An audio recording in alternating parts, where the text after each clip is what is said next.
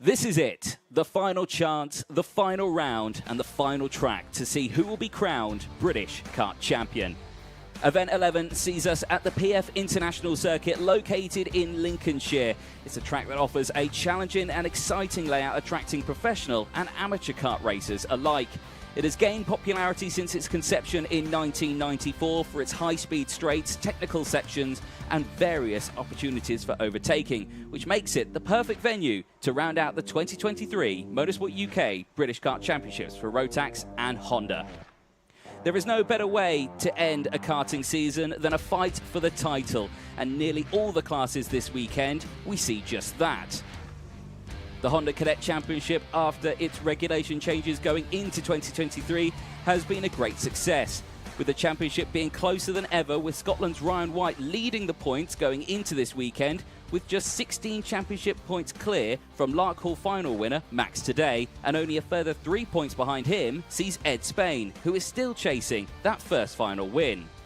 With its first official British Championship appearance at the start of 2023, Micromax UK is about to crown its first ever British champion. As you can imagine, this puts a lot of pressure on the shoulders of Emerson McAndrew-Urin, but after a dominant performance at Warden Law and after drop scores, he extends his championship lead, but by only 9 points from double podium finisher this season, Edward Haynes. Kartmasters GP plate winner Kean Bernard is third in the points, but after a difficult final at the last round, it's all to play for at PFI. If you enjoy a nail-biting championship battle, make sure you don't miss anything from Minimax, with just 2 points separating the top three. For Albert Friend, Jacob Ashcroft and Cole Denham, 2023 will be a season to remember, with all three of them taking final wins. With Friend winning at Glanny Gorge, Ashcroft winning at Warden Law and Denham winning the first round at Kimbolton and Kartmasters champion in 2023, it could be anyone's to take. In Junior Rotax, it could be settled already, with British Open Championship Macaulay Bishop leading by 61 points from Rotax Max Challenge International Trophy winner Ethan Jeff Hall. It's all down to who can finish in second in the championship, with Argenti Motorsports' Ewan Charman on the fight back after winning at Warden Law. And in Senior Rotax, an Englishman, a Welshman and a Scotsman. No, it's not the start of a bad joke, but it could be the start of one of them being crowned the British champion. 10 points cover the top three, with Kai Hunter, who's fighting for his first senior title after winning it in juniors. He leads the points from the number 4 seed from last year, Matthew Higgins. The Diamond of Dalry, Lewis Gilbert, rounds out the top three for Craft Motorsport, the former British Open champion, looking for the number 1 after winning at Larkhall. And Rotax 177 is back in the paddock. They join us for the final round here of the championship at PF International, and it's filled with some familiar faces back in the paddock. Well, welcome one and all to a cold and, well, I'm going to say wintry start to a weekend. It was, I think, minus this morning. It's currently 3 degrees here at PFI for Event 11 of the Wera Tours British Kart Championships. Welcome one and all to what is set to be an exciting day of racing, with championships to be decided. Everything you just heard there in the intro has now slightly changed after the course of yesterday, with qualifying heats being happening. Champs have changed just that little bit, with drivers moving around. Myself, Anthony Jordan, and Andrew Mather in the commentary box. Andrew, welcome back to the British Kart Championships. Hopefully you're awake after you landed, what, at 4:30 in the morning, you in bed? Yeah, got back into the UK through airport security at about 2 o'clock, and then, yeah, made it to our overnight destination for 4:30. It's in Europe over the earlier part of this week, but great to be here at PFI. What a place. What a venue to complete a championship, and I think we're in for a really good day of racing. We are indeed, and PF International is the circuit that is going to be taking part of that one. 1,382 metres in length, 10 turns, about 32 feet of elevation, and established in 1994. It has played host to many a fantastic event in the past and some fantastic events in the future as well. A look at the weather. We're not going to be going above 10 degrees throughout the day. It is an absolute nail biter in terms of temperature and action that we're going to see out on track. It is. I think that's going to make track conditions a bit tricky as well. It's the way the British weather, it even still continues to surprise us. It's not that long ago we were having like nice 20 degrees and yeah, getting tyres at the temperature, for example, is going to be tricky today. But yeah, should be good. It should be good indeed. Yeah, we'll talk about that. Yeah, 22 degrees it was like the other week as well. So very interesting. Lots has happened over the weekend, though, but lots happened in previous rounds as well. Driver of the day, we caught up with Ryan White after he won it from Honda Cadet. We're here at PFI for event 11 of the Wera Tools British Kart Championships, and every weekend we like to award the driver of the day. And from event 10 at Warden Law, our driver of the day is this man right here, Ryan White. Ryan, firstly, congratulations on being our driver of the day. You surpassed the votes of the judges and as well the public vote, and you've come away with a grand total of £2,500 worth of Wera Tools. Firstly, congratulations, well done. Thank you, it's a big achievement. It is indeed. Now, you don't just win Driver of the Day for no reason. You need to do something special over a race weekend, and you had one fabulous weekend, didn't you? Talk us about the best bits of the weekend at Warden Law. The best bit was probably the final. It was quite nerve-wracking.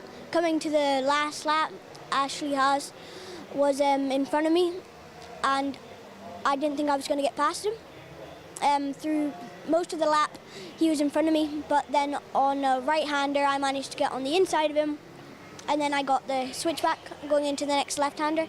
I managed to hold it for the next right-hander. Yeah.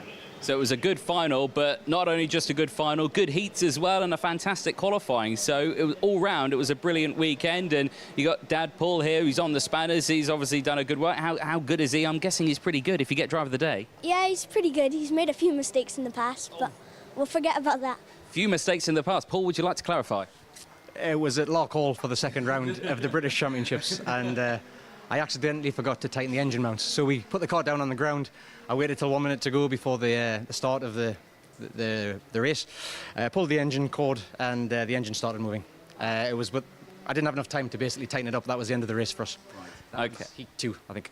Okay, well, the fact that Ryan has won Driver of the Day means that you get some tools. So to help you make sure that you do not forget to tighten those mounts again, Paul, congratulations. There's a spanner set for you, sir. Well done. Thank you very much. And for you, Ryan, being our Driver of the Day, a lovely trophy here. Congratulations. Very well done.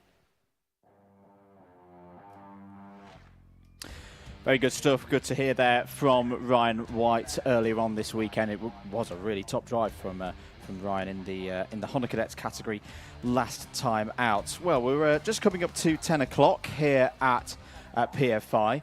Something's a little bit new this weekend, though, Anthony. I said the team at Alpha Live have been very hard at work with a great setup here this weekend. There's been some upgrades with the cameras as well, which I think we're very excited to bring to you.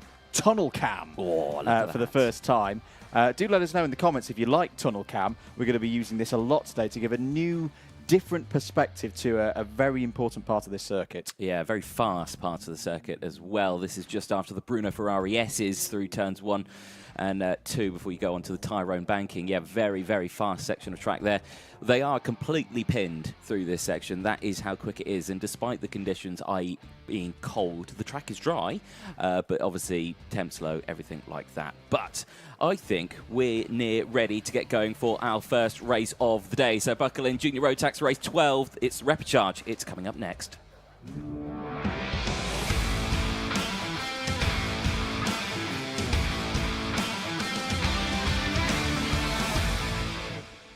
22 drivers in this one. Obviously, after the course of the qualifying heats yesterday, these drivers didn't quite make the cut to get through into the pre-final straight away. Harrison Crowther and Victor Hansen start this one on the front row. Joe Rippin and Jacob Woods go from row 2. Kai Veach and Kenzo Craigie, they round out row number 3. Sky Parker and Nicholas Ellis will go from row 4. Archie Buttle and Emily Cotty start on the 5th row of the grid. Ariman Bansal and Lachlan Johnston go from row number 6. English champion Thomas Min Spearing and Zach Turner, they go from row 7. Rachel Robinson and Joe Anderson on row 8. Ollie Hughes and Jurgis Pravalonis on row 9. And rounding out the last 2 rows on this one, Ethan Carney and Ethan Head. Eli Baden and Gabriel Cullen round out the 22 driver grid. Yesterday then for these drivers wasn't the best of days. Harrison Crowther, who qualified 13th, did not have a good run in his first race, finished that one 32nd. Had a great second race though, finishing in an impressive P6, so very good for him. Victor Hansen as well, he qualified 43rd, so he actually had a relatively good run in the day, because then he was able to get back up several positions, 25th and 17th in his races, so he starts this one on the front row. Remember, the bubble in this one, the top 6 go through, or the top 4 go through, it's one of those numbers, I'm pretty sure it's top 6, go through to the pre-final. You would think after several years, it is, I would know, but it is 6. Yeah, there we go. Confirmation. Thank you very much on that one.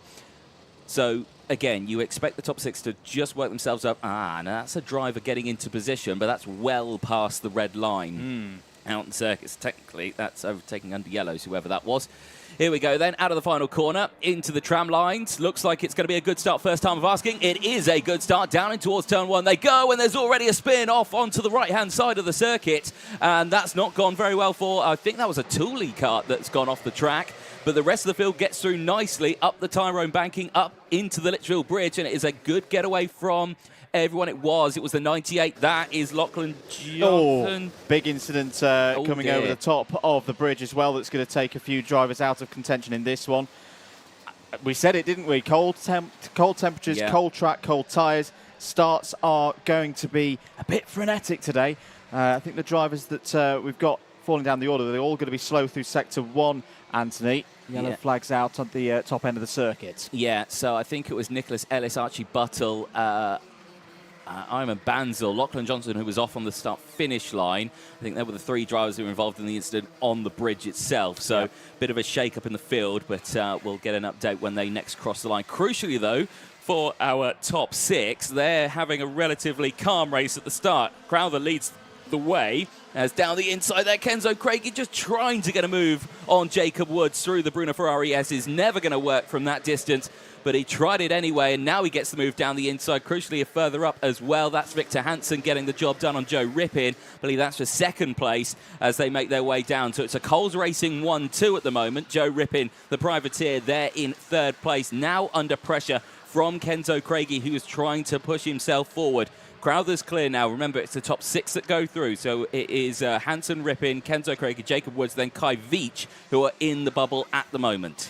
If you're in the position that Kai Veach is in at the moment, you want to get further forward. You don't want to be that driver at the back of the train under attack from the likes of Sky Parker, Zach Turner, and a very fast Thomas Minspearing, who you would expect on balance to at least be a factor in the top 6 here. 8 minutes remaining plus the 1 lap. Let's count them through at the end of lap 2. Harrison Crowther doing a brilliant job at the moment, leading by 2 seconds from Hansen. Then it's Rippin, Craigie, Woods and Veach. Sky Parker, what's that gap looking like? It's not a big gap at all, as Craigie going down the inside, full of vigour today, had a good run at Warden Law in this season where he's learning, he's growing into this junior category. That's a good move by Craigie up to 3rd. Yeah, indeed. Did well in qualifying. 8th as to the inside goes Sky Parker.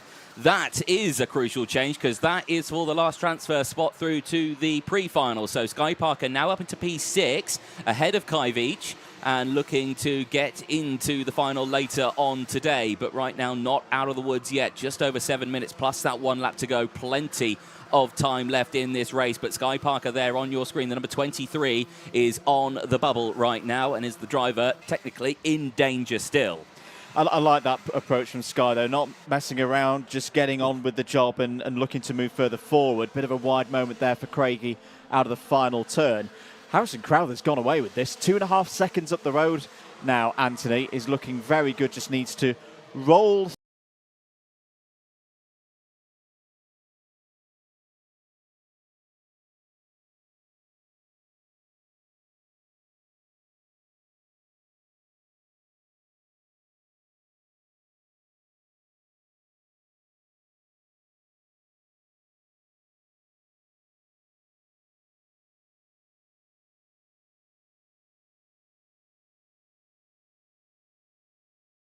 corner right now. 2nd place, yes, still there. Victor Hansen, I think, still trying to get that one done. Apologies if you are his nose cone penalties. Remember, that can cause a driver to not make it through. A 5-second post-race time penalty will scupper you, so you need to make sure that you keep your nose clean. 3 minutes to go. Indeed, a 5-second penalty right now would relegate any of those drivers to around Rachel Robertson, Archie Buttle, that kind of area of the field, so well away from the top 6. And I think this trio of Rippin, Woods, Parker are probably aware that it's Thomas Minspearing behind. That's a driver that, on balance, you would expect to maybe have a chance of getting through those. They don't want this quartet now to start fighting amongst one another, because that will bring Hansen, Veach, Turner, all of those drivers back into play. It certainly will. Timer very quickly running out, and still it all is well for the top 6. Now Victor Hansen, where is he? The number 21. Is he closing in? No, he's not. There's a gap there between themselves and the bubble. So these really don't want to start scrapping, because as soon as they do, that gap will disappear because they're right there. Victor Hansen and Kai Veach, who are still there just behind. There they are, the Coles and the Synergy chassis, and there is a driver in the wall. And is that the number, who is that that's gone off? I think possibly, is that Lachlan Johnson again that's gone off the track? It was a Kart that started with a number 9. It so could have been Nicholas Ellis. Nicholas Ellis is falling down the order as well, so Nicholas Ellis, Kart number 91, hasn't had a good time of it out there. Less than 2 minutes on the clock then. And this is the stage of the race sometimes, Anthony, where drivers can get a little bit nervous. They can get into their own heads sometimes if they start going for a move. Looks like Spearing, yes, Spearing's gone through into 5th place. And just as we said, a change in position amongst that quartet from 3rd down to 6th has now given Hansen and Veach a bit of a chance here. And Veach also fastest driver on circuit. Yeah, Veach was obviously doing very well earlier on as well. He started this one P5, so he started this race in the bubble. The fact that he's out of it now will really push him to try and gain those positions as much as he possibly can. So Sky Parker, once again, is the driver in danger here right now, who needs to try and defend this 6th place spot to make it through into the pre-finals and finals later on today. But at the moment, all is well because they're not really within lunge distance. And if anything, I would say Sky Parker's closed back in, but after a mistake there late under braking, now loses it and goes off the track, loses 2 positions. Sky Parker now out of the bubble, and Victor Hansen and Kai Veach both move up. Sky Parker now trying to fight back, goes wheel to wheel with Kai Veach, not close enough to get that move done, and now Veach goes defensive. That releases Hansen. Hansen now is in a prime spot. Is indeed. Leader comes over the line around now, so I think we're going to get 2 more laps here, which may help Sky Parker to have an opportunity to come back here. Let's just confirm those position changes as they come through. So Hansen now inside the top 6, Veach and Parker outside, but you've got to think really it's going to be one from those 3 to go through. Eli Baden's gone through as well, past Zach Turner into 9th place. No other position changes further down the order. Leader is, where is our leader? Just coming out of the 2nd hairpin now. Sorry, no, not the 2nd hairpin, the 1st. Now they're coming out the 2nd hairpin. We'll get there eventually. And so there is going to be the final lap when they cross the line next time around. For Crowther, Craigie, Griffin, Woods and Spearing. This is going to be through into the pre-final. This is the key battle though, Anthony. Hansen holding on to that 6th place. And Eli Baden's coming into this, so it's going to be 4 drivers going for the final spot in the pre-final. Here we go, final lap time then, and who is going to make it through into the pre-finals and finals later on today. If you are only just joining us, welcome back. Apologies for the cut in the broadcast. The team behind the scenes working very hard to bring it back to you, and hopefully you have got it. Here we go then for the final lap. The top 6 go through into the pre-finals and finals. 7th place downwards, they go home, and a warning flag going out to Kai Veach. This is the battle for 6th place. Victor Hansen leading it. Kai Veach not looking to the inside. Sky Parker and Kai Veach were both in that top 6 earlier on. Now out of it, they're fighting for it. Sky Parker to the inside, gets it done. And around the outside there, Eli Baden tries to get involved as well, goes wheel to wheel with Sky Parker and gets through. So that was good, but again, they're fighting for 7th. They're not fighting for 6th, and they've released Victor Hansen, who has now broken away. Checker flag at the ready. Harrison Crowther's going to cross the line. He's going to take the win. He's cleared by 2 seconds from Kenzo Craigie. Joe Rippin takes 3rd from Thomas Min Spearing the E-plate. Great race from him from 13th on the grid. He secures his spot in the pre-final from Victor Hansen, the top 6. But the race isn't over yet. Post-race scrutineering and everything like that has to happen. They are provisional results, ladies and gentlemen. They are indeed. I think all 6 drivers very much warrant their spaces in the pre-final there. Particularly, I was impressed with Joe Rippin's last quarter performance. He hit that pace and went with Jacob Woods to secure those places. There is your provisional result. Harrison Crowther wins from pole position. Kenzo Craigie fights through to second place. Joe Rippon, Jacob Woods, Thomas Spearing and Victor Hansen, pending any post-race changes, will go forward to the pre-final. Eli Baden, Sky Parker, Kai Veach, Zach Turner all inside the top 10. Unfortunately, their day ends at this point. Joe Anderson, Emily Cossey, Archie Buttle and Armin Bansal finish inside the top 14. Rachel Robertson was the first of the Guy Cunnington Racing drivers home in 15th in that repechage. Ethan Carney, Ollie Hughes, Jugas Pralonis and Lachlan Johnston were all on the lead lap in a race that was a bit chaotic at the start of things. Retirements from it: Gabriel Cullen, Nicholas Ellis, Ethan Head was a non-starter.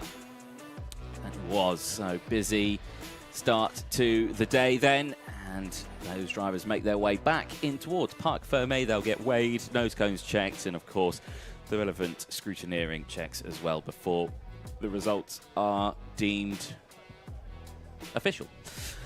There we go then. Next race is coming up very, very soon. Rotax 177. It's the O-plate. It is, yeah. We've not had a Rotax 177 O-plate since 2021. I do believe. I'm excited for this. I Yeah. love a bit of Rotax 177. We've got a great field of drivers here today competing for the O-plates, and in terms of the main competition, it's all in one day. Yes. It's one day to take this this O-plates. It should be very exciting. It should be, yeah. They had their warm-ups yesterday. Qualifying was yesterday, but today is all of their qualifying heats, so we do not know who is going to be starting where. But, yeah, there is a smattering of names out there joining us this weekend. Reese Hunter, Nathan Schaefer, Reese Hunter, Hunter Motorsport team boss, now back driver, who's out there as well. We have Louis Large, last year's runner-up in the, or not last year's, the last time we saw a runner-up in the British Kart Championships in 177, because they've not been part of the British Championship as a whole for a couple of years as well. So since 2021 as well. So yeah, it's been a while since we've seen them. Well, there you go. There's a look at the drivers as they've made their way back in for Junior Rotax. You can see there some of them obviously decidedly a little bit disappointed. There you can see on the left-hand side of the screen is Sky Parker, who finished that one in P8, obviously after being in that top 6 spot. So big shame not to get through. But like I say, all is not lost just yet. No, absolutely not. And there's definite positives to take for everyone who I think finished, say, in the top 12. They all had good performances. The top 12 are covered by less than 10 seconds. And indeed, we've got 2 heats, if I'm not mistaken, for Rotax 177 today. Both of the grids determined by timed qualifying yesterday. This one-day competition. Those 2 heats will then determine the grid for the final later on. Of course, in the final, we'll then see who will take the O-plate home with them at the end of today. We've still got more coming up as well. We've got all of our pre-finals for the Rotax categories here today, and Honda Cadets. Keep it locked here. It's a very big day here in the British Kart Championships. And yeah, all the more reason to keep it locked here on Alpha Live. Very much so, yeah, busy old day. So, a reminder then, with Rotax 177, I've looked back at the old archives. I jumped on my favourite website, which is the ABKC Seeded Drivers Archive webpage. It's fantastic. It goes back many a year. But I went back to 2016, and that's as far as I could go back and find any Rotax 177, which I believe was its conception in 2016. Yes. So the first driver to ever win a Motorsport UK British O-plate for Rotax 177 was Danny Russell back in 2016. It was then Chris Thomas who won it in 2017, James Moorcroft in 2018, it was Matteo Zanetti in 2019, and it was Jay Taylor in 2021. There was no O-plate in 2020, and there was nothing in 2022, but back 2023, We have one again. And I think what that list shows is that we've never had a repeat champion. No. It's always a very competitive category, is Rotax 177. So, yeah, definitely looking forward to this. I think we've got just about a minute to go before we commence things here for the first heat for Rotax 177.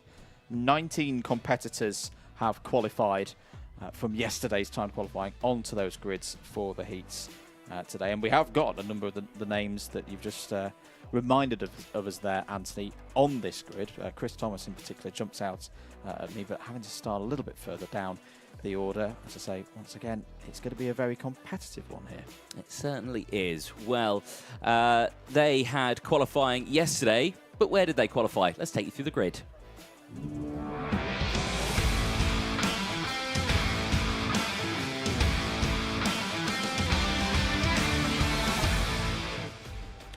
Rotax 177, their first qualifying heat of the weekend, but it's race 13 of the weekend. Here's how they line up.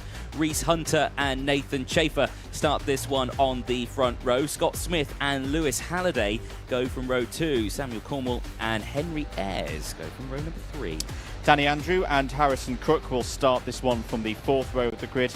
Louis Large and Tom Hinton start on row 5. Philip Howarth and Oliver Smith will go from row 6. Real number 1 and P11 on this one. Chris Thomas and Alan Kenyon on row 7. Callum Porter and Jimmy Galloway on row 8. Charlie Pritchard and James Lingard on row 9. Luke Oliver rounds out the 10 rows and starting this one in P19. Obviously, these are pretty much senior Rotax, but with a weight limit of, you guessed it, 177 kilos out on circuit. Now, I did wonder, what is the weight limit?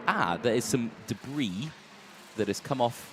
Is that a kart or is that debris from the circuit? I'm not too sure, but marshals are collecting it. I just want to see what that is. It's a chain guard. It is a chain guard off a kart. So right, okay.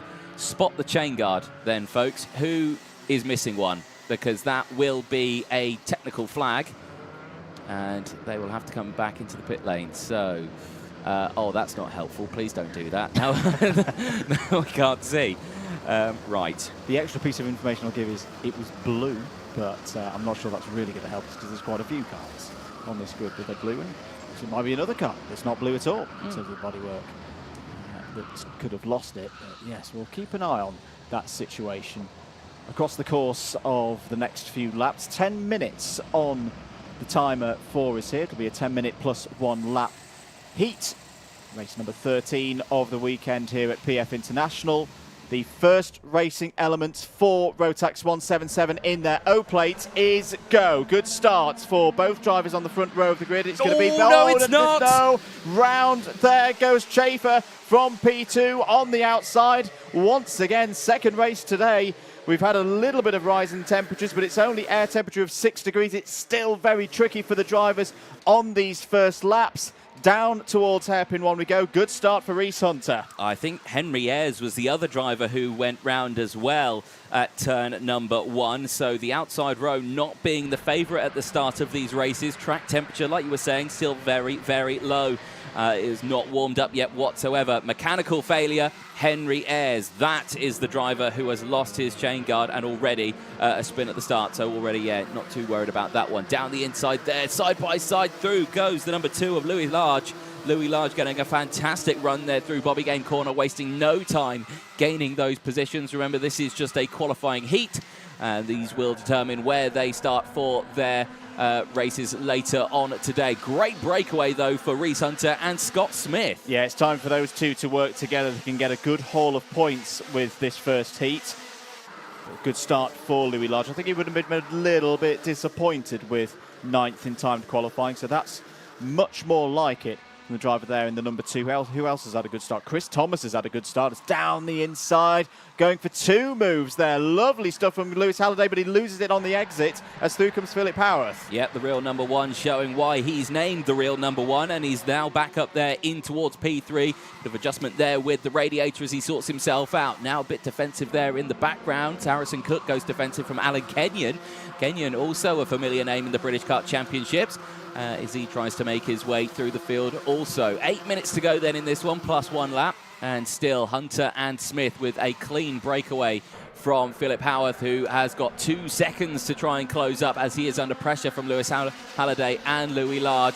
Halliday all over that rear bumper now, eyeing up a move here, maybe in towards the Tyrone banking. He does try and squeeze his way through. Doesn't work out. Louis Large comes back through, and so does Sam Cornwall. Cornwall back up into another position. Yeah, good to see Sam Cornwall in action here today. A driver I've enjoyed commentating on before round this circuit. He's under attack now, once again down the inside. Bit of a hop there for Lewis Halliday through hairpin 1. That's a good move. That's Halliday back up to 5th place. 7.5 minutes remaining then. First heat of the day for Rotax 177. Hunter and Smith happily out front, trading purple sectors back and forth. Howarth, Halliday and Large Cornwell, that group of 4, trying to chase them down, but it's going to be a tall order at the moment, Anthony, because the gap is around 2.5 seconds. Danny Andrew not having a good lap on that one, dropping a couple of positions now down into P15. Very wide there for Lewis Halliday as he brings it back onto the circuit now. That allows Sam Cornwall just to close back in a bit. Harrison Crook still there as well. Alan Kenyon as a dive to the inside there. That looked like it was an ultimate. Oh, it may have been Charlie Pritchard, or it could have been a CRG. Not too sure. Black flag to Henry Ayres. He is still out on circuit. He has not respected the mechanical flag and now sees himself kicked out of the race. That's suboptimal. Suboptimal to say the least there for Henry Ayres. In the centre of your screen, Kart's number 19, Chris Thomas, trying to make some improvements. 3 drivers ahead in the form of Kenyon. Harrison Crook a little bit wide again there.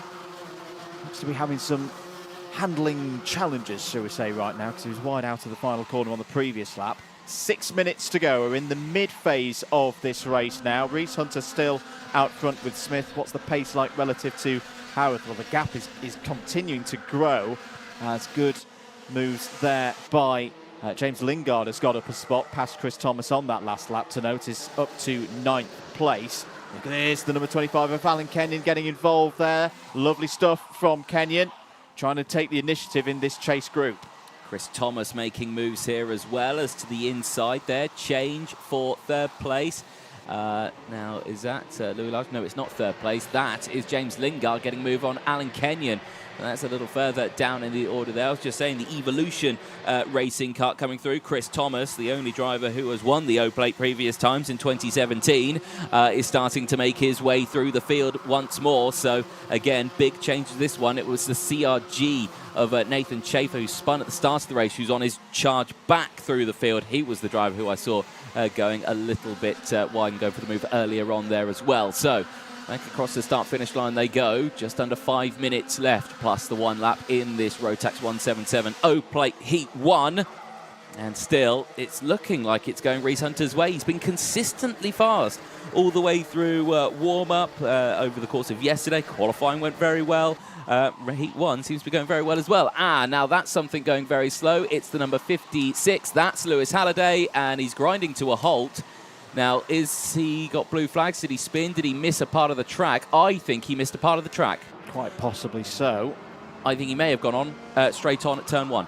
Yeah, that would make a level of sense. 4.5 minutes remaining in this one. Here's your race leader, Reese Hunter, pushing on. Has now got a 1.25 second gap over Scott Smith behind. They're both comfortable in terms of their race positions, but I think this really is Reese Hunter asserting himself on this competition today. This one-day competition for the O-Plate in Rotax 177. It's been a very good start for Reese Hunter there in the 34. This is a battle for 3rd place. Large and Howarth, and Cornwell has nicely drifted up to the back of Large and Howarth right now. This is a good performance from all 3 drivers. They've broken away from James Lingard behind, and they've got a good amount of time to sort themselves out. Cornwell has a little bit of a look at Howarth out of hairpin number 1, but has to slot back into 5th place. Yeah, so holding on to that one. These drivers still having a good battle. Meanwhile, for 3rd, 4th and 5th at this moment in time. So Louis Large back there in 3rd place. Just trying to pull these drivers along to see if they can try and close the gap. The gap is ever increasing as a warning flag goes out to Philip Howarth for his for his race, so he's going to have to try and bring that one back down to earth just a little bit as he loses a bit of time there down the start-finish straight to Louis Large. So, and that's gone very wrong. That is Danny Andrew, and that looks to me like a rear right wheel has come off. And where is that on track? That looks to be... I think it's at the far end because there's yellow flags going into the S's. I think it's into the Fullerton S's, isn't it? Yeah. So that's not gone too well for him. Changes of position further down the order. Charlie Pritchard has got past Chris Thomas for 7th place. A good response there from Charlie. 2.5 minutes in this one. It feels like we've got a bit of a lull here between Large, Howth and Cornwall. They're wanting to solidify their top 5 places. Surely they're going to fight this over this 3rd place once we get to the last lap. Well, you say that again. Yes, okay, it's Sunday and it's finals day, but this is still only their first qualifying heat. Yeah, you know, true. They could be just happy with this position. They might just stay there.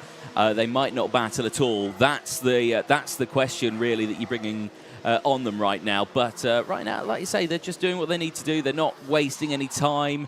They're not battling too hard. All of these drivers are going to get through into the final as well, so there's no danger of I need to fight the repechage or anything like that. Marshall's working very hard, best in the land here at Trent Valley Kart Club, PFI, as they drag that kart unceremoniously off the circuit. Good to see a Gillard back out on the track. Shame to see that it's lost a wheel, though, and now in the Marshall post.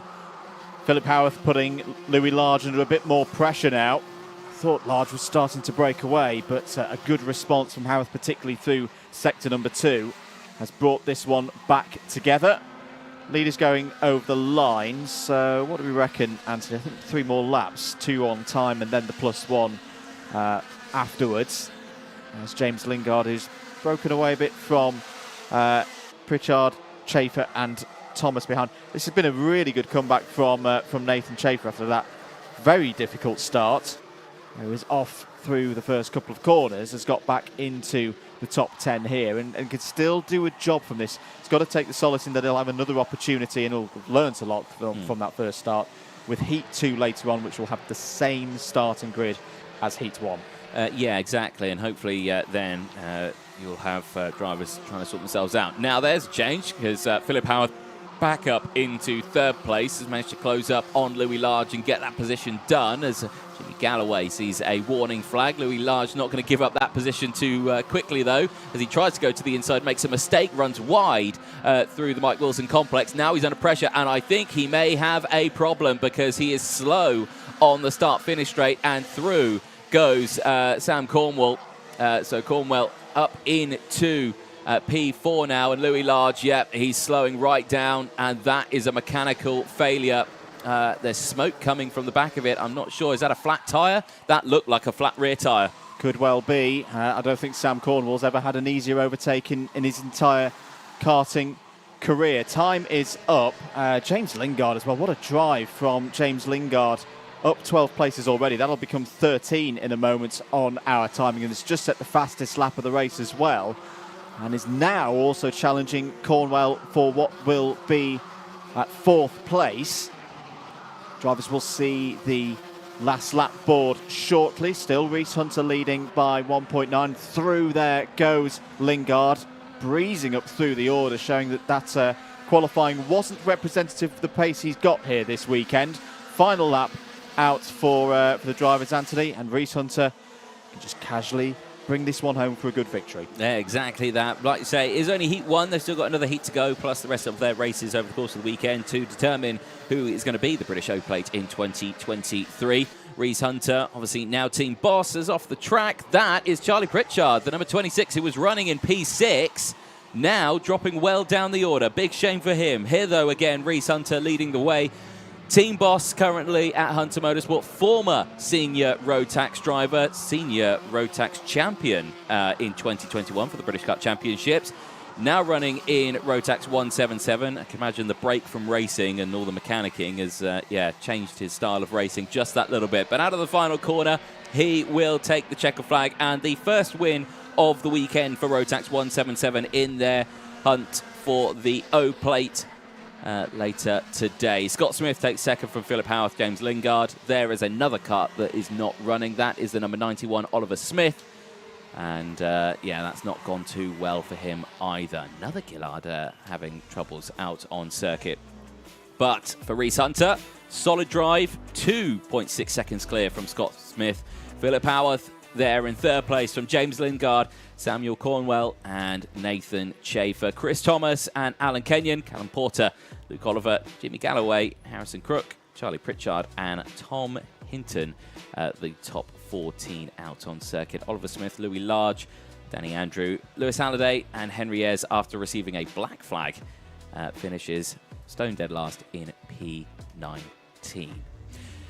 Keep your comments coming in on the live chat. We have got them in the commentary box. It is big welcome to everyone joining us on there. Comments coming in already. Jensen Pritchard saying go on Rhys. 79 Racers saying also go on Rhys. Plenty of comments coming in, so there we go. And again, once again, apologies for any technical issues that we had at the start of the broadcast. It seems all is well now. We're back 100% ready to go for today's racing. And I can also say, for the first time today, we can head down to Parc Fermé. Kieran, our roving reporter, is there to capture the thoughts of some of the drivers. Well, that was certainly an interesting race, and the main person we want to speak to is Rhys Hunter. He is just in there. Let's go and have a look, shall we? So, Rhys, at the very start of it, he looked like he was going to have a big battle, but he actually managed to get away and really control the race. So, let's see if we can get to Rhys. Rhys, that was a great race. How was it from your point of view? Yeah, it was a good race. I just tried to get the gap at the start and then manage it through the rest of the race, so overall really good. Yeah, definitely looked like you had a bit of competition at the start, but obviously once you managed to get out, you definitely had some good pace and you were keeping that gap. Yeah, everyone's really out of place at the minute, so there are quite a few of the fast drivers towards the back are coming through. So yeah, once I got the gap, I'll just be able to manage it. It might be different in the final. Is that giving you some confidence for the final? Yeah, it definitely has, yeah. Excellent. Well, good luck with that then. Cheers. Okay, next person we want to speak to is Nathan Chafer. Now, Nathan actually had a bit of an off at the start of the race on the lap 1, but he managed an amazing recovery drive, so we need to go and find him. So number 34, no, number 16, sorry. We're looking for number 16 anywhere. 16. I cannot find him. That's helpful. Okay. Go to anyone. Okay. All right. Got number 19. Hello. Who do we have here? Chris Thomas. Chris, how was your race? Average, I'd say. After a poor qualifying, we got stuck with dry track on wets, which never helps. So yeah, we got our work to do, but I think we were sensible there. We got shoved about a little bit, which, you know, we were making good progress and that sort of stopped our progress, but I think we come about 7th, I think, something like that. Yeah. So yeah, not too bad. Giving you confidence for the final? If we can get ourselves in the top sort of 2 or 3 rows, then yeah, we've got a shout, yeah. Well, good luck for later then. Thank you. Right, see if we get here. Hello, who do we have here? Louis Large. Louis, you were a very popular feature on the show then. They were talking about you a lot. How was your race? It was really good until we lost the rear right. Don't know why, but the tyre just deflated with about 2 minutes to go. We didn't make quite the right tyre choice for quali, so we had to start 9th. By the end of this, I think it was the first or second lap, we were sitting 3rd, and we were quite happy with that. But I think now, looking at the tyre and where that puts us, I think that's going to give us a mountain to climb for the rest of the day. Yeah. Where are you realistically looking for the final, do you think? Before that race, top 3, but now I think it's just about damage limitations, and as long as you're in the top 10, I think anything can happen at a one-off event. But there's some really fast lads at the front, so you get the bigger gap you give them, the harder day you've got. Excellent. Well, good luck later then. Anyway, we'll be back in just a second. Don't go anywhere.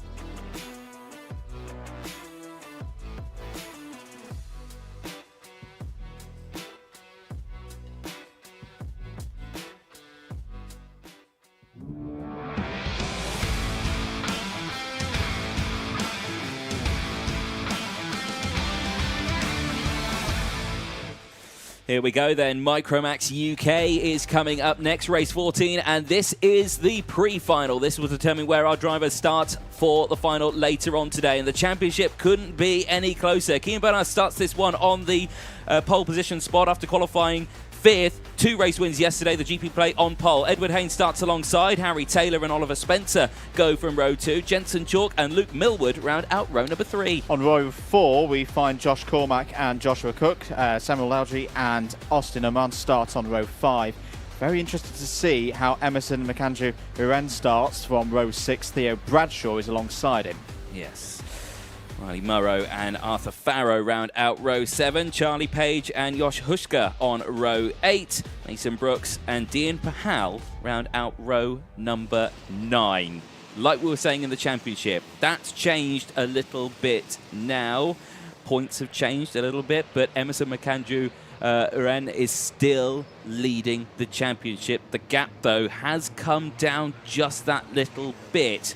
Edward Haynes is still second. He gained 10 extra championship points compared to Emerson yesterday, and the same for Kean Bernard as well, with those 65 championship points. He gained the most going into or at the end of yesterday with those 2 race wins. He's looking like one of the favourites to potentially go for the championship. It's undecided yet, but of course at the end of the day you'll have the drop scores that get allocated over the course of the year as well, and for any driver who has raced in every single round this championship, get an extra bonus 20 championship points added to their tally. So effectively we have no idea who is currently leading. Here we go then into the tram lines. They might be going round again. They are going round again. It was a little bit scrappy in the back of the field there, and our race director Nigel Edwards sending them round once more. Gives these drivers crucially a little extra time to get temperature in those tyres. Absolutely, because we've if you're just joining us, we've had 2 races so far today, and on each of them there has been a bit of drama on the first lap with drivers struggling with low tyre temperatures. For those on Weather Watch, still a chilly 6 degrees air temperature here at PF International. Biting cold. It's suddenly turned like this week, especially if you've just come back from Italy. It's particularly nippy this morning. But interested to see how Makanju Uren gets on here. There's no need to panic, I think, after what happened yesterday. There's still dropped scores in hand for Emerson. A nice steady race here, you know, trying to get back up to say the top 5 would not be bad. Obviously, we'd love even more. We'd love to come through the whole field and win the thing and show us that same performance that we saw at Warden Law about a month ago. But yeah, this could be a very key race for how this championship plays out. Exactly that. So we get ourselves formed up. Now they've passed the red line on the circuit, meaning from this point out there is no overtaking, getting yourself back into position. Here they'll make their way into the tram lines before they reach the yellow acceleration line, which is where Dan Ashton is standing in his bright orange shoes. There he goes as green flag now comes out, and we do go racing. Spencer moving to the inside of the track there, gets squeezed back to the outside. Crucially, everyone getting through turns 1 and 2 unscathed. Under the bridge they go in towards the Tyrone banking. Good start then from Kean Bernard, who holds on to that race lead. No pressure at the start of that one as he makes his way through the inside line, working well as Harry Taylor in the number 53 has slotted there into second place. A little wide for some of the drivers and still wheel to wheel in the background there as 2 drivers go down into the braking zone of hairpin 1. Big lock up there and a spin. Several karts going off, and that's not gone well at all. And hand gestures, and I can see the 44 was one of them. So Theo Bradshaw was one of them. I think it was another one of the Zip Factory karts. Joshua Cook, yeah, who went round. Yeah, and once again, lap 1 is proving problematic and challenging for drivers out there today. 11 minutes remaining in this race. That was a really good start from Bernard, how he just formulated his way up through the first part of the course, held on to the lead. It's the number 53 of Harry Taylor immediately behind.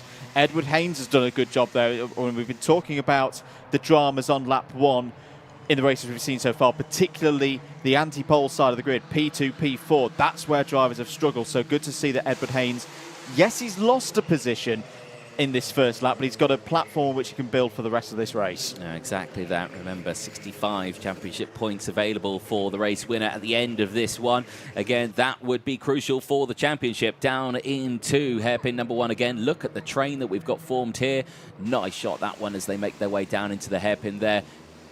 Yeah, I love this. For Micromax, this is their first official championship year. This will be the first time we crown a Micromax driver officially with Motorsport UK as a registered and official championship in the UK. So basically, these drivers are making history. They're starting the archives for this category. And they have done all year for me. It's been great to see Micromax evolve and grow just in this 12-month period. All of these drivers want their name in those record books. Virtual championship scores. Thank you to Ian Rogers in timing for the provision of that. If things were to stay like this, it would be Macandrew Uren leading by 8 points over Haynes. Will it remain 8 points, or will it go up and down? Because where is Macandrew Uren currently in 9th place, just tucked under the rear axle of Austin Oman at the moment. But I think everyone just keeping it calm at the moment, which is good to see. That's the other thing that's impressed me so much this season, Anthony, is the maturity of these young drivers. Edward Haynes looking down the inside for 2nd place. Lovely move from Edward Haynes. That's what he needs. He needs to get up the order. He needs to just go out and win this today if he's going to be champion. Put the pressure on other drivers around him in the standings, and that was spot on for 2nd place. Yep, Harry Taylor unfortunately dropping well down the order now, as in these younger divisions, because they are so close, and slipstreaming is a big part of it as well. You lose one, you lose several. Yeah. So, yeah, unfortunately for him, he just drops down. Nice, lovely, close shots as the drivers making their way through the field there. Josh Cormack under pressure from Emerson Macandrew Uren, who is still there in 8th place as they make their way. Now, he sets the fastest lap of the race now, so he's got some waft, because Arthur Farrow in the number 41 sees a 5-second time penalty change here, as again Edward Haynes and Oliver Spencer go to the inside, and that's Kean Bernard down into 4th place now, so he's dropped several positions. This will affect the championship points. I don't think it will upset the championship positions, as Spencer now looks to the lead, and he gets the inside line, gets a little assistance through the corner, and Bernard goes through as well. 2 positions in 1, and he takes back 2nd place, and he is absolutely delighted with that one. No drama there whatsoever. Read the road perfectly. This is really good stuff. Once again from Micromax, continuing what we saw at Warden Law around a month ago, the number 46 having some battles there in the middle of it also. Edward Haynes has lost quite a few positions on this lap. Now this could be key, Anthony, because Edward Haynes dropping down the order. That's good news for championship leader Emerson Macandrew Uren. Let's count them through at the end of lap number 4. Many changes on that particular lap here at PFI. Spencer leads, Bernard 2nd, Taylor 3rd. Macandrew Uren now very much has the advantage in the championship, has got to up the road, 7 positions gained. The scores, as they're showing them here in the box, 16 points the advantage. Yeah, and it actually helps out Oliver Spencer as well, because now he's only 3 points behind Kean Bernard in the champ standings at the moment. Big lock up here as they're still scrapping for 1st place. And now look at Emerson Macandrew Uren now. He's there in P4. He is charging his way back as Bernard dives to the inside of Spencer. He gets that move done. Now Harry Taylor, who's still involved in this battle. Harry Taylor, who is not in contention for the championship. He's there 7th in the point standings, so he's fighting for a seeded plate 100%. So yes, he is pushing as hard as he can throughout this weekend, but he's right in the mix of a championship battle here, and he doesn't care at all. He's here for him, and he is racing very, very well. Kean Bernard there in the lead of this one then, as they make their way out of the final corner back across the start-finish line.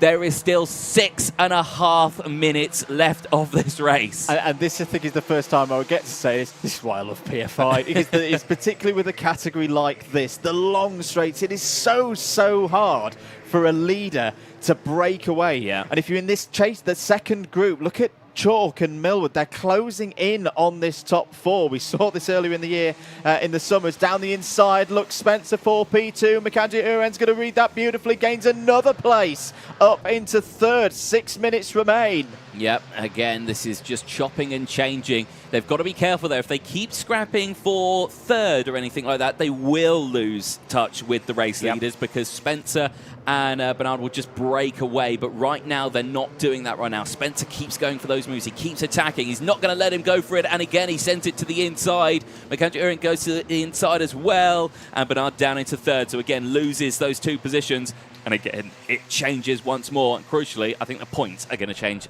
once more again. Yeah, we'll count them through. So that moves Mackenzie Uren up to 7-7-1. He's gone for the lead of the race. I was just about to say, we've not actually seen Emerson pull a move by himself into. It's always been following somebody through. That was the first one we have seen, and it was for the lead of the race. Down the inside goes Bernard for second place. There's a fight for third as well. 5 minutes. This is where the hard work really now begins for the championship leader. Can he break away from the rest of the field? Fight down the inside there from Spencer. Gets another position. Is getting very close off of hairpin 1. Jensen Chalk runs a little bit wide. Is still in there down the inside of Luke Millward. This is super stuff. This is fantastic. Luke Millward having a bit of a wobbly moment there as well, trying to get it back onto the track. He's lost 1 or 2 places now as he drops down the field, but still very, very close. Now, crucially, Emerson Uren has got a bit of a gap now between himself, Cian Bernard, and Oliver Spencer. It's about a second between second and third in the pit lane retirement. Theo Bradshaw, big shame. It was his birthday yesterday as well for Theo, and yeah, big shame for him. 5-second time penalty going out to Joshua Cook, the number 75, who's currently sitting in P13, so that's not gone well. And a change once again for the lead. Cian Bernard is back in the lead of this race, and that's to be expected. He's the Grand Prix champion. He's the GP plate. He won Kart Masters here this year, so he knows how to drive it. 3 wide going into the hairpin, and Luke Millward was the sandwich there, and he only loses out on 1 position now as he still battles with Edward Haynes and Harry Taylor. Austin Aman getting involved in that scrap as well. 3.5 minutes to go, and we're still seeing battles for the top 3. But Spencer now on his own has got to be careful, because he's either going to catch up to the back of the front 2, or he's going to drop back in towards Jensen Chalk and this battle here on your screen. I've got to say, I love that from Harry Taylor. Just drifting up the inside, making it 3 wide. Such confidence that we're seeing here this weekend from Harry Taylor. 3.25 minutes remain, coming round to complete lap number 8. Cian Bernard leads. The gap is half a second ahead of Emerson Mackenzie Uren. What is the pace like for Oliver Spencer? Well, a 105.3 is good. He's catching up to the E-plate holder ahead. He just needs to keep at this as side by side between Taylor and Millward down the inside. It's going to be advantage to Taylor for the next corner, but now the long run down to hairpin 1. Surely there's going to be some position changes here. As the number 16 of Austin Oman's looking for a way through as well, and back comes Edward Haynes. He's been a bit quiet for the last few laps, Anthony, but he's not giving this one up. No, not at all. He's fighting his way back through this field. And again, with all these scraps that have been happening in the mid-pack section, it's just broken away the front runners now as they are calming themselves down to just do these last 2 minutes unscathed, I can imagine. But this battle here, far from over. Luke Millward just in that one. Harry Taylor in the middle of them. Josh Cormack getting involved, the number 21. Having a very good run as well. He's starting to close in once more. And I've got to say, I think Spencer is closing in on Emerson Mackenzie Uren. He is indeed. That gap down to now 0.3 of a second. And if anything, he's right within lunging distance now. This is the battle for P2. And again, both of these drivers are in the top section of the championship battle. And if you are Emerson Mackenzie Uren, you've got to think championship here. Third, got to think long game. Ahead of Edward Haynes, was still a very good result. It would be extending the championship points lead, and depending on how the maths work, it may even be enough, but we won't confirm that at this stage right now. With 1.5 minutes to go, the top 3 clear of the rest of the order. Jensen Chalk, what a great run he's had so far in this race, running there in 4th place. Mason Brooks, just to mention as well, is up 7 places in this race into the top 10. Another solid drive from the Argentine Motorsport pilot. Yeah, indeed. So plenty of action left to come, and a very exciting end to the championship. They've still got their final later on today, and that will determine who is going to be our champion in 2023, the first champion in Micromax in 2023. Across the line they go, just under a minute left. And now that these two have caught up, I've got a feeling that they're going to go for the lead, and they are, as Emerson Mackenzie Uren dives to the inside, gets it done, and holds on to the race lead now, gets it back from Cian Bernard. And now Spencer's going to get involved. The top three, once again, line astern, as now they've got to be careful, because if they scrap now all the way to the end, that will bring Jensen Chalk, it will bring Edward Haynes, who's back up into P4 now, Harry Taylor, Luke Millwood, Josh Cormack, Austin Oman, and Mason Brooks, who's had a fantastic race. Mason Brooks up to P10, as again, changes here, but these drivers absolutely line astern. I was going to say about Mikaji Uren, you know, does he go conservative? Does he take the third place? No, he's going to go for the win, as he has done throughout the whole season, defending there from Kian Bernard. Remember, it's a 3-point advantage if you win one of these pre-finals. 65 points to the winner, 62 to second place. It can be a very key gain if you can make it work. They're going to go onto the final lap now. Is this the moment for Emerson Mkanju? Uren is defending now, and that's going to bring other drivers back into it. Haynes is closing, Chalk is closing, Harry Taylor's the fastest driver on circuit. This one is not done, Anthony. It's far from over. Edward Haynes as well, who's having to defend but also attack at the same time, is having an absolute nightmare there in P4 as he's fighting for his championship as well. Here we go then, side by side, wheel to wheel. Emerson Mkanju, Uren and Bernard go wheel to wheel down in towards hairpin 1. To the outside line goes Spencer. He gets to switch back. He goes through into second place, but he's going to have to be careful. No, he goes into the race lead. Does he? No, he doesn't. Emerson Mkanju holds on to it, but now Spencer gets to switch back once more and now takes the lead. Brilliantly driven and brilliantly read there by Oliver Spencer, who holds on to the race lead now, going into Bobby Game corner. Kian Bernard still there in second place. Emerson needs to hold on to this one as much as he possibly can. He needs to attack because Jensen Chalk has closed in. It is Jensen Chalk right on that rear bumper now, but Spencer is clear. He's fourth in the championship, and a race win here will help out his championship fight as they go into the final later on today. Spencer takes the win from Kian Bernard. Emerson Mkanju Uren takes third place from Jensen Chalk. Luke Millwood finishes in P5 from Harry Taylor. Edward Haynes rounds out P7 from Josh Cormack. Austin Oman and Mason Brooks fighting there. Unfortunately drops down the last few positions. Arthur Farrow comes through and rounds out the top 10. Joshua Cook from Josh Husker, who has received, I think, about 10 seconds worth of time penalties during that race, finishes in P12. Mason Brooks in 13th from Riley Morrow in 14th place. Charlie Page, Dean Pahal, Sam Lowdy, and the only retirement, Theo Bradshaw from the race. And just to note, Edward Haynes lost a couple of positions on that last lap, and that will convert into championship points. We will see Micromax's final later on today, and something tells me, Anthony, that it's definitely going to be one to watch, and it will be running from around 1:15 here at PF International. Right, well, that was a very entertaining run from Micromax, and we're going to switch down to the paddock. Kieran is going to be grabbing the thoughts of some of our drivers there from the pre-final. What an amazing race that was. We've got some people to talk to. We need to make sure we're getting out of the way of these carts first, though. So let's wait for these carts to go through and make a gap through here. Let's go and have a look. So, first up, GP plate, Kian Bernard. Kian, that was an amazing race. How was it from your end? Not very good, because I had no brakes the whole race. So going into the hairpins was very, very bad. But made a mistake on the last lap. I didn't get because I just went straight. I tried to get the cut back on, but the cart just kept on going straight and no brakes, so I couldn't get the cut back on them. So that messed me up. But yeah. How are you feeling ahead of the final later on today? Yeah, quite confident. Just like the heat yesterday, when the brakes were good, everything was good. Then I gapped everyone, but now because the brakes are horrible, I couldn't do anything. So. Well, good luck for later today. All right. Thank you. Right. Okay. O-plate, Oliver Spencer. That was an amazing race. How was it from you? Oh yeah, it was a good race. I don't know what happened last lap. I was just going into left and I was like, I'm just going to try it around the outside, and it worked. Second hairpin though, Emerson was alongside me, and I was like, okay, just let him go past. I've got to get to Kian, and then I just got the switch back on him. He just drifted a bit, went into the corner a bit too hard, and then I come away with the win.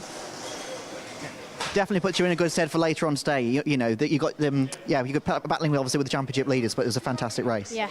Yeah. Well, good luck for later today. Anyway, we're back in just a second. Don't go anywhere.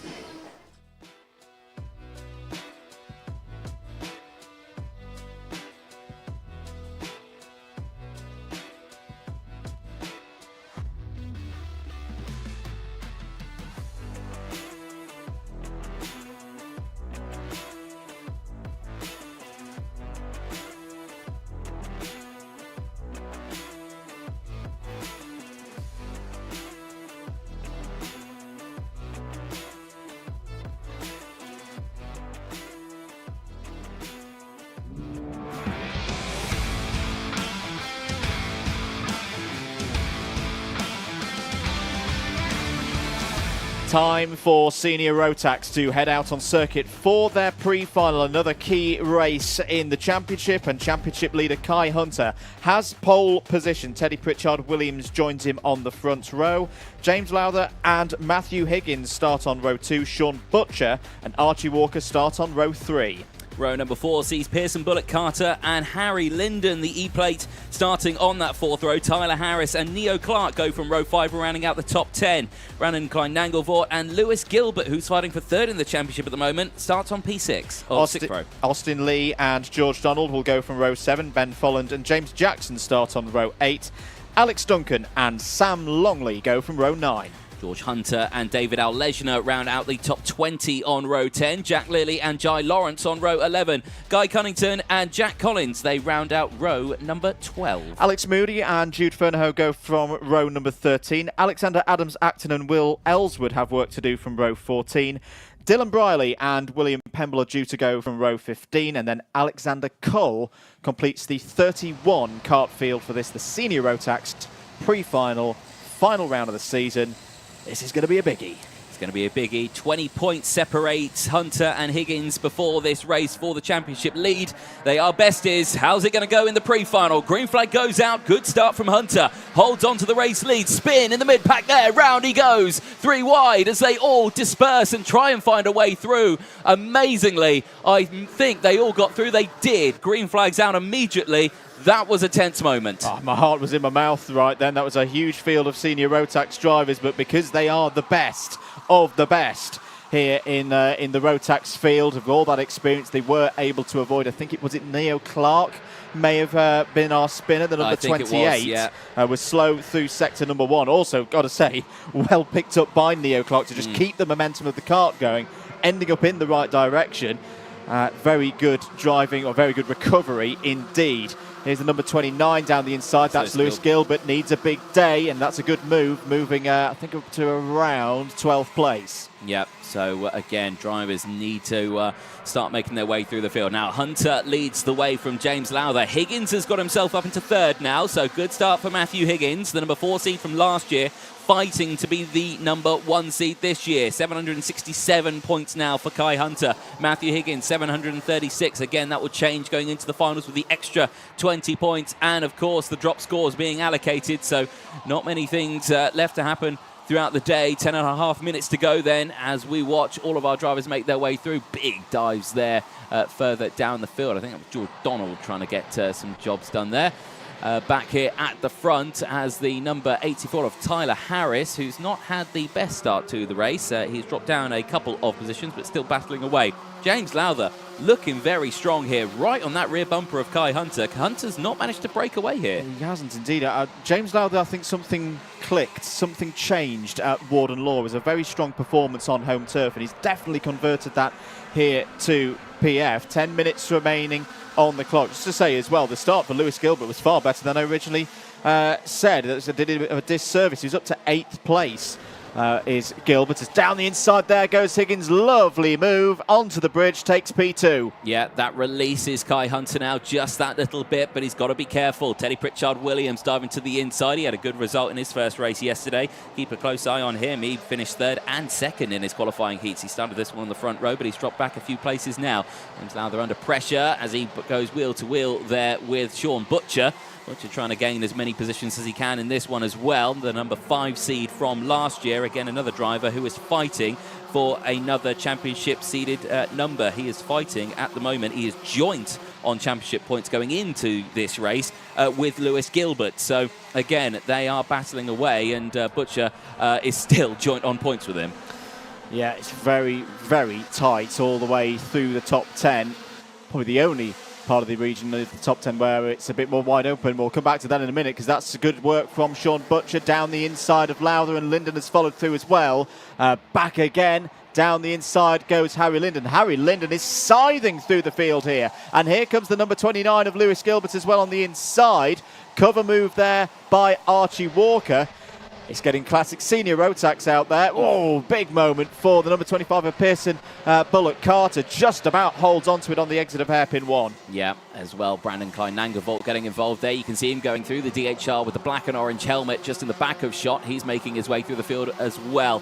So big changes here now. James Lowther down into 8th place after battling at the front of the field with Kai Hunter. Higgins has closed in back again on Kai Hunter as well. Teddy Pritchard-Williams following suit as well. The top 3 very close to each other across the line. Then there's the gap between this driver here, Harry Linden, Archie Walker, Lewis Gilbert, Sean Butcher and James Lowther. Crucially though, Higgins, fastest lap of the race. He is closing in for that battle for the lead. Nicest bet we're going to see a move very soon. And he's got to go for it for the championship. I know it's his best mate ahead of him. I know it's his teammate ahead of him, but this is the British Championship on the line and he needs to pick up points on Hunter. Really, he needs to go out and win today and hope that misfortune hits Kai Hunter. That would mean it would be drop scores for the Englishman here today. That's all speculating, of course. 7.5 minutes to go. Still quite a while in this race for the drivers to sort themselves out. Bit of a wide line there from Archie Walker, but he recovered it well to hold on to 5th place ahead of Lewis Gilbert. Who else is moving up through the order? Jack Lilly up 10 places, Anthony, up to 11th place. Sam Pollitt Racing will be very happy with that as indeed. End of lap number 5 is Higgins continuing to close in just by a couple of hundredths that time.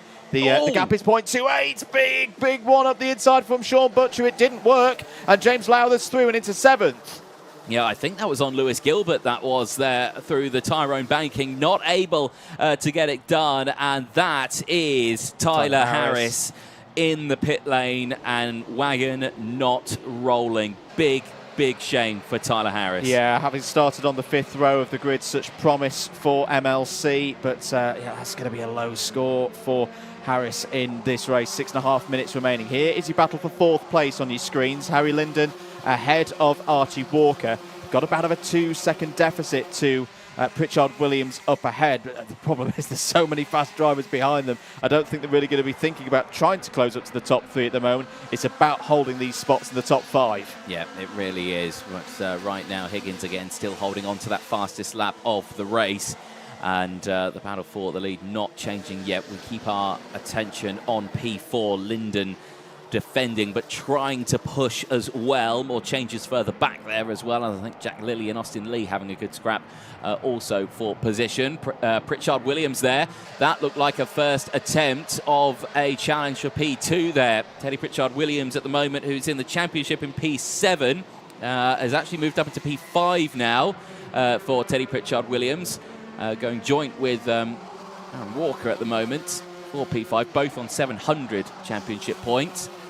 Again, needs to gain as many positions as he can. Still 5.5 minutes left, an eternity in this race left to go. There is indeed. I just want to make a note on Guy Cunnington. Has started a long way down the order in this race, but has now got to the level where if he gains positions, I'll come back to it in a minute, because Butcher down the inside of Linden, lovely stuff, takes 4th place. That was a very confident move from the KR Sport driver, and now Harry Linden's going to be under attack from the likes of Lowther and everybody else. This is not a good start to the lap for Harry Linden. Needs to get back in the groove. Austin Lee has got through, so that puts Linden down to 7th place, changes things again in those top positions. Just to come back to Guy Cunnington, because he's almost made the point for me now.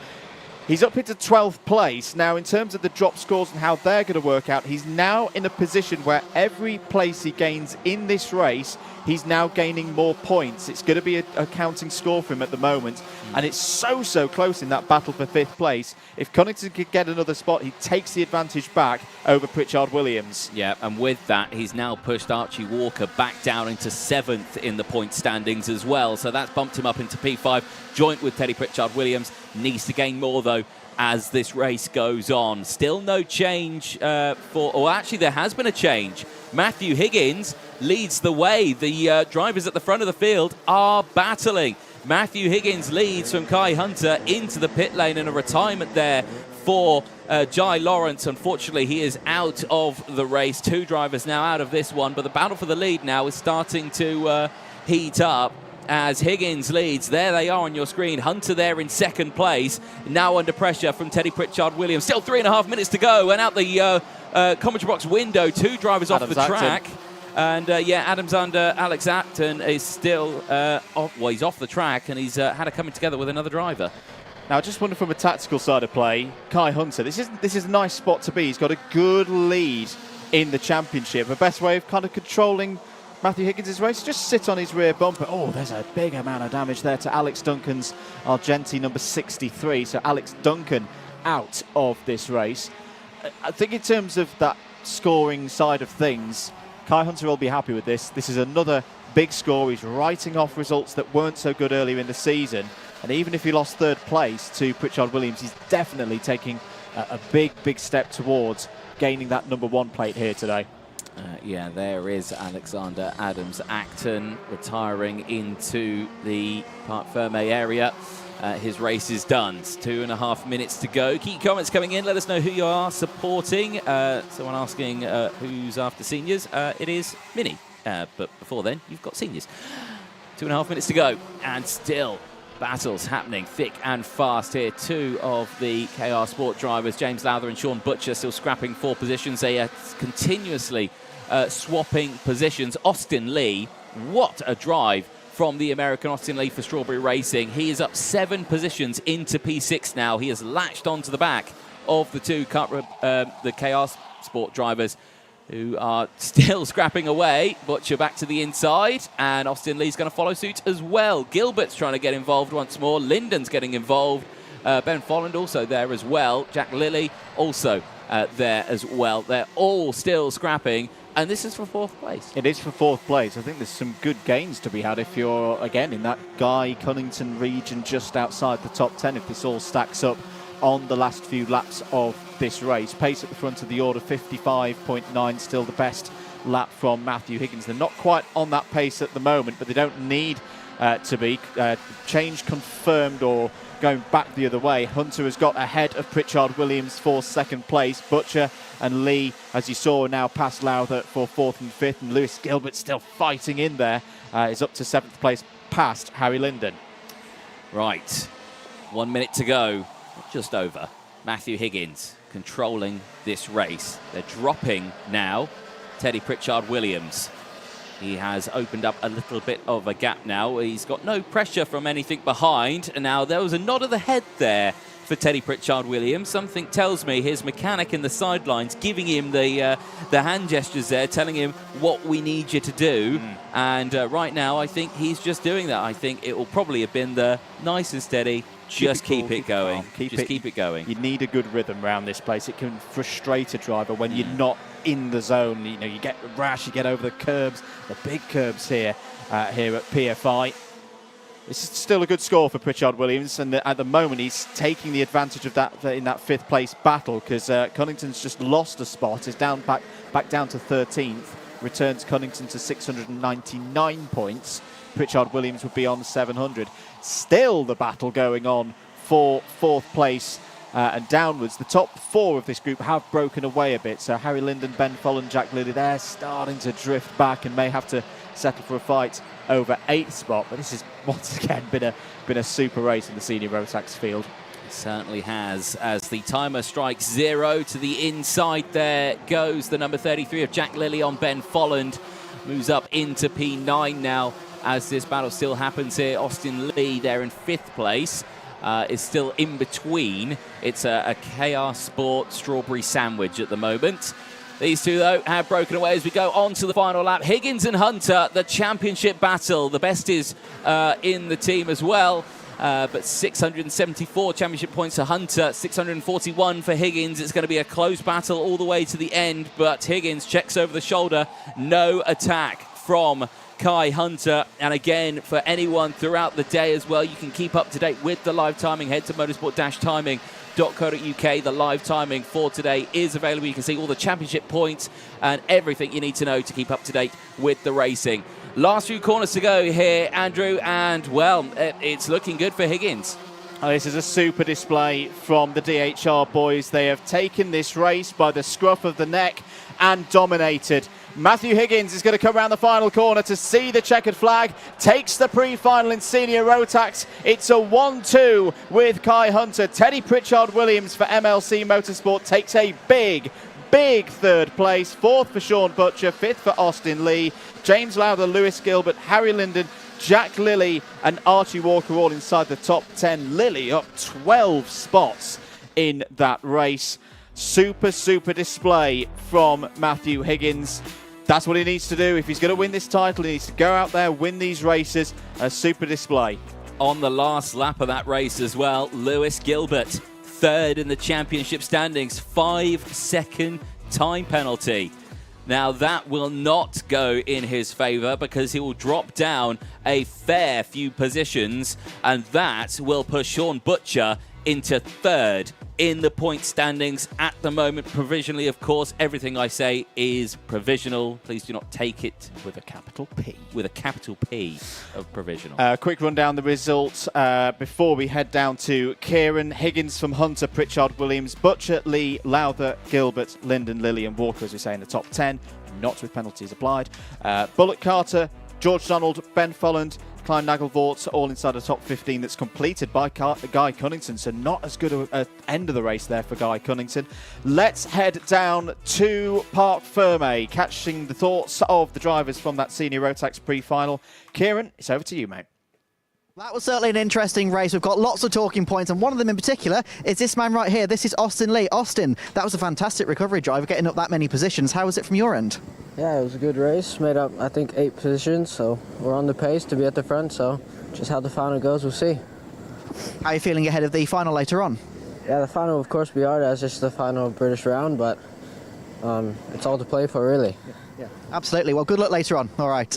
Okay, yes, let's find some other people now. It was particularly interesting for the championship, so let's go and have a chat to Kai Hunter, if we can find him. Kai. Hi.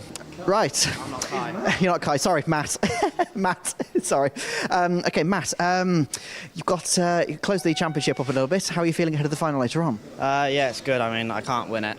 But yeah, like Kai was perfect teammate then. He pushed me around, helped me secure some good points. So yeah, thanks to him. But we'll see. I think I see now some penalties on the board, so it's looking quite good for us. But yeah, just doing our best to bring home a team on two. Yeah, definitely. You're kind of leave your own, both of you there at towards the end. Definitely. Yeah, I mean Teddy was there keeping us honest the whole way through. But yeah, no, it's good. Hopefully we can repeat it. Excellent. Well, good luck later on. All right. How was your race? Yeah, great. Yeah. Did what I had to do. I think I've sealed it now. Yeah. So, and I want to help Matt out, and I did. So, everything went to plan. Yeah, really. So that's the plan for the final later on, then. Yeah, if I do it. Yeah. I don't even know if I need to do it. So, I might just watch from the sidelines. But yeah, see what happens. Absolutely. Well, good luck later on if you are racing, and if you're not, enjoy the race. All right. 30 seconds. We've only got 30 seconds left now. This is number 55, Teddy Pritchard. He was battling through the pack. He was making a lot of moves during that race. Oh yes, if you don't mind, we've only got 30 seconds. So how was your race? Yeah, really good. I think to be close to these boys, better than everyone else at the moment. So if we can stay with them, we're doing a good job. And let's just see how the final goes. Absolutely. Well, good luck later on then. All right, we're back in just a second. Don't go anywhere.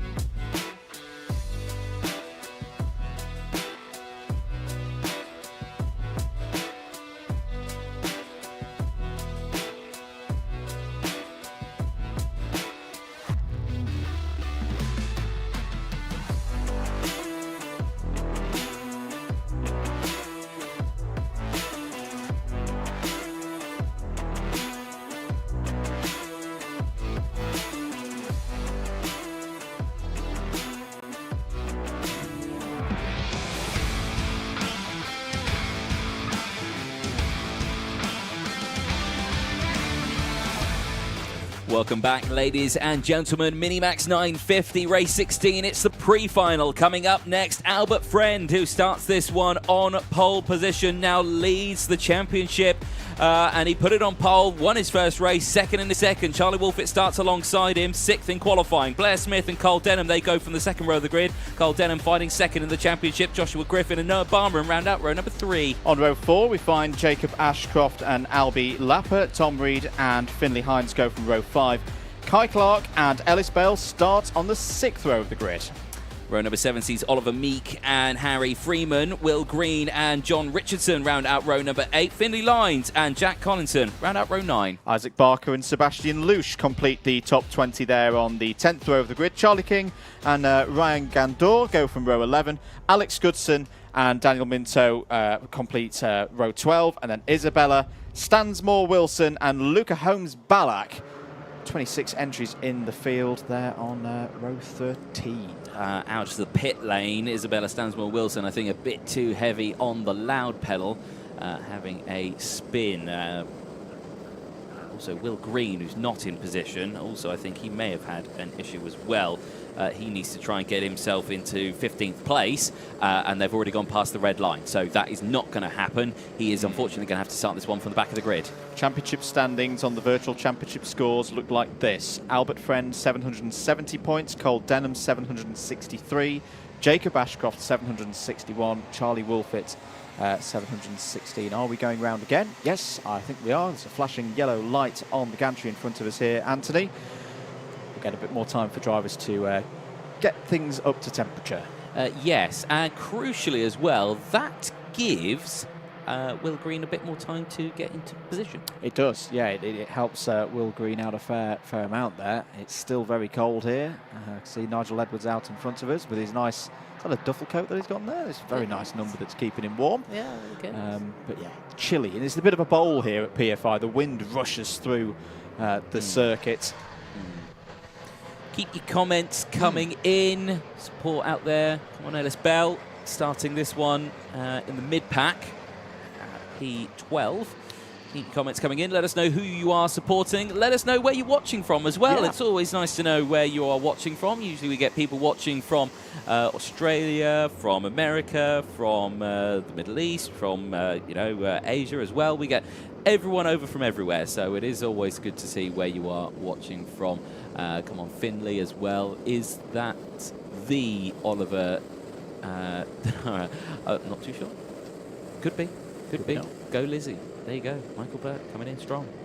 12 minutes on the timer for the drivers here in the Minimax 950 pre-final race 16 here on the final weekend of this 2023 Wera Tools British Kart Championships. Andrew Mather and Anthony Jordan on commentary duties for you. Great to have you here on this sunny Sunday.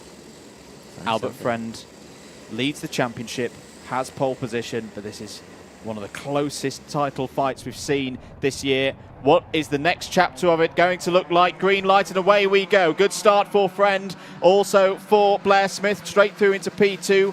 All of them running through past Tunnel Cam, looking pretty good are our Minimax 950 runners. That's a good start. Oh, I spoke too soon. As around there go 3 drivers, the 3-2. I think that's the 1-3-2 of John Richardson was involved in all of that. And it's, look at this, down immediately. Everyone checking to driver's right to defend into hairpin 1.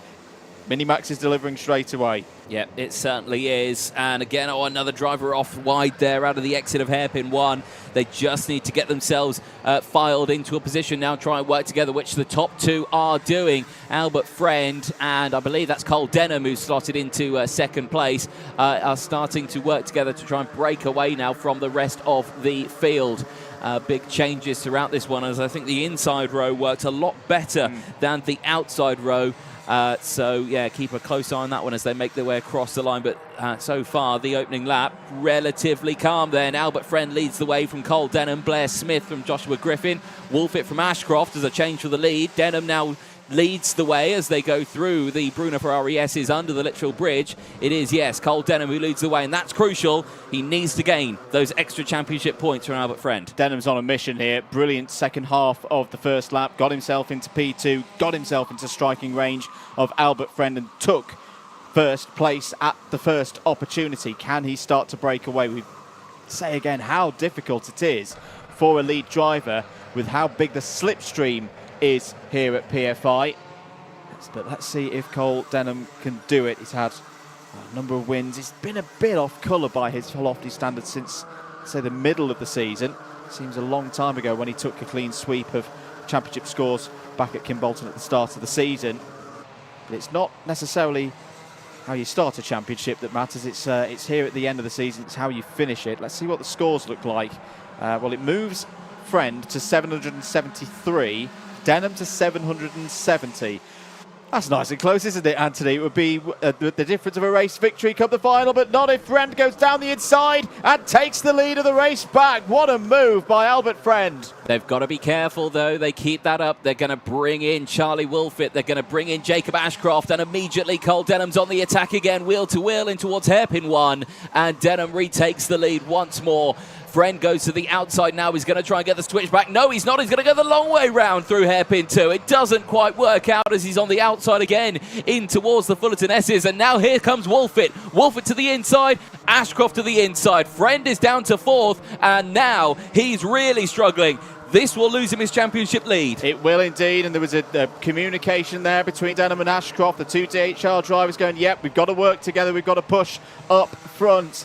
And it's now 1, 2, 3 there with Ashcroft in there. Apologies, no, Wolfett, of course, racing for Synergy at the moment. Okay, it doesn't change it. No. What it does is it matches them. Cole Denham and Albert Friend are joint for the championship lead, 770 points apiece.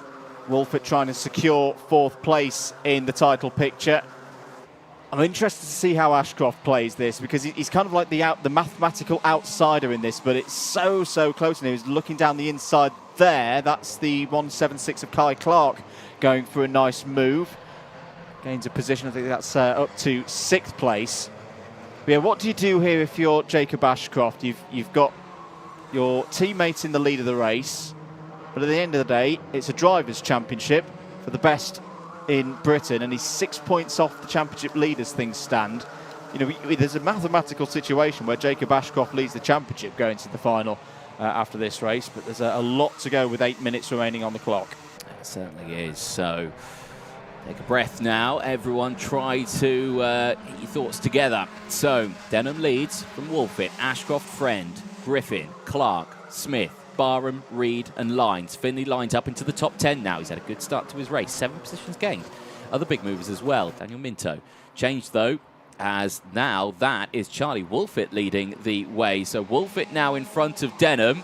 Denham only losing out 2 positions as Ashcroft goes through as well. That's going to once again change the virtual championship. And again, a little wide there for the 119. Just trying to get back on Albie Lapper and into the pit lane. That's a retirement technical flag going out to Isabella Stansmore-Wilson. 87 out of the race. Yeah, tough race for Isabella. Had that problem on the formation laps and now retires at the end of lap number 3. So, 7 minutes plus 1 lap remaining, and absolutely anything could happen in this Minimax 950 pre-final. Wolfett confirmed as your new race leader, Ashcroft second, Cole Denham third. But what does that do to the championship? Albert Friend stays on 770. Ashcroft now moves up to 2nd place as here comes Friend down the inside. This is a big one down the inside of Denham, takes 3rd place. Really good stuff again from Albert Friend. I won't even read the rest of the virtual championship order, Anthony, because it's going to change once more. Exactly. Honestly, we're going to have to ignore it until the final, and I suspect it's going to change every single lap in that race too. And again, to the inside, Ashcroft goes for the move on Friend. It doesn't work out, and he loses a position there. Cole Denham comes back through, and the 162, who is also under pressure from Friend as well. They are still battling for position here. 1st and 2nd in the championship right now.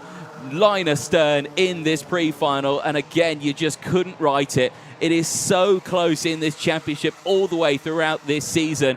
These two have been battling away with each other. And this is the thing, it's the end of the season. They're more focused on their positions relative to one another as opposed to Wolfett. Charlie Wolfett is doing a brilliant job at the front of the order. He is breaking away. His friend's looking down the inside for P2, going onto the bridge. Did he get it done? Did Denham hold on the inside? Friend's got through. Great work. Albert Friend up to second place.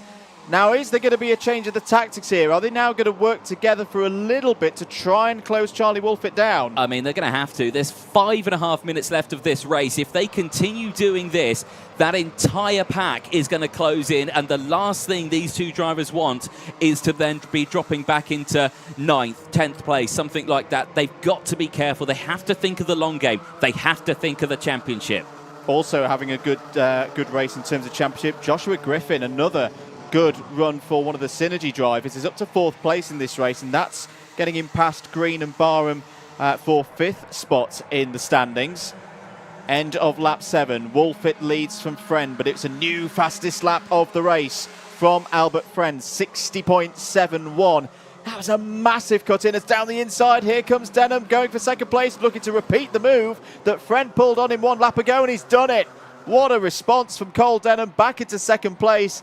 And the impressive thing for me here, Anthony, is they are whilst they're still fighting, as Friend looks back down the inside for hairpin 1, gets the move done. They are closing in on the race leader. These two are quite literally saying to each other, anything you can do, I can do better, as again they continue to chop and change positions. Joshua Griffin closing in. Jacob Ashcroft has disappeared. He's tumbled down the order a little bit. The driver who is 3rd in the championship standings, who is only 4 points away from this as well, is still battling away. There he is. He's just been taken there by Will Green. Will Green coming through up into P9 as well. So again, it's been a big shock here. And it's a tough race, this, for Jacob Ashcroft, because I think he can feel, I'm looking at the points and looking at how the maths are working out, I think this is his chances of winning the championship starting to slip away. It's side by side. Friend up the inside, takes the lead of the race.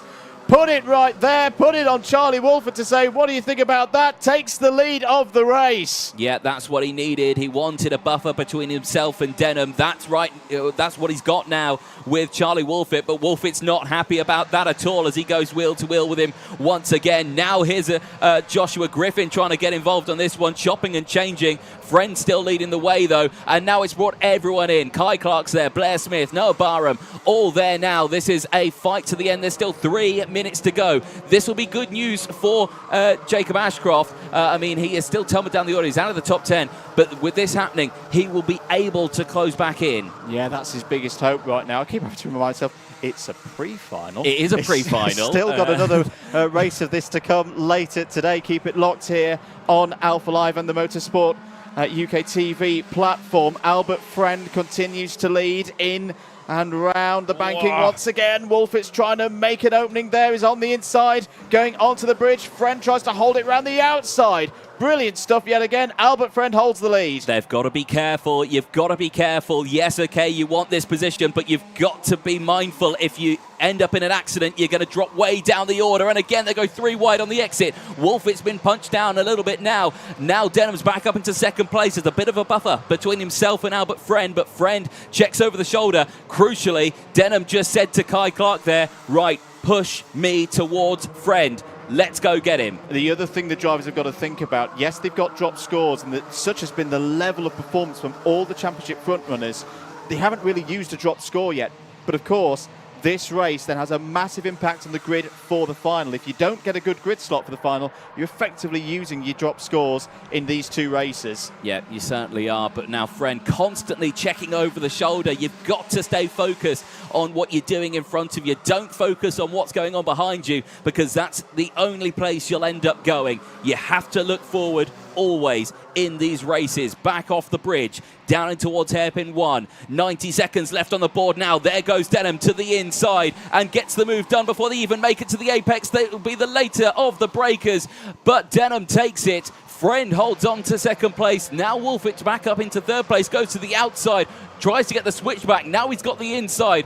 Friend is pleading there with Joshua Griffin, saying, please don't go for the move. 2 karts going off at hairpin 1. That's not gone well for them. I think that could be Harry Freeman and another driver, unfortunately, tumbling down the order. Less than a minute to go on this one, but eyes are on the top runners in this, because, again, every position change, every lap, the championship standings differ. Finley, one of the Finley's apologies, was the other driver falling down the order. 40 seconds to go. Albert Friend looks to the outside. That would be an audacious place to try and pull a move there. He's trying to put Cole Denham off, putting him under increasing pressure. The Virtual Championship, well, we said this at the start of this one. Friend on 773, Denham on 770. It would effectively be who wins in the final would take it all down into hairpin 1 once again. Joshua Griffin still holding in there. Noah Barham's coming into this as well. Another one of the DHR drivers, currently 7th on the road. It's exactly the kind of race where Noah Barham could take advantage in a battle where he's trying to take 5th in the championship. Yeah, he certainly is, but right now this has just been nail-biting stuff for Minimax 950. And again, you just cannot call it. Timer strike 0. We go on to the last lap at the end of this one as they make their way through the Mike Wilson complex onto the start-finish line. Last lap board comes out this time around. Who is it going to be? I can imagine. Count the lead changes in this one, because I can imagine there's going to be quite a few. Denham leads from Friend, but who will lead as they go into the bridges? Friend to the outside, all the way around the outside. He won't have the optimal line here, and now down to the inside will go Wolfit. Wolfit will get up into second place. Denham holds on to the lead.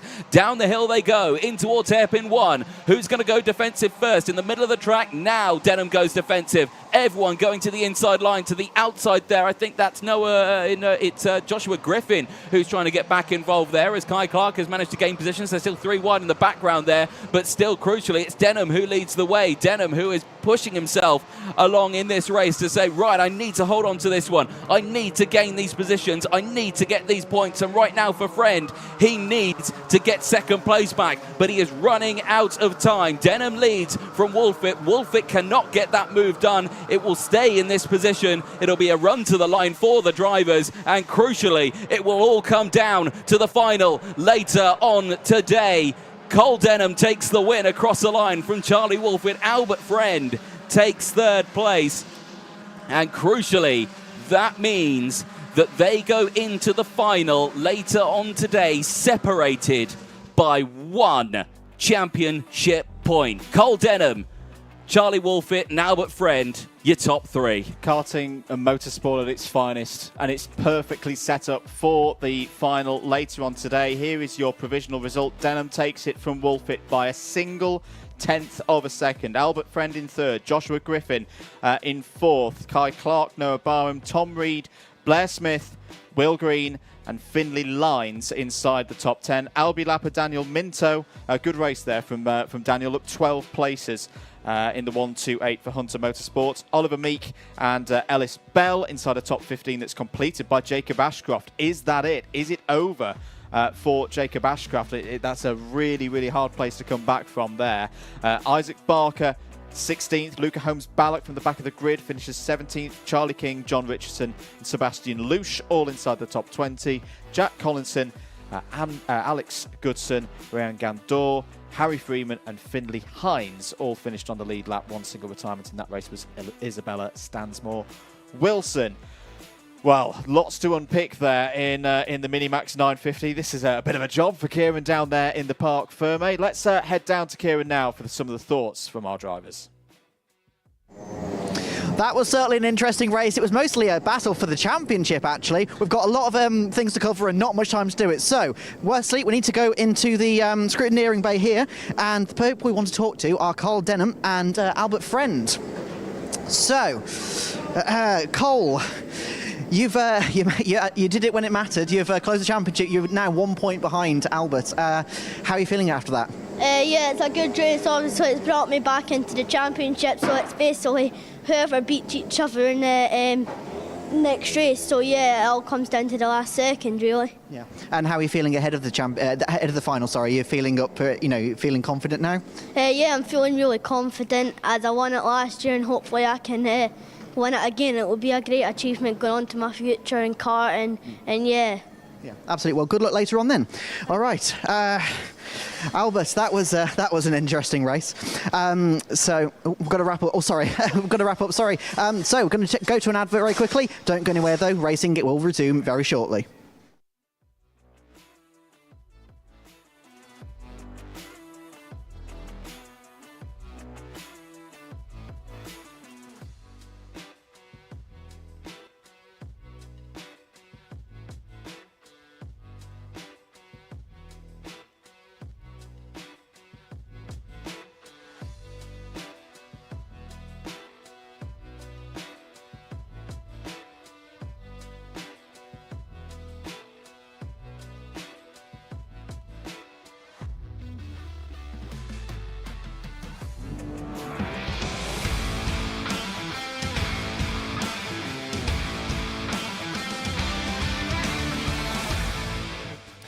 Honda Cadet is coming up next. The GX200s, here's how they line up. Cian Sullivan and Archie Loveridge. The last time Archie Loveridge was here racing, it was in Bambino in Total Karting Zero. The fact that he's put it on the front row of the grid is quite an achievement. Ryan White, who is fighting for his championship, starts on the second row of the grid. Fenton Stoneman starts alongside him. Ed Spain and Ralphie Branscombe go from row 3. Max today is going to be a big factor today in the championship picture. Starts on the row 4. Kevin Ivanov alongside him.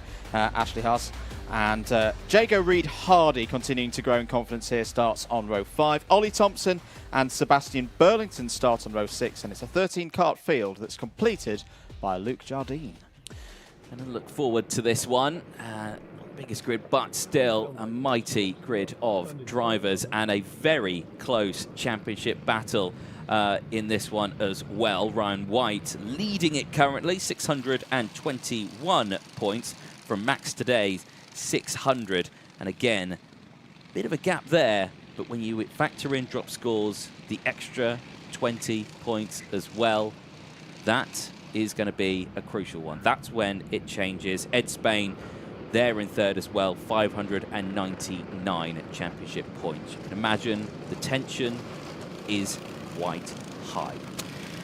It is indeed. So it'll be 12 minutes once again for our Honda Cadets. Ryan White, though, has been in such great form. We spoke to him earlier as driver of the day from Warden Law, and I think for Ryan White, he will hope that Warden Law was the turning point in this championship. But PFI does strange things in a championship finale. It does. It's nothing's guaranteed yet. There's a lot of work that all of our drivers need to go out and do here across the 2 races here today. The only category that has a standing start, the 4-stroke Honda Cadets are able to do that. We haven't got 4th place. Fenton Stoneman not in position out on track. I think there needs to be a bit of jiggery pokery. No, he is there. It was just Ryan White was 1 grid spot 2 further forward. There we go. That's why. Looks like we're ready to go. Green flag up at the back. Marshall's clear at the front. Lights, get ready as the lights go out. Here we go then. Honda Cadet pre-final underway. Good start from Sullivan. Good start from Loveridge, who go wheel to wheel then through the Bruno Ferrari S's. They get a good getaway. Third place, Ryan White not getting a good getaway, but still crucially there in third as he makes his way up. Now he gets a great exit out of the Fullerton, out of the banking, now back over the bridge. Down the hill they go in towards hairpin number 1. Bit of a side-by-side action there for third place, as it looks like Fenton Stoneman looking like he's going for the move into third. He gets it done as the rest of the field now go 4 wide on the exit. 2 karts together, but they get going again. And one of them was Max today in the number 66, so the first bit of championship-related drama on the exit of hairpin 1 on lap 1. Through the S's for the first time. Cian Sullivan fighting in there in the number 26. He's had some good races this year as Cian Sullivan. I've been really impressed with how much his driving has come on the 2023 Honda Cadet races. Drivers filing through sector number 3 and will come across the line to complete lap number 1. Let's count them through and also have a look at how that's affected things in the championship scores. Ryan White, championship leader, leads this pre-final by 0.3 of a second from Fenton Stoneman. But a super run at Warden Law and is continuing that form here in the championship finale. Keane Sullivan's fought back up to third. Ralphie Branscombe's had a decent start as well, up 2 places to fourth. Archie Loveridge and Ollie Thompson also in the top 6. Max today all the way down to 12th place, Anthony, and that is good news if you're championship leader Ryan White. It'll be good news if you're Ed Spain as well. I mean, he's there in 13th, right, or he's there in 11th, right behind him. Means he'll be able to try and close that gap, potentially go for the number 2 seed in this one as well. Here we go then, 10 minutes to go still, plus the 1 lap. Everyone gesturing to just keep pushing themselves along. Let's not fight, let's not battle. The pack is pretty spread out here at the moment. They need to try and close in just that little bit more. But yeah, like you were saying, for Ryan White here, this is all playing into his hands. You need to keep cool though. It's the long way to go in this race. Most part of 10 minutes for them to negotiate. And we've already seen today just how quickly things can change in the other categories. No reason why that couldn't happen also in Honda Cadet. Changes on lap number 2. Kevin Ivanov having a good run here, Anthony. It's up 3 places already in this race into the top 5. Ashley Harter has also had a strong run. Burlington up 5 places. Sebastian Burlington from the back of the field almost. He's there in 7th place. Yeah, there's been some good positions all the way throughout this one. That's the good thing about these standing starts, is that if you do get a good getaway, you know, you can gain several positions there. Wheel to the inside there goes Keane Sullivan on Ralphie Branscombe. Ralphie Branscombe holds on to the position as he had the more power out of the exit, so he's all fine with that one. Just under 9 minutes to go on this one. Now, I've just seen there a 5-second time penalty up on the board, and I can tell you right now it's for the number 18, Ollie Thompson. Unfortunately, who is going to receive that 5-second time penalty, currently sitting in 8th after gaining 3 places. Yeah, unfortunately, that is going to undo the work for the Scottish driver. Coming round to complete lap number 3, Ryan White. It's just looking so strong at the moment. A new fastest lap of the race, 66.90 seconds, extends the advantage over Fenton Stoneman to 0.7 of a second. Is indeed to the inside there. Ashley Haas getting the move done on Keane Sullivan. Sullivan now down into P6 as they make their way once more down into towards hairpin number 1. And again, tame racing so far. Cool collected racing. Ed Spain's gone up into 9th place now as well. Is latching on to the back of Max today. That's quite a crucial battle, actually. Ed Spain and Max today, 8th and 9th place out on circuit. They are fighting for championship position, and still between themselves there is 2 points between them. Yeah, all to play for at this stage of the competition. There on your screens is Ralphie Branscombe, the number 96, running in 4th place. Can Keane Sullivan get back on terms here? A super run for Keane yesterday to take the intermediate classification, take pole position for this pre-final. Can finish a race strongly as well, can Keane, in terms of how he drives and tackles these longer races. So definitely not all hope lost. New fastest lap of the race for Ed Spain in that 8th and 9th battle, which I think has changed round in the advantage of today. But Spain a little bit quicker right now with that new fastest lap. Yeah, a little wide there off the bridge. Ralphie Branscombe's in a little bit of trouble here. And he doesn't want that one, as again, side by side here further up the field. Still, Stoneman and Minovu having a good scrap. Now, Benton Stoneman, who has pushed himself up into 4th in the championship standings, ahead of Ralphie Branscombe, actually. With these position changes, so he has helped out his championship fight. Of course, the higher you finish, the lower your seeded number you get at the end of the season. Indeed. And Fenton Stoneman, who was the round winner back at the start of the season in Wales at Glanny Gors, seemed to recapture that form to an extent last time out at Warden Law. Picked up a 3rd in the pre-final last time out. Can he do so again here in this one? We're at the halfway stage of the race, just over 6 minutes remaining on the clock, and it's all Ryan White at the moment. 2.7 seconds the lead over, I gotta say, a very impressive drive once again for Kevin Ivanov. First time running in the championship this year. Side by side there, the number 48 of Stoneman and Haas in there as well. This is allowing Ivanov to break away. But all these drivers, as Keane Sullivan now to the inside. Oh, that nearly 4 wide. It's definitely 3 wide going down into hairpin 1.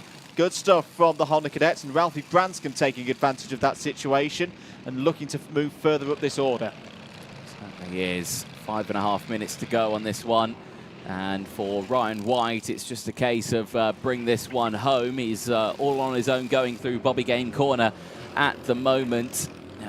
Kevin Ivanov is still there in second place. He's now got a nice bit of breathing space. This is the battle for third downwards. Haas from Stoneman, Branscombe, Sullivan, Ed Spain, who did get past Max today. And right now, doesn't affect the points too much. It might affect them when they next cross the line. Now, what happens with the championship points? Do they change? No, I don't think they do. So they just stay in their position. He needs to gain a few more positions, I think. Yeah, ninth place at the moment for today would be a, well, eighth as it is right now, would still be a drop score. His weakest finish so far this season was seventh earlier on this weekend in the heats.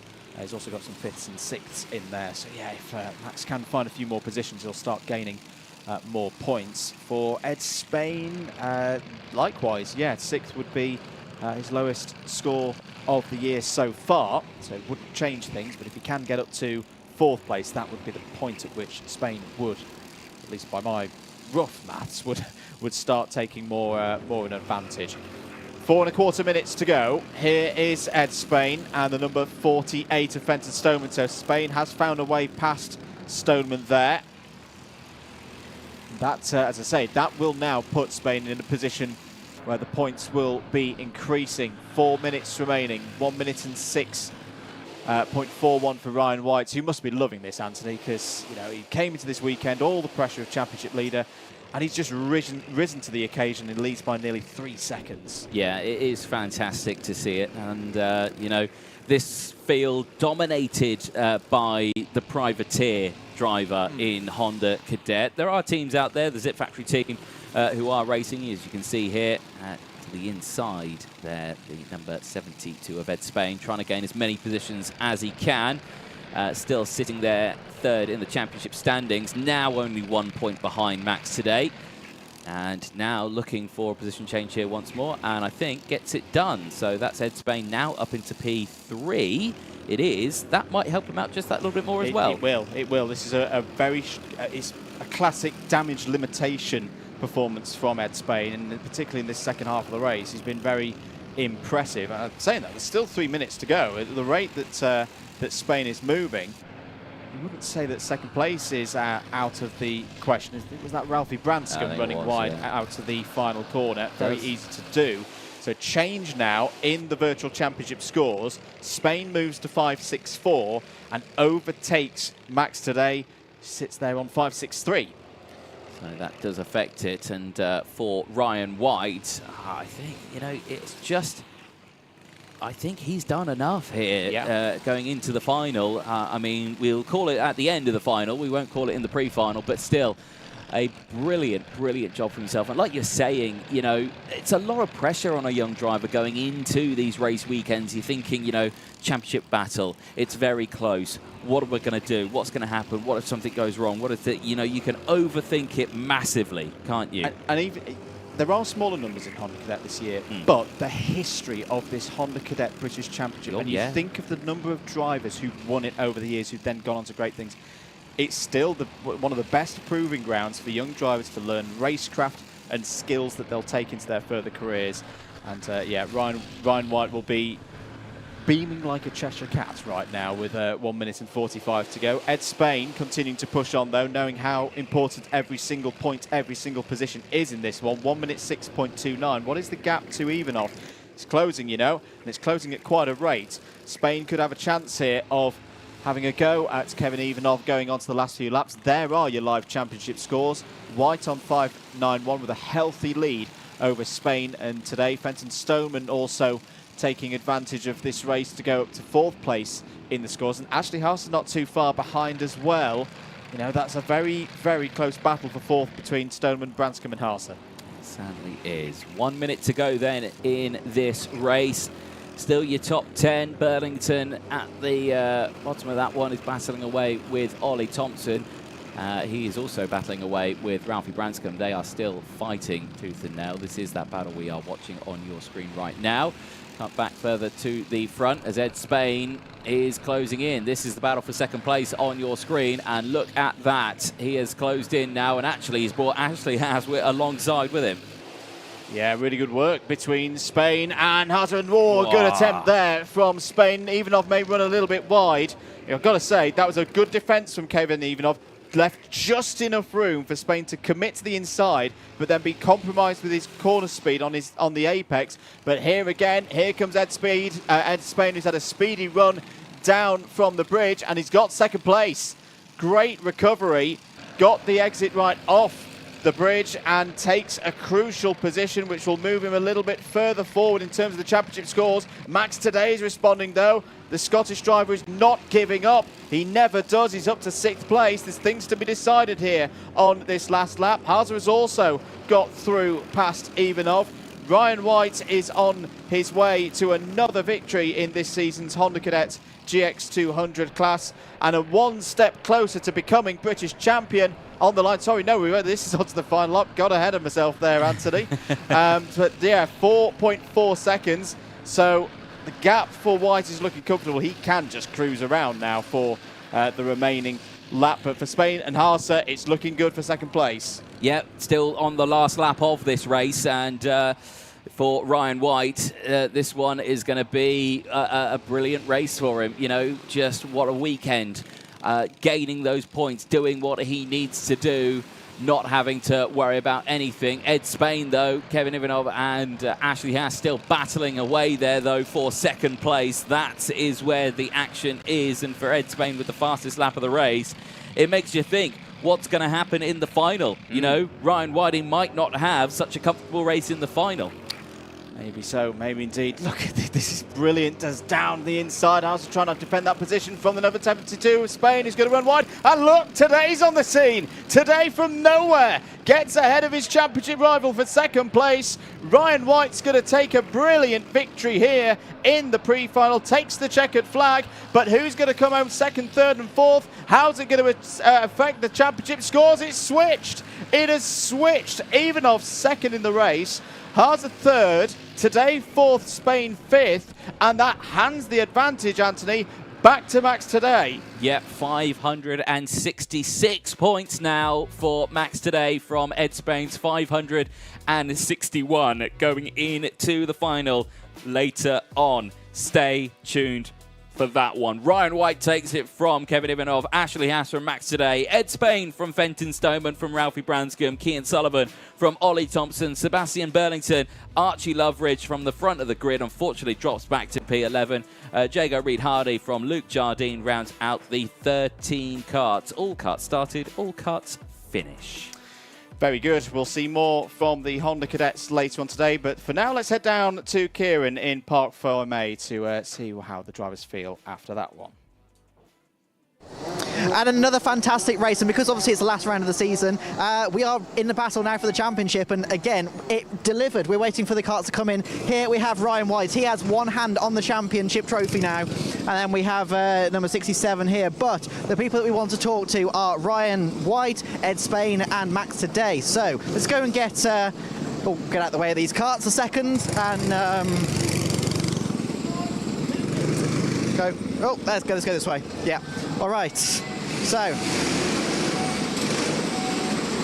Ryan, you have one hand on the championship trophy. How was that? It was good. I got a good start, and I think my lead extended from there. You definitely controlled it. I mean, once you got into the lead, you just drove away from everybody. That's definitely given you some confidence for the final later. Yeah, no more confidence than I had going into the pre-final. But yeah, if I can keep the speed that I have, then I think in the final I should come top 3, top 2, yeah. Well, good luck later on then, yeah? All right, excellent. So let's go and find somebody else. So we need to find 66, Max Today. Max, what a hectic race that was for you. You looked out of it until that very last lap, and you overtook your championship rival Ed Spain on the last lap there. How was that? Yeah, it was good. Obviously at the start, I don't know what happened behind, but me and Ashley had contact, and I went round and Ed went round with me, and then me and Ed just pushed through and managed to catch back up, and then on the last lap, Ed went for a move on Ashley, and Ashley squeezed him through, and then I just went round. I just took a cut through and got past Ed and Fenton. Excellent. Well, good luck for later on then. You got some work to do later on, but good luck with it. All right. Anyway, we're going to go to an ad break. We'll be back in just a second.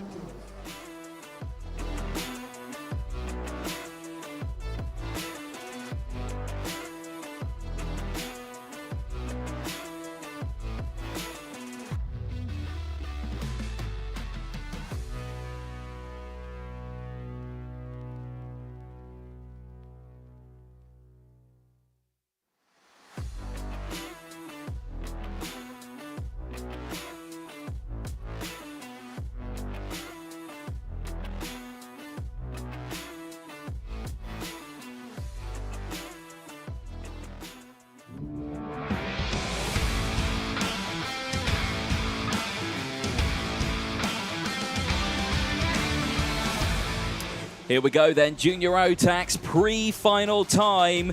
We had the repechage earlier on. Let's take you through the starting lineup. Macaulay Bishop, championship elect, starting this one on pole position. Ethan Jeffall starting alongside, he's still fighting for his. Thomas Behrman and Leon Hasty go from row 2. Hugh Moulton and Aidan Hassan go from row 3. Harrison Whitcomb and Joshua Turnbull start this race from row 4. Lucas Blanford and Gustav Uzakovs go from row 5. Archie Clark and Armand Hamilton go from row 6. Joshua Graham and Ewan Charman also fighting for their championship start this one on the 7th row of the grid. Lizzie Mentier and Timo Youngling on row 8. Brandon Truman and Oliver Mievski round out row number 9. Deacon Russell and Jack Hobson start from row 10. Lewis Goff and Shun Sekiguchi go from row number 11.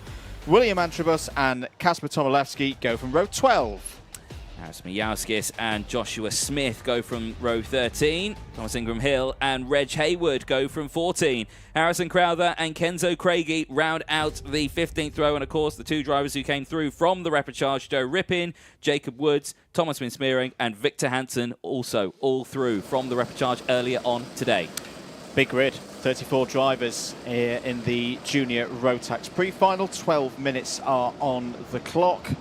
Plenty to be decided here today. This race and the final later on for who's going to get those seeded plates at the end of the season. Macaulay Bishop starts this one. GP plate holder, of course, that he took earlier on this year. Wants another victory in his dominance of this Junior Rotax title. Oh, that's a messy one in the middle, and that is going to be a false start. We'll go round again for another formation lap. Quite evident there as to why race director Nigel Edwards not happy with that one. That all got a little bit messy in the midfield. Yeah, sends them back around once more. So, yeah, we get that one restarted. So, like you were saying, though, 34 drivers in this one, very, very busy. And lots of support coming in as well on the broadcast. And again, let us know who you are supporting on this, because there are many a driver. And there are many championship battles still at play on this one. Ethan Jeffall, Ewan Charman battling for position. You and Joshua Graham also. Gustav Uzakovs joint fourth as well. They need to sort themselves out between the two of them. Thomas Behrman as well, fighting with Timo Youngling. Thomas Minspeering there as well. Archie Clark and Harrison Whitcomb, the last driver, fighting for that seeded number. But he is under pressure from Leon Hasty as well. I think we're down to 33. At least our timing is telling us that Aras Miauskis has not gone out on track, which is a shame for the Lithuanian. Was meant to start this race on 25th on the grid. So as I say, we're down to 33. Take two then for the start of this pre-final for Junior Rotax. Still 12 minutes on the clock for us here in the box. Macaulay Bishop will lead this one out. Alongside him on the front row, Ethan Jeffall, Thomas Beering and Leon Stacey, row 2.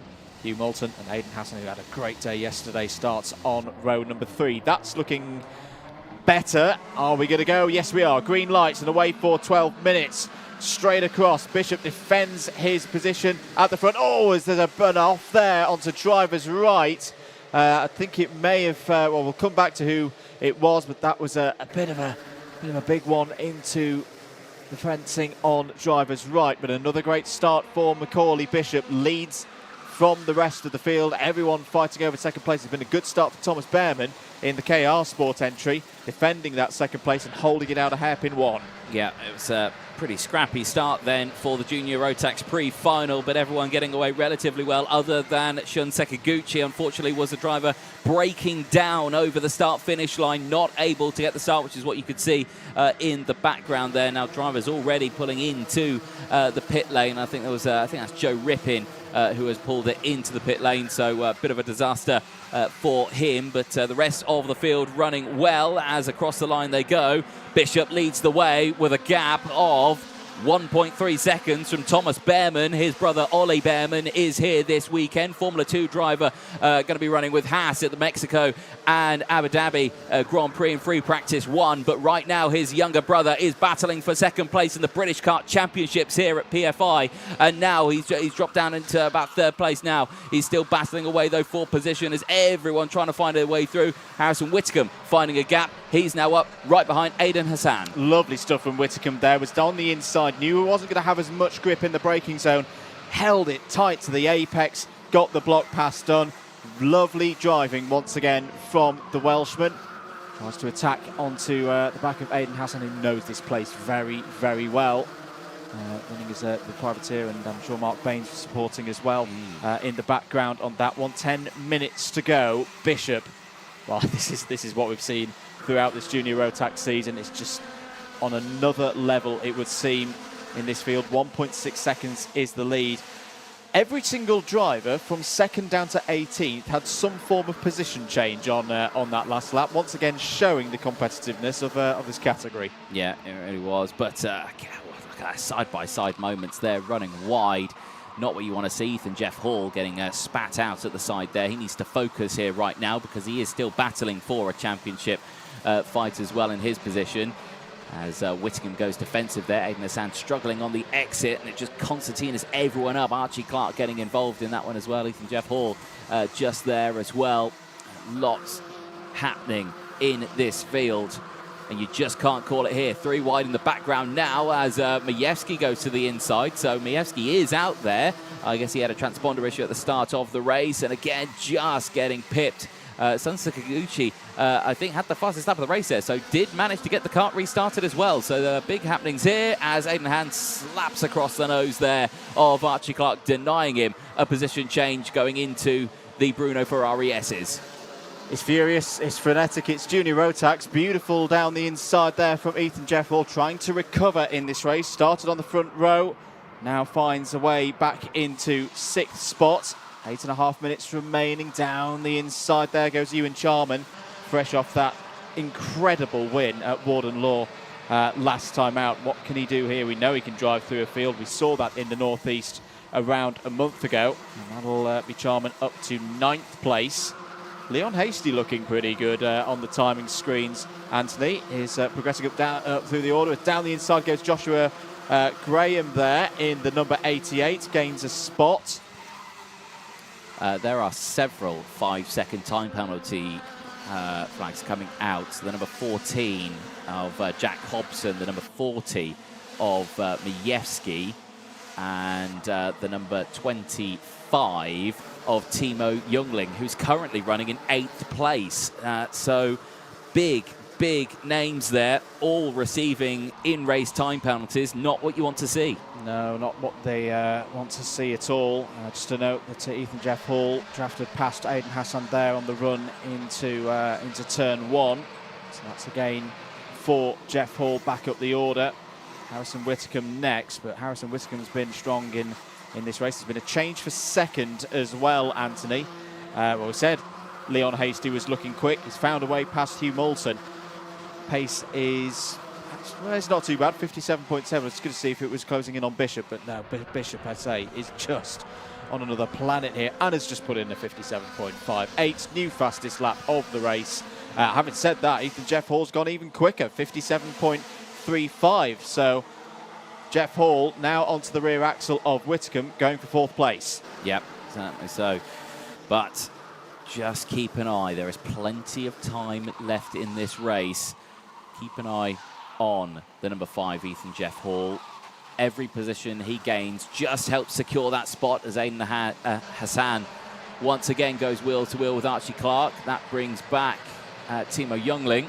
Youngling, though, with that 5-second time penalty, needs to gain as many positions as he can as another 5-second time penalty goes up on the board. That was for the number 46, I believe, and that would be Armin Hamilton, who's running in 12th. Yeah, it's a busy time for race control in this one. We're at the halfway stage, 6 minutes gone, 6 minutes to go, and then the +1 lap. Bishop leads by 1.86 seconds. His pace is being matched by Leon Hasty in the Thule Motorsports number 38. Hugh Moulton is third, Ethan Jeff Hall confirmed in fourth place. Whitcomb, Hassan, Clark, Youngling, Graham and Ewan Charman all inside the top 10, and a good lap there from Lizzie Mentia. Did I just see that new fastest lap? Yes, indeed, for Lizzie Mentia. 57.25, currently running 28th. Yes, running very well on the MS Karts here as Youngling again to the outside of Archie Clark, trying to get the switch back, does successfully get alongside. Has he got the waft to get it down the inside of Fullerton? No, he does not. Has to concede the spot once again as Aiden Hassan running a little bit wide. This all brings into play Joshua Graham further behind, Ewan Charman, again, championship battlers who are trying to gain as many positions as they can. They are closing in, the two Argenti teammates, line astern. Now, Bishop now is doing what we saw 2 years ago, 2021. Cast your minds back. Argenti Motorsport driver Dan Ginchard, who did the double in both IAME Junior and Junior Rotax, double British champion. The only one we saw on that one is Archie Clark, back down the inside of Aiden Hassan, and I think that's all she wrote there. And Aiden Hassan now under pressure from Graham behind, who is trying to come through. Now, this is what they were holding up. This is what they were holding up with that battling all the way throughout. Everyone getting involved now.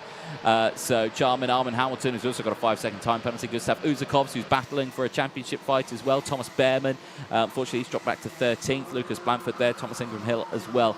All battling in that group now as they find their way throughout. As the number 4, Gustav Uzakovs, the number 4 seed from last year, still battling away.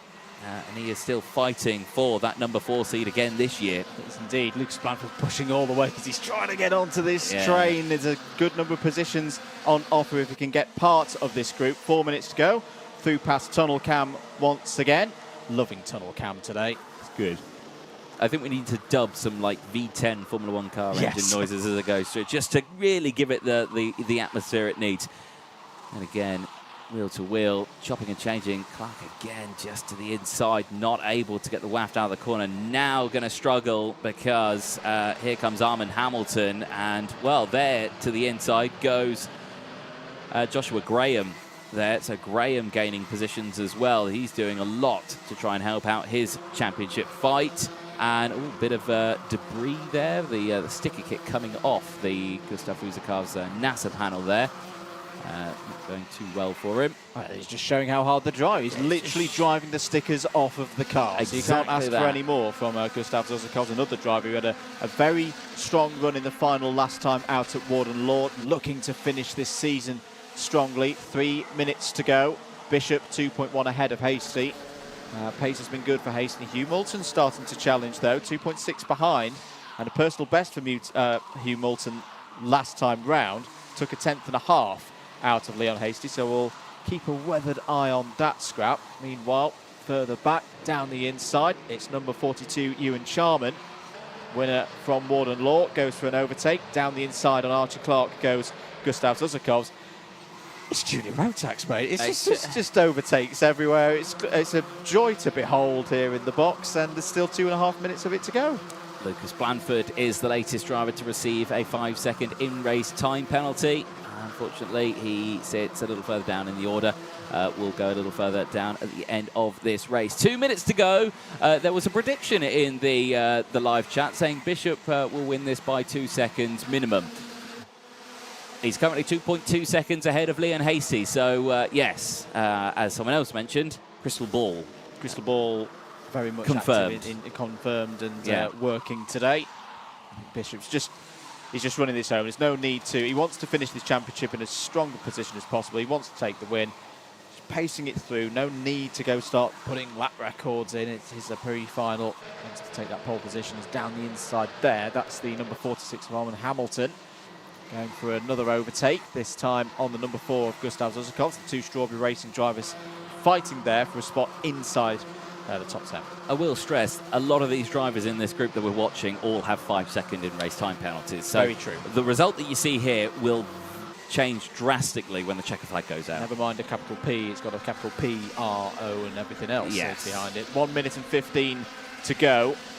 Still keeping an eye on the out the window for you on the Hasty-Moulton battle. No changes. It's holding at about 0.3 of a second between Hasty and Moulton for second place, so you're not missing anything on that front. Off the bridge, down comes the battle. This is all 9th place downwards. Usakov's defending to the inside, does not want to let Ewan Charman through there, and successfully blocks. Bem trying to come back into this as well in 14th. And got to also mention Kenzo Craigie fought his way through in the repechage, and he's fighting his way through here in the pre-final. He's up 15 spots in this race.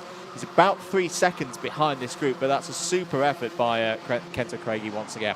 Certainly is. 20 seconds left on the board then. We've still got a couple of laps left of this race as drivers make their way back over the start-finish line. It is still Bishop who leads the way from Leon Hasty, Hugh Moulton and Ethan Jeff Hall, who are very close to each other out on track. Harrison Whitcomb still there in P5 from Timo Youngling, who has gained 10 positions but has got that 5-second in-race time penalty. And I think it's the fastest lap of the race as well, earlier on in this one as well. Aidan Hassan, Joshua Graham still battling away from Armin Hamilton. Gustav Usakov's running out the top 10. Armin Hamilton now with a calculated total of 10 seconds worth of in-race time penalty to be added onto him. So he will certainly fall down the order. Big shame for him. Timer strike 0. Last lap board will be out this time. And right now, for a lot of our drivers, it has been a fight. And for a lot of the drivers who have made their way through as well, Thomas been spearing, like you were saying about Kenzo Craigie, he's also gained 12 positions up to P21 as well. So there's been some big movers out there across this field. But right now, we'll keep an eye on who's going to be starting where for the final later on today. Bishop, who actually now only has a 2-second gap. So your goated prediction, he will win this by 2 seconds, may not be as goated as you think. New fastest lap of the race for Armin Hamilton pushing on.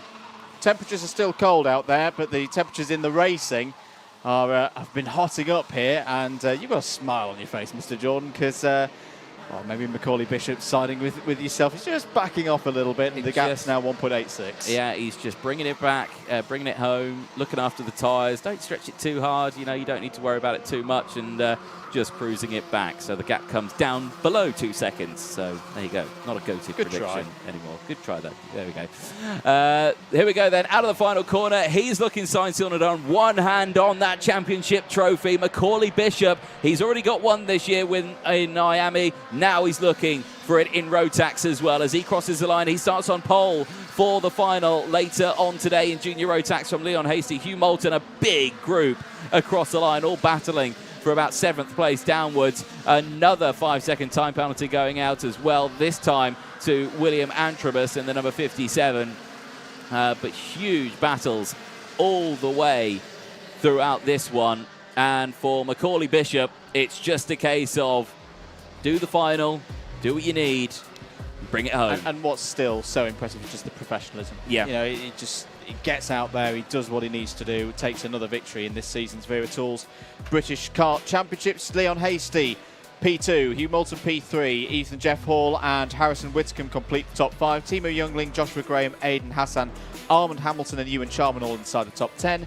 Archie Clark, Gustav Usakovs, Thomas Behrman and Lucas Blanford take us down through the top 15 that's completed by Kenzo Craigie. Thomas Ingram Hill, Oliver Majeski, Lewis Goff, Thomas Spearing and Jack Hobson all inside the top 20. Harrison Crowther, Joshua Smith, Lizzie Mentier, Deacon Russell, Shun Sekiguchi take us down to 25th ahead of Jacob Woods, William Antrobus, Victor Hansen, Reg Hayward, Kasper Tomilewski and Brandon Truman, who all finished that race. There were a couple of retirements in there. Sorry I had to whisk through that very quickly because we've got to head down to Parc Ferme and Kieran is getting the thoughts of our junior Rotax drivers. Well, the Rotax certainly never delivers, and we've got one person in particular we want to talk to, and that is this man right here. This is Ethan Jeff Hall. Ethan, what a race there. You got a lot of positions up. How is it from your end? It was a bit difficult. We've dropped back a bit at the start and then got hit on the first couple of laps, but we managed to get back to fourth and just stayed there. And how are you feeling ahead of the final later on? Because obviously you are second in the championship, you are really cementing that. How are you feeling with that? I think we can keep second position. We can't win the championship anymore, but yeah. Well, absolutely. So good luck later on today, and obviously we'll see you out there. Okay, so next up, GP plate, Macaulay Bishop. He drove away as a few people predicted in the chat, I believe. Macaulay, you ran away with that. How was it for you? Yeah, it's right. I mean, I got a good start and then got a big gap and I just managed it to hold the race. And obviously, start the day, we saw a lot of people sort of sliding off and off onto the grass, and the track was really cold. How is it feeling out there now? The track's fast. It just doesn't feel very grippy at the moment. But obviously the tyres are getting a bit older, so it's going to be harder for us. And what's your plan for later on? Because, I mean, you are so far out in front now, points-wise. What's your plan later? Just try and win. I don't need to do anything for the championship. It's already done, so just got to go out there and enjoy myself, really. Absolutely, that's the main thing. Just go and enjoy yourself. Well, good luck later on today. Got to wrap up. Sorry, we've got to wrap up. Anyway, we're back. We're back into an advert break and race up very soon. See you in a second.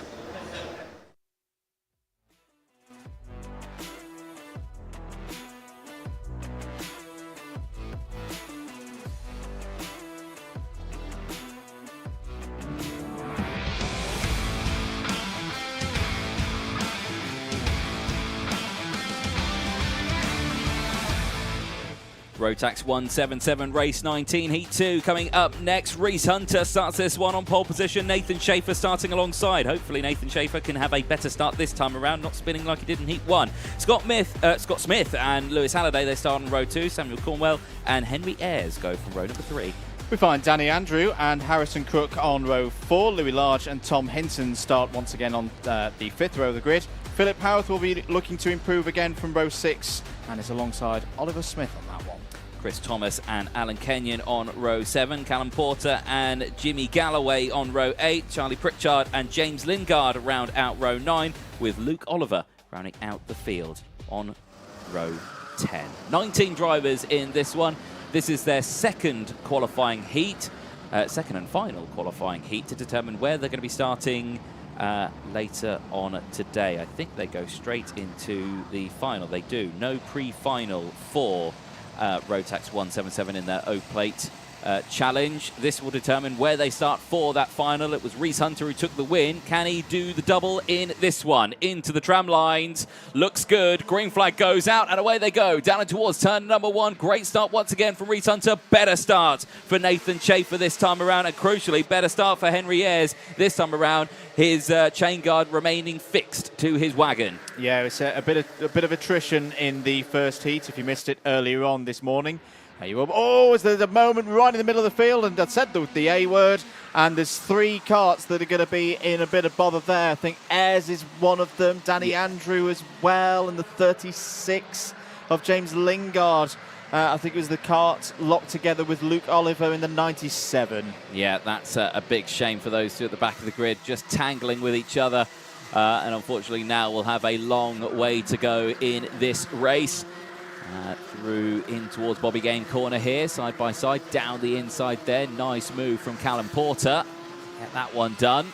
Porter making positions earlier on in this race. Out they come then, out of the final corner, back over the start-finish line. Reese Hunter leads the way and is extending that gap now to nearly half a second from Nathan Schaefer. Scott Smith from Lewis Halliday, Sam Cornwell and Harrison Crook, Philip Howarth, Louis Large, Tom Hinton and Oliver Smith round out the top 10. Remember, this is a one-off weekend for Rotax 177. They are fighting for the O-Plate. Change of surface flag is out, and that is off the bridge. Now, that will be due to the contact between Luke Oliver and James Lingard, and I believe a radiator may have come off. Something is on the track that should not be on the track, so yes. The driver's going to need to heed that.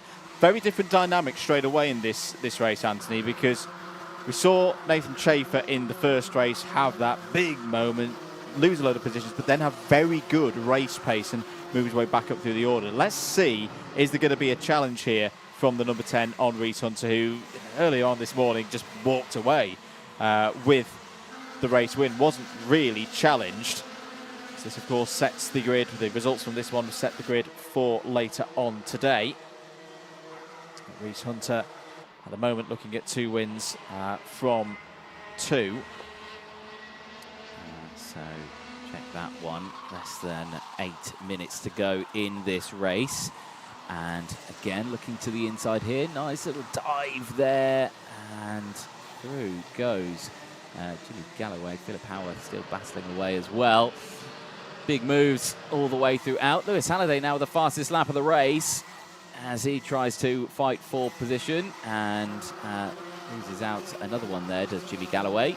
And as he's battling away, Callum Porter up into P12 as well. Tom Hinton going up, Charlie Pritchard going down. Go on. I was questioning myself when I was making that statement about two wins for Hunter, because I'm looking at the intermediate classification, expecting to see 0 points for Hunter, and I'm not. Bit of news from heat number 1, as there's a great move down the inside there by the number 56 of Lewis Halliday. Non-compliance for kart number 34, Reese Hunter from race 1. So that's why, if you're looking at the live timing provided through Motorsport Timing UK, that is why Reese Hunter is currently being scored with 20 for the intermediate classification, not 0. So we're at a disqualification from that first heat for Reese Hunter and kart number 34. Right, that is a big shock there. Right, well, right now he's leading the way again. Hopefully they've rectified the issue that caused him to be disqualified from the first heat earlier on.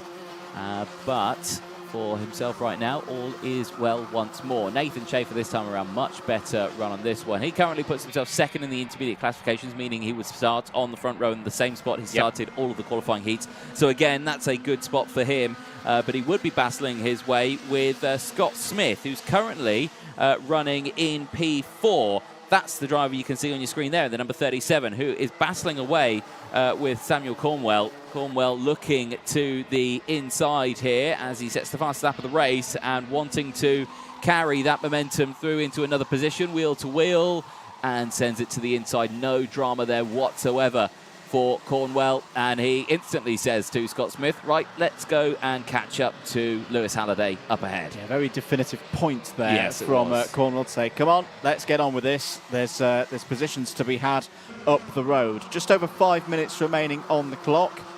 Hunter still leading. So as things stand, for those of you just with a single monitor to help you at home, intermediate classification looks like this. Scott Smith will now be on 5 points, will he not, once the times are updated? Yes, so still holding the lead in the intermediate classification. Schaefer would be on 7, Cornwall 8, Howarth also on 8, and there's a black flag that we'll come on to in a second. Chris Thomas is putting in some nice work here. He's now finding himself on the 3rd row of the grid, potentially, with things standing as they are on 15. Harrison Crook 18, and Hunter and Halliday on row 4 on 20.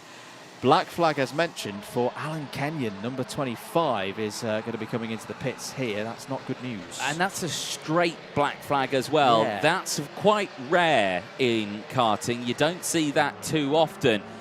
So something very not right there with our man out there. But yeah, hopefully he can come back stronger in the final. So Nathan Schaefer you're seeing on your screen now, battling away with Lewis Halliday. This is the battle for 2nd place, as Reese Hunter once again has opened up over a 2nd gap now. But 4 minutes left on the timer. Under the bridge they go, and Nathan Schaefer under pressure here now, I would say, from Lewis Halliday. Halliday, I reckon, is going to go for the move maybe on this lap if he feels like he's got the momentum. He's got the waft in his wagon, which he does, and he looks to the inside at hairpin 1, wastes no time whatsoever, as I think he was feeling that, you know, Samuel Cornwell was closing in. He could see that he's dropped Scott Smith already, and he's latched onto the back of these two. So he was just thinking, right, I want to make sure that I've got at least someone between myself and him, because I need to try and gain these positions. And he's done just that as well. this is going to help out his battle for where he starts in the final as well. Yeah, it's going to move him back ahead of Reese Hunter, and potentially if he can keep going on, could catch Harrison Crook as well. 3 1/4 minutes remaining. Just say as well, it's in the background. I'm loving the battle between Philip Howarth and Louis Large that seems to have been going on since lap 1 of heat 1. It's still going on with 3 minutes remaining on the clock. Two of the best Rotax 177 drivers in the country going wheel to wheel once again here at PFI. Now, nothing to do with the front runners, but Alan Kenyon still has not brought his kart into the pit lane. He is still running out on circuit. The black flag board still being shown. Now, there's questions coming in on the live chat saying, what is the black flag for?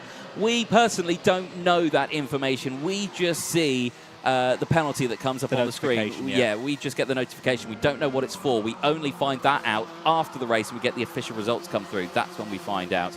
But for this one, 2.5 minutes to go. That's all we know so far. But for Reese Hunter, now gap 1.3 seconds. This battle here, 2nd, 3rd, 4th on your screens. Intermediate classification looks like this right now. Smith on 5, then there's a 3-way tie on 8 between Schaefer, Cornwell and Howarth.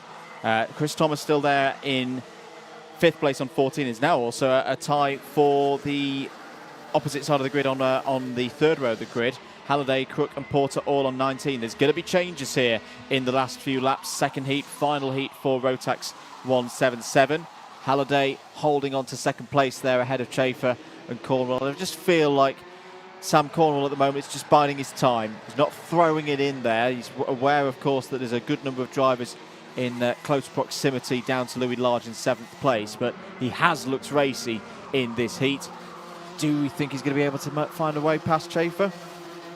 That's a great question. I mean, it's possible. Anything's possible in karting, and Schaefer, who, you know, didn't have the greatest first heat, recovered back from the spin, you know, I think needs to take full advantage of the position that he's currently in, and I suspect he will defend that and actually attack, because he's lashed right onto the rear bumper of Lewis Halliday, and he takes it back, and Halliday comes back through. No, not quite. Schaefer holds onto it. Schaefer back into 2nd. That's proper racing. That is. That really is proper racing. Good stuff between Schaefer and Halliday. Halliday didn't just give that up. He had a fight there, and he's going to go straight down the inside. Whoa. Here goes Cornwell, beautifully read by Sam Cornwell. Through goes Lewis Halliday into 2nd place. And now it's all completely blown open as Philip Howarth's involved there with the number 37 of Scott Smith.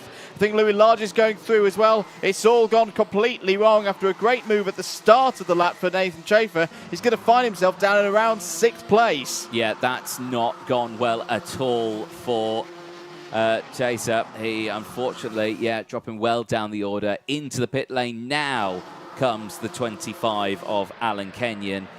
Driver not to be seen, mechanic working on wagon though. 2 laps to go then, 10 seconds on the clock. Reese Hunter already working his way around and on to and over the bridge. Looking pretty comfortable, 2.4 seconds.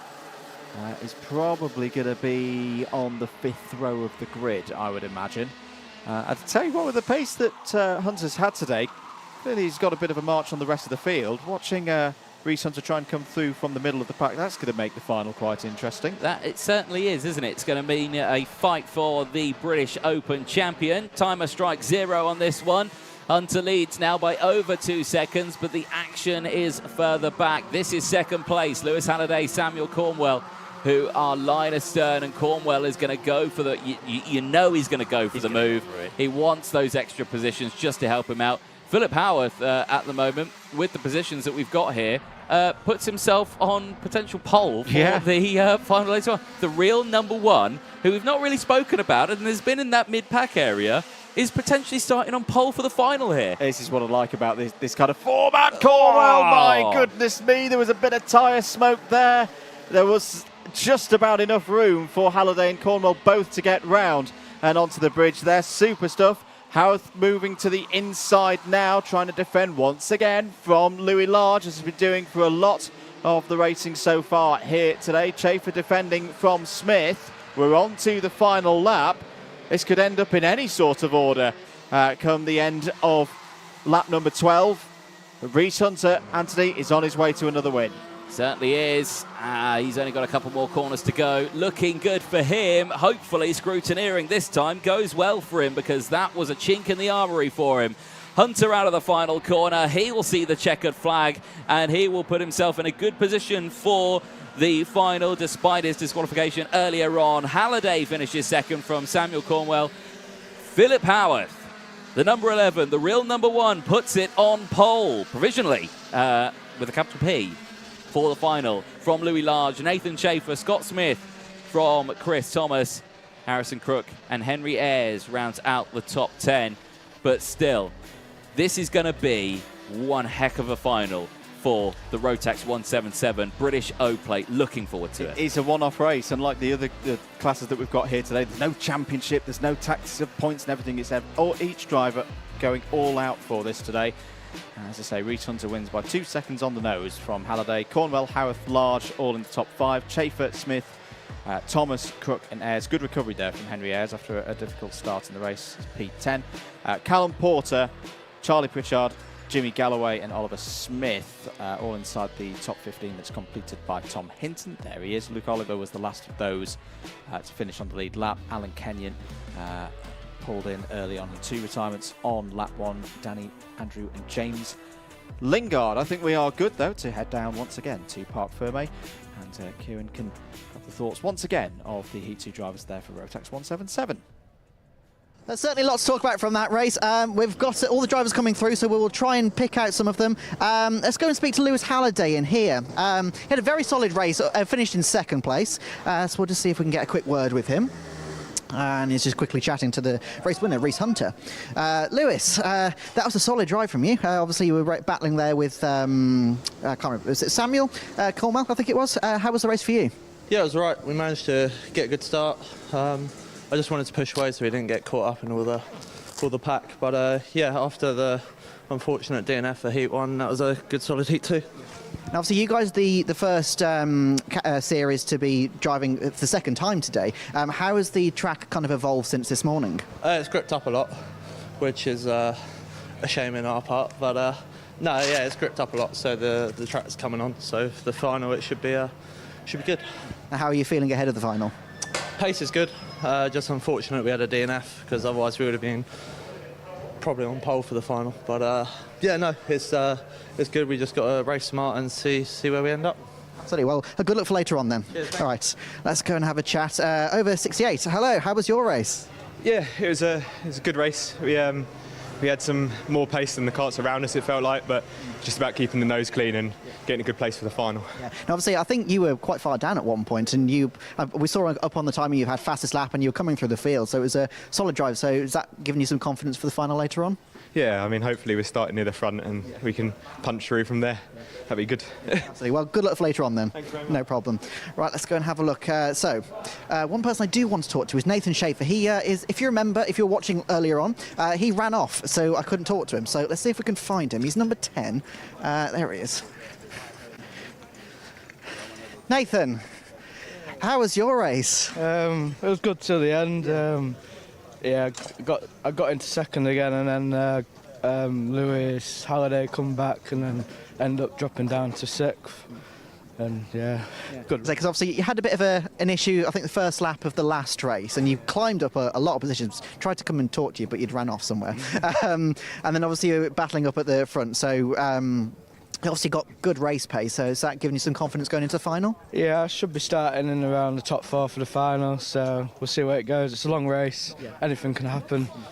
And is there anyone in particular you're kind of looking at, okay, that's my rival for later on? Rees is the one to catch, I think. Yeah. So, well, good luck for later on then. All right. Let's see if we can go find someone else. So, a bit of information. So, obviously, Alan Kenyon was black flagged. We still don't know why. But obviously, he came into the pits. He didn't look particularly happy. Understandable. Let's see if who else have we got? Spoken to. Obviously, there was a lap 1 collision with Andrew, Oliver, and Lingard. See if we can find any of them. So we've got number 97, Oliver. Hello, can I just butt in a second? That was an unfortunate start to the race. Could you tell us what happened? It was just one of those racing incidents. I think it was number 31. We went into the hill. I was behind James Lingard. He span out, and we all just it's like a domino effect. I couldn't avoid it and went on top of him, and then obviously my race, well, it didn't end, but it was pretty much over, and obviously James unfortunately ended as well, but I couldn't go anywhere. But yeah, it was just one of those. Yeah, how are you feeling ahead of the final later on then? Not great. We haven't got the pace of the front boys, and obviously now we're going to be starting further back, but we'll see what we can do. Didn't have a great day yesterday, not really a great day today, but I'm optimistic, let's say that. Obviously, the more cars in front of you, the more you can get to overtake. Yeah, I'll probably have the most fun out there, because I'm more, I can only go forwards, but yeah, we'll see what we can do in the final. Absolutely. Well, good luck for later on then. Okay. Right, as you can see, everyone is exiting the parc fermé area now, so we'll wrap this up and we'll head over to the Paddock show that's Anthony recorded. So, don't go anywhere. We've got the Paddock show and then we've got all the finals later on. It's the last event of the season. Don't go anywhere. It cannot be missed. Hello everybody, welcome to event 11 at the Wera Tours British Kart Championships here at PF International. It is the final round of the championship this season, and well, it's been a busy year, hasn't it? Lots has happened. Champions have already been crowned in other classes, but we don't care about that. We care about Rotax because it's Rotax and Honda this weekend, and it is the Rotax 177 O-Plate. Which I didn't know. No one told me that until I found out when I saw there was an O-plate in the Motorsport UK awning. So there you go. It tells you that. Right, Paddock show. What do we do on these? We usually go around and we talk to a load of people. But in the meantime, before that, let's go over some things because it is mighty, mighty close in the championships. Biggest question mark that we've had all weekend as well is the weather. And yesterday, if you're watching this on Sunday, would have been 2 days ago, Friday. If you're watching it tonight, yesterday, it rained a lot. It's currently raining again. What does rain bring? Anyone know? Cold winds, for one, which is blowing on my face, and two, water. Yesterday, the track was completely flooded. It wasn't great, but the marshals here at Trent Kart Club at PF International did a brilliant job. They got that going. But enough about the weather. You don't care about that. You care about the racing. And Micromax at the moment, before we get going, there's Leon Hasty going past. He looks like he's in a gaining hate. No, there's a pun there, but I forgot it. There we go. Emerson McAndrew are in leads. Micromax, 737 championship points, as James Cameraman nearly said hello to that poll there. That'd have been interesting. Emerson McAndrew are in leads that one for DHR. Edward Haynes, 726 from RCE. And Kian Bernard, 694 for Zip. Two of them rookies, so their first year in the championship. And for Micromax, of course, it is the first time they're an official championship as well. So there you go, there's something, crowning a driver for the first time in that one. But yeah, plenty of quick action in that one. Minimax, all is well, very close. If anything, that's the closest. So if you're a fan of close championship battles, watch Minimax. Albert Friend leading that one, 243 for Strawberry Racing. Jacob Ashcroft second for 271, and Cole Denham also 271. Very, very close as we're seeing drivers running out of KR Sport. Not sure why. It is because it's raining. There we go. It's very kindly said there. There you go. It's raining. I'm the weatherman. You're the weatherman. Perfect. Thank you, weatherman. Enjoy. It is very factual. It is raining, which means that the drivers who are currently on the grid now, I suspect, are slightly panicking because they'll have had slick tyres on their wagon, and now they're all making the decision whether or not to go on to wets. And from here, well, that's a cracking view.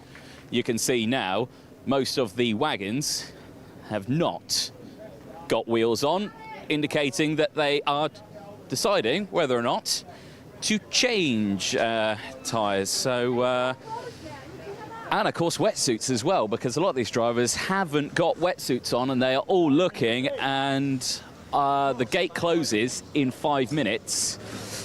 So these drivers have to make a conscious decision whether or not to switch over or not. As I'm getting squeezed out the way. There we go, I'm getting in trouble already.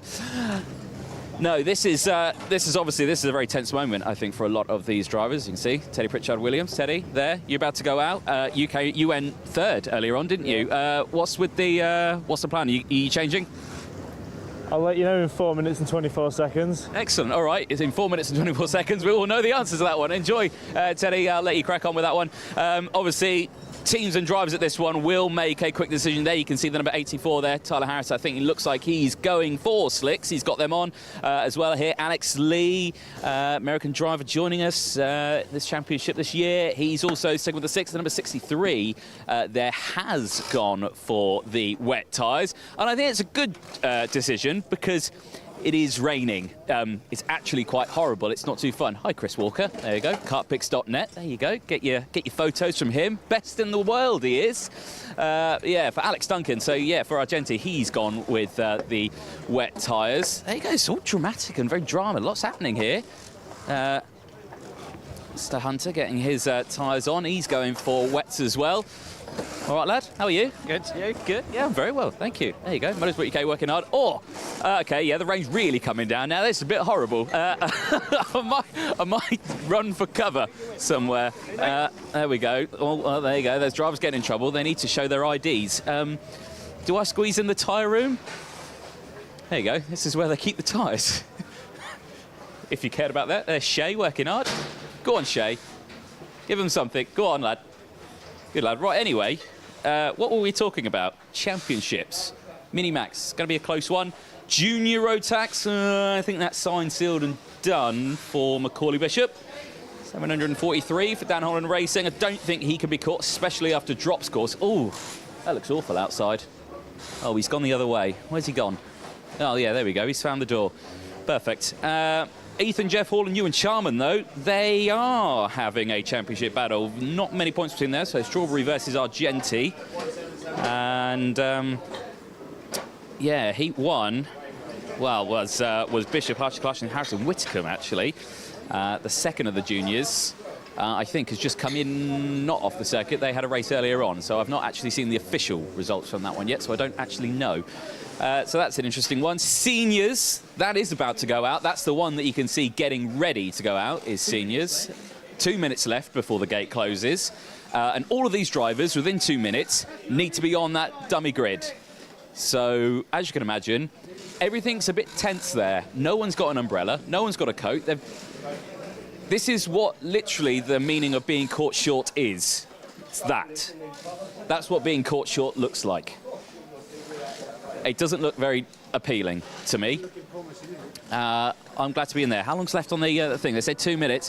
1 minute 30 seconds for all of these karts to be on the dummy grid.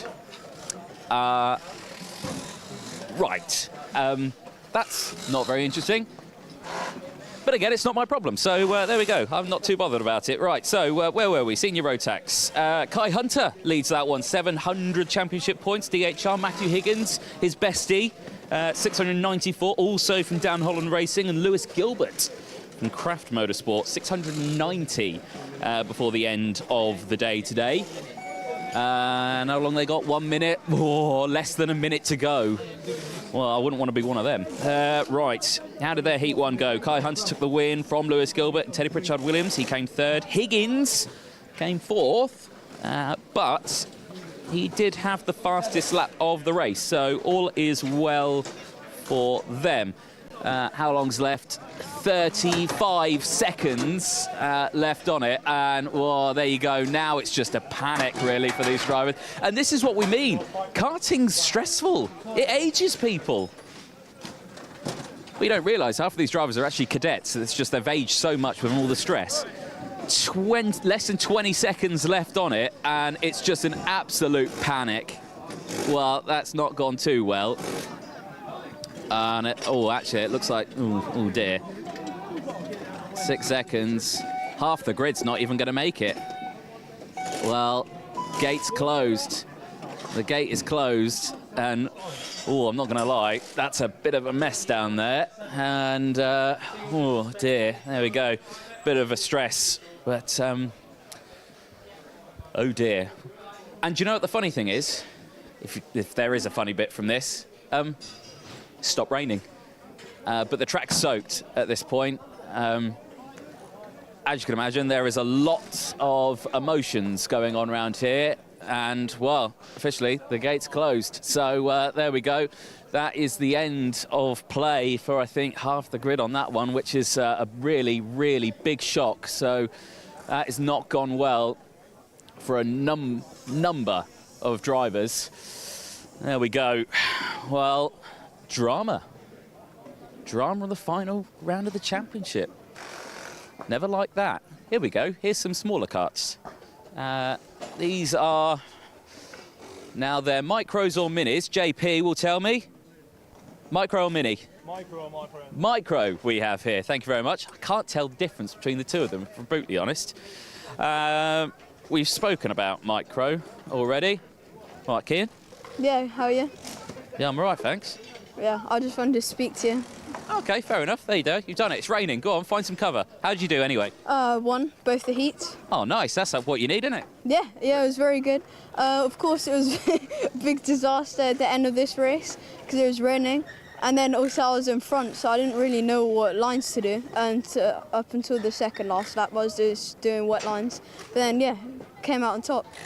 There you go. Perfect. That's what you need, isn't it? Well done, mate. We'll see you out there after the lunch break for the finals, or if you're watching this on Saturday, tomorrow. Yeah. OK, I'll see you soon. Yeah, have a nice evening. You too, you too. There you go. Very polite, very polite. Oh, it's his birthday as well, isn't it? Is it your birthday? Theo. Oh, it's Kian's. No, Theo's. Theo's. It's Theo Bradshaw's birthday. There we go. There you go. He walks away. Oh, there you go. Say happy birthday for him from me. Yeah, what? Say happy birthday to him from me. Oh, OK, well, I'll just tell him then. Yeah. Just say Anthony said happy birthday. Anthony says happy birthday. No, to Kian, not me. Not to Theo, not me. There you go. There's Oliver Spencer. How are you? Good. You're well? Yeah. There you go. You tried to trick me earlier, didn't you? Yeah, that was the funnest race of mine. There you go. Perfect.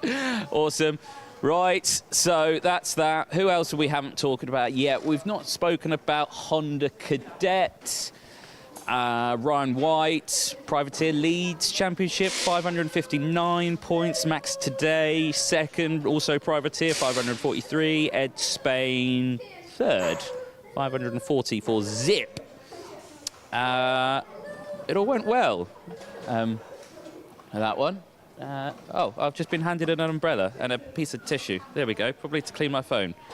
It's very kind of you, James. Oh, and the lens, of course. Do I need to clean the lens? Oh, right, OK, hold on. I'm juggling three things there. Sorry. Is that better? Oh, you can see me now. Terrible. I think we're OK on the umbrella. Thank you, though. Thank you for the umbrella. But I think we're OK because it has stopped raining. Perfect. Let's go this way. If I can get out the gate. We're kind of trapped in at the moment. Is there a person with the magnet button, please? The magic magnet button. Can I? Oh, you're lovely. Thank you. I need to leave. I don't know if anyone else is allowed to leave. Magic button. Magic button. Works wonders. Oh, look at that. Magic. Perfect. Perfect. Perfect. Perfect. Strawberry Racing. MDL in there. All is well. Who were we talking about? We were talking about Honda Cadet. We just did the championship points. That's good. 2020 champion for that one was Cole Denham, who's now racing in the next one. Archie Loveridge, who's racing this weekend in Honda Cadet. Last time he was here, was racing in Bambino in Total Karting Zero. That was the last time he was at PFI, so he's back at PFI now. And he did quite well. I think he came... Where did he come? He finished second. Second in his first heat. And there you go, not bad. Benton Stoneman took the win for that one. There's a hiccup. And Cian Sullivan, there you go. And they had difficulty with rain as well, because while they were racing, it started raining. So they had to quickly adapt to the weather conditions very promptly. There it is. There is Strawberry Racing. Cream, evening, everyone. Getting himself ready and going.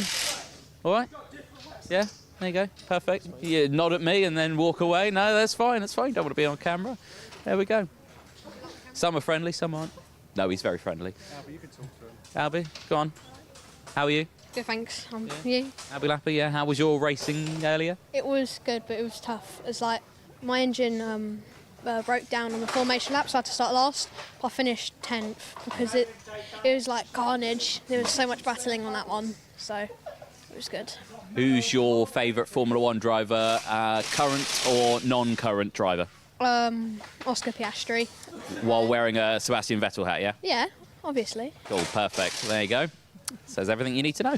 No, I'm only joking, mate. But yeah, tomorrow it's going to be another exciting day. You looking forward to it? Yeah, a lot. Yeah, it's all been built up. Everything's built up to this, so hoping for a good round.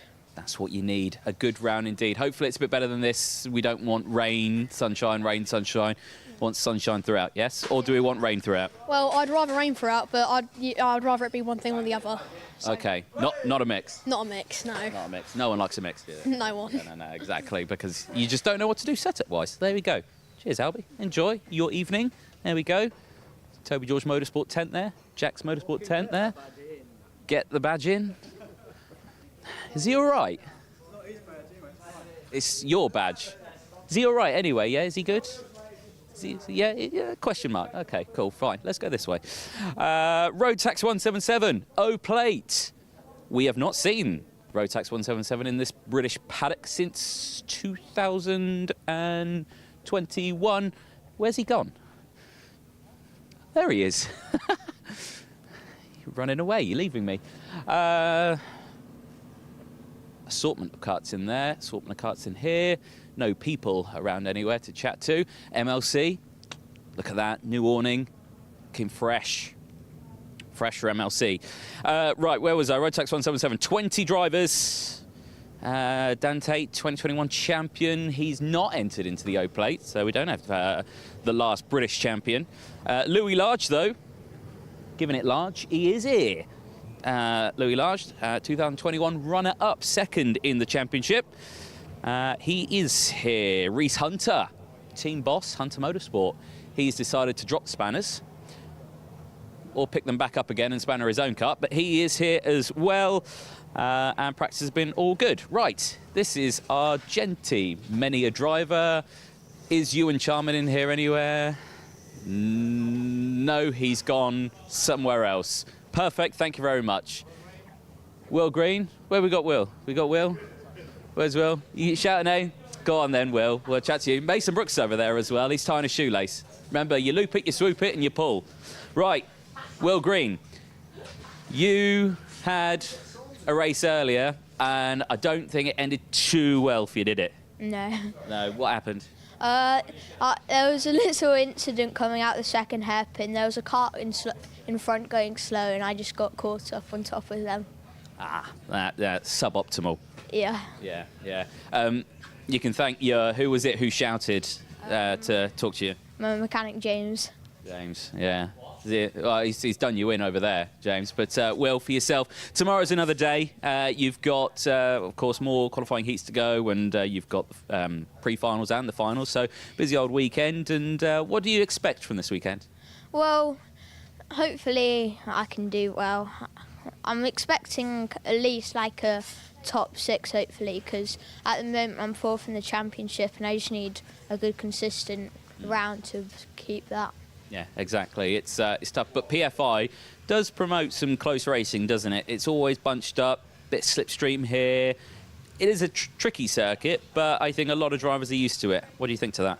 Yeah, it is a good circuit.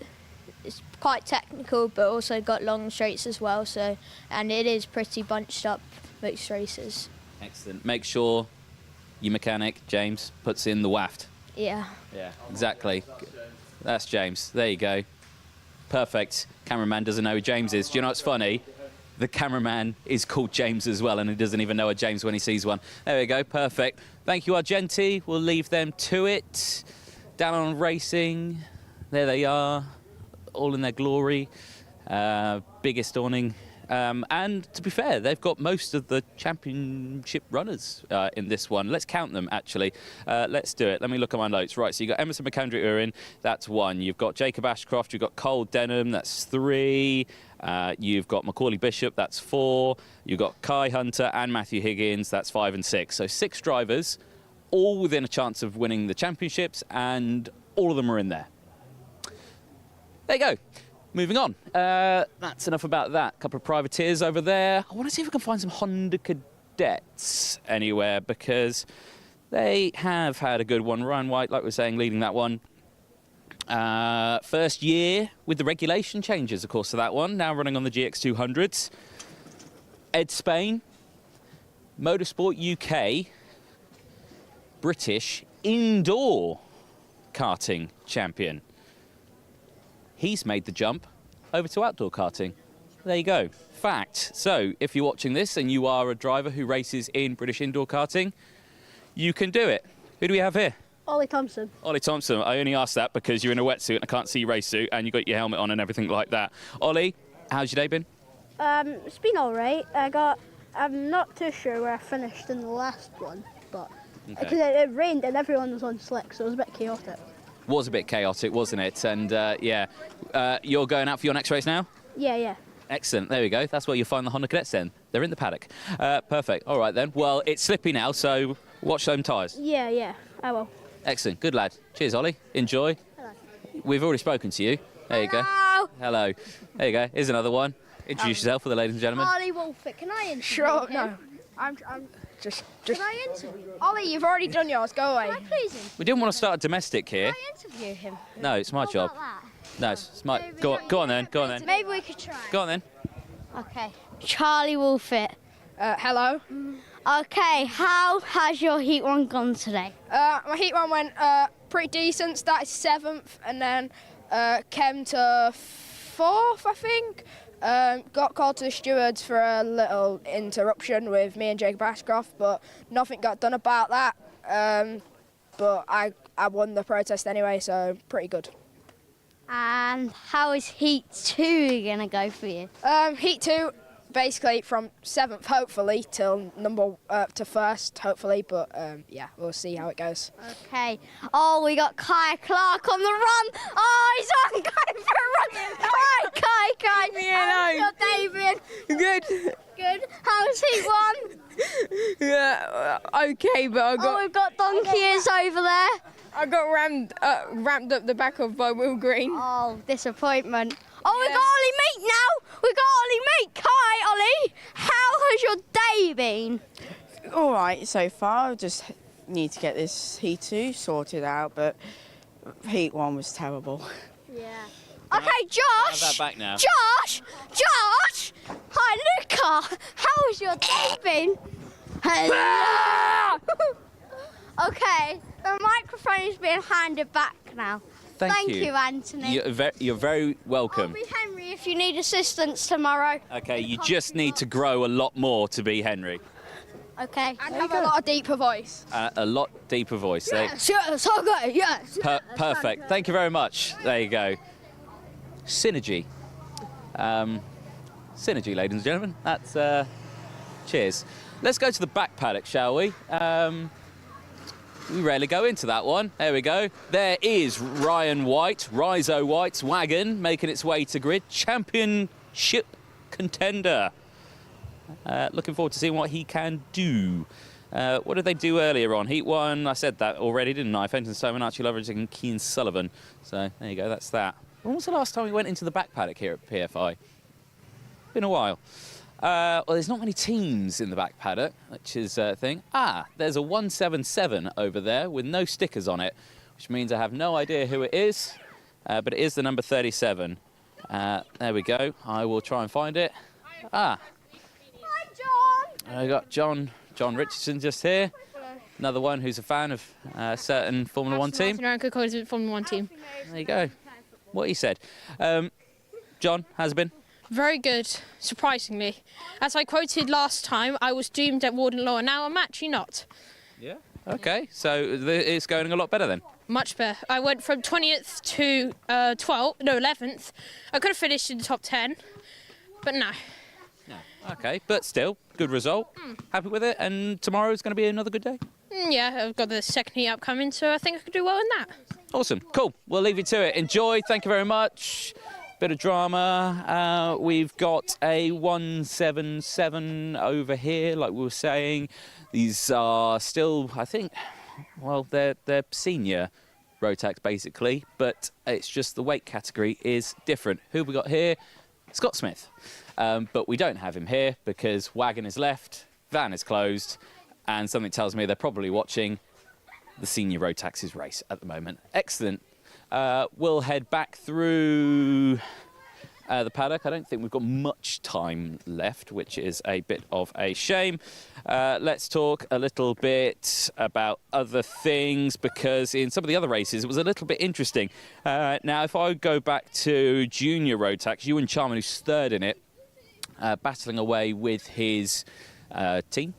I think a bit of drama in the Argenti team as well with him, because I think he went out in a race saying, work together, and that didn't happen in qualifying. And then, yes, he qualified third, but was then under investigation. But luckily, there was no further action, so he didn't have to worry too much about that.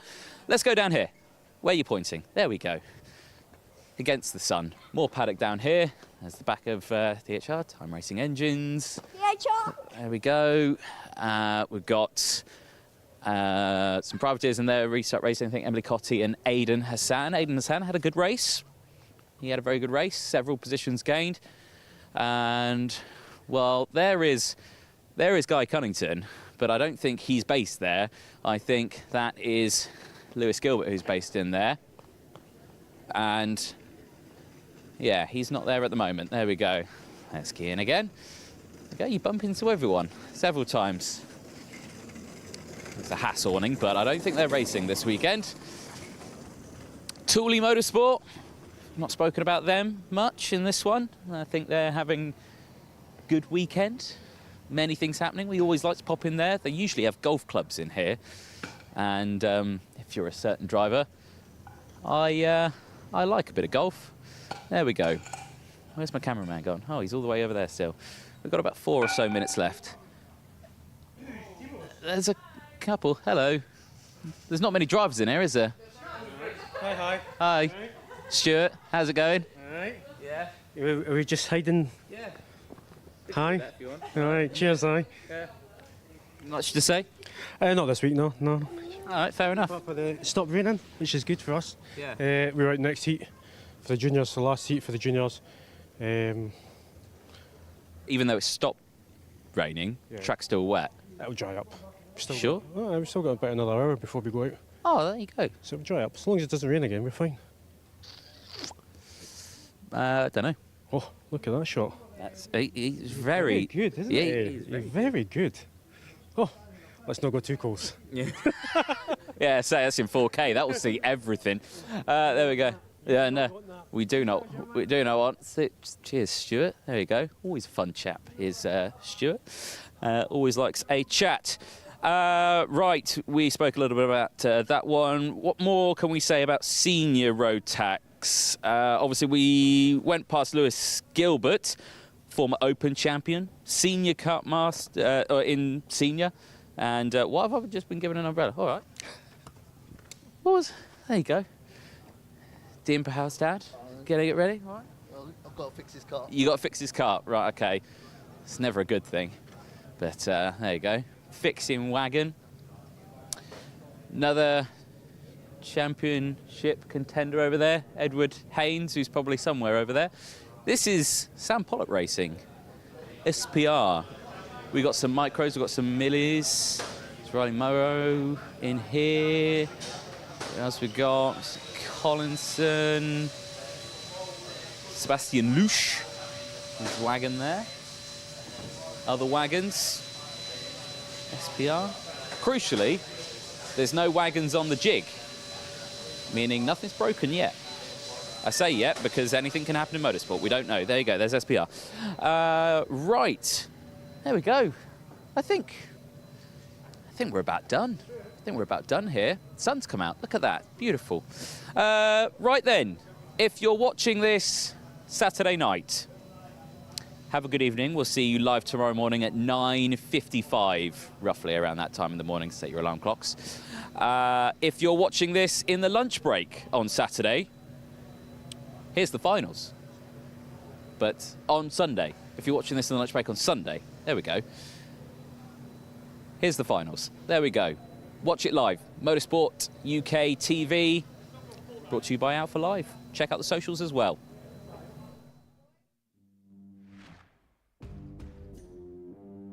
Hello everybody, welcome to event.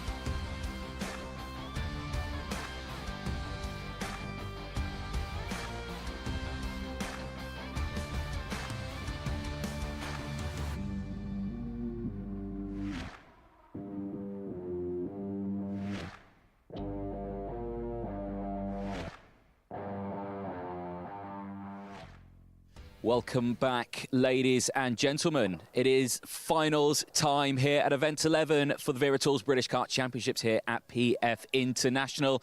As you can see, drivers are making their way out onto the grid now to get our first final underway. Really looking forward to this one. Championship deciders are about to happen. And for this one, it's one of the closer championships that we are going to be seeing. As you can see, round of applause coming out for the drivers as they make their way down. And this is going to be interesting. Oliver Spencer, who did a fantastic job in the pre-final, is going to be starting this one on pole position.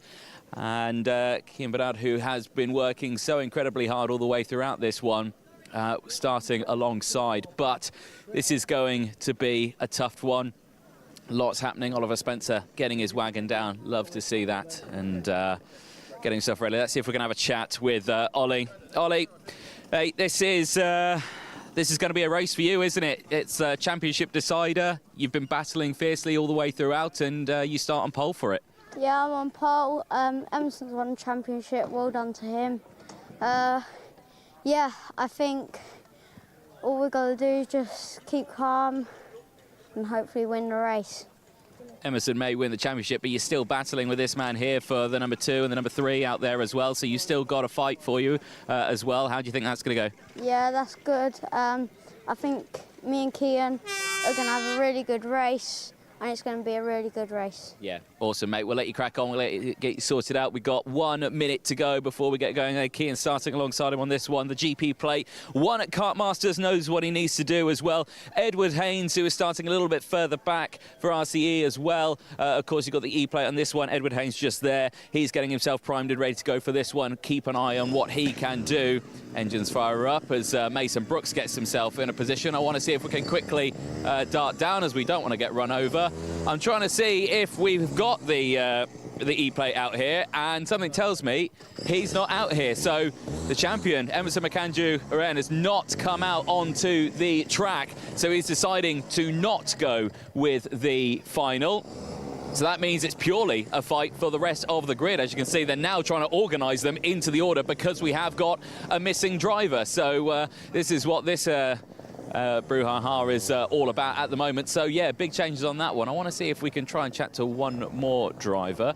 You can see there JP from Down On Racing doing last words of encouragement there for Arthur Farrow. Riley Morrow here as well, just getting a bit of a visor clean. Down towards turn 1. This is tricky because it's absolutely flat out in towards the Brunner Ferrari S's, and the sun is right in the driver's eyes. It's not very nice at all. As you can imagine, the dark tinted visors are out there for these drivers. There is not long left to go before we get going for this first final. Plenty of action to happen. Champion's been decided. That's signed, sealed and done. But who is going to come away with the number 2, 3, 4 and the 5 seed all the way down to number 10? Plenty of action to come up. We'll head back up to the commentary box. Andrew Mather, over to you.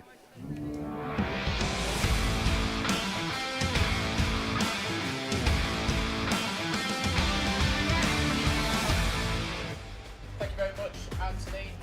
Great to hear from the drivers there. It's time to get ready for the first race, the first final of the day. Oliver Spencer, as I say, goes from pole position. Cian Bernard on the front row as well. Jenson Chalk and Luke Millward on row 2. Harry Taylor and Edward Haynes start on the 3rd row of the grid. Josh Cormack and Austin Noman go from row 4. There's a bit of a change now as McAndrew-Oren was due to be on row 5. Everybody moves up from here on in. So Mason Brooks now on row 5. Riley Morrow and Arthur Farrow then next up. Joshua Cook and Charlie Page have work to do from the middle of the grid. Dean Pahal and Samuel Leedry go there from row number 8. Josh Husker and Theo Bradshaw are the last of the 18 runners here today for the Micromax final. Beautiful conditions here at PF International. Dry, cold, but the air temperature has come up a little bit as we've gone through the early part of the afternoon. And it will be 15 minutes for the drivers to compete here for the last race of the season in the historic first season for Micromax UK. Anthony Jordan rejoins me in the box. Anthony, we have our champion already set, but there's still plenty of things to fight for in this one. I say those top 10 plates in the rankings at the end of the season, that's all going to be decided in this next race. It is indeed, yes. We've swapped around in the commentary box. There you go. It feels weird being on this side. Here we go then into the tram lines then. First final of the day. Is it green flag first time of asking? It is. 15 minutes of racing gets underway, and Spencer already under trouble. Jenson Chalk into the lead. Straight into the lead, and Harry Taylor comes through as well up into 2nd place. Good start from the outside row. Well, we saw that Harry Taylor had a good start last time around, and that's good to see that he's making progress early on in this final.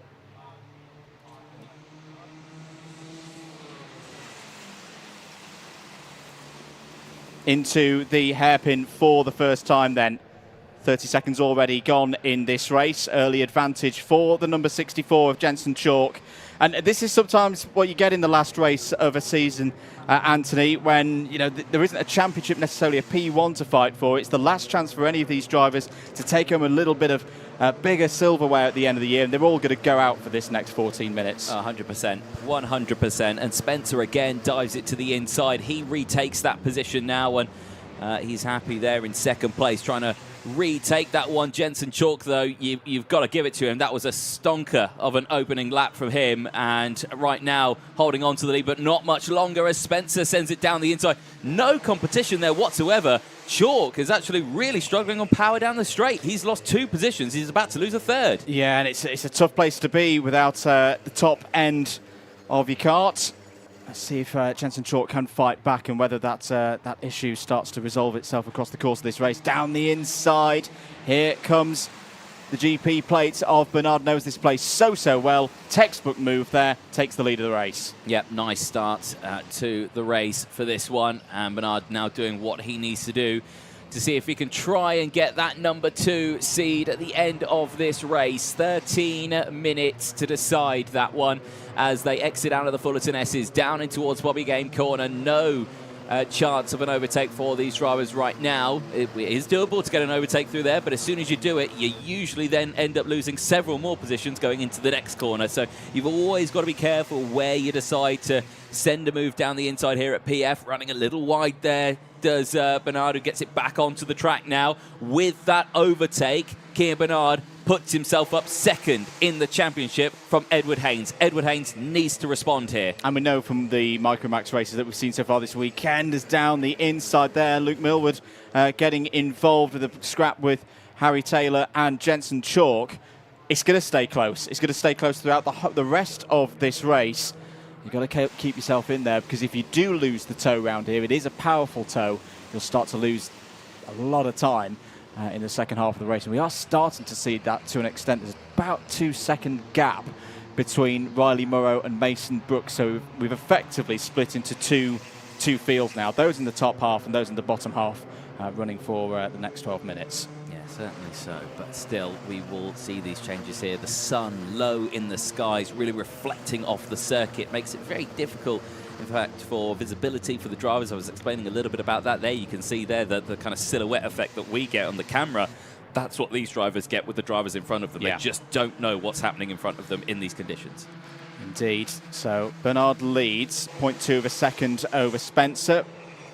Top 5 current by 1 second at the moment. Harry Taylor, the fastest driver out there. Here's a challenge up the inside by the number 38 of Millwood, but can't find a way past Jensen Chalk there for 4th place. Top 3 starting to break away here as the battle for 4th place rages on. Jensen Chalk trying to defend as they head down to the first hairpin. Successfully does so, but now you're starting to see that gap growing between the top 3 and the second chasing group. Definitely so, and right now, just keep, again, constantly with these drivers, you just get those little looks over the shoulder, just think, what's going on behind, what's going on behind? You've got to focus on what's going on ahead of you there, and for Harry Taylor there in 3rd place, this is a moment for him. He's battling away with these 2 drivers, very quick, very talented, all 3 of them. In fact, the entire grid very talented out there at such a young age. This is the start of their career. They've got many, many more years in motorsport to go. And again, it's incredible stuff. Luke Millward looking to the inside there of Jensen Chalk. Chalk covers over the nose, and there goes Austin Oman coming through. So Austin Oman trying to gain some ground there on these 2. Over the bridge they go once more, and you're starting to see Harry Taylor there just dropping off the back as Spencer is now pushing Kian Bernard away here. They want a 1-2 battle all the way throughout this one, don't they? They do indeed. Warning flag has gone out for the number 64. That is Jensen Chalk. Top end seems to be a bit better now for Jensen Chalk. He's not as vulnerable on the straights. This is a great scrap going. Oh, it's round there. Went one of the drivers in the group from 7th down to 11th. It was the 38. It was Millward. So Millward is having such a good race. He's going to lose that spot out of the top 5.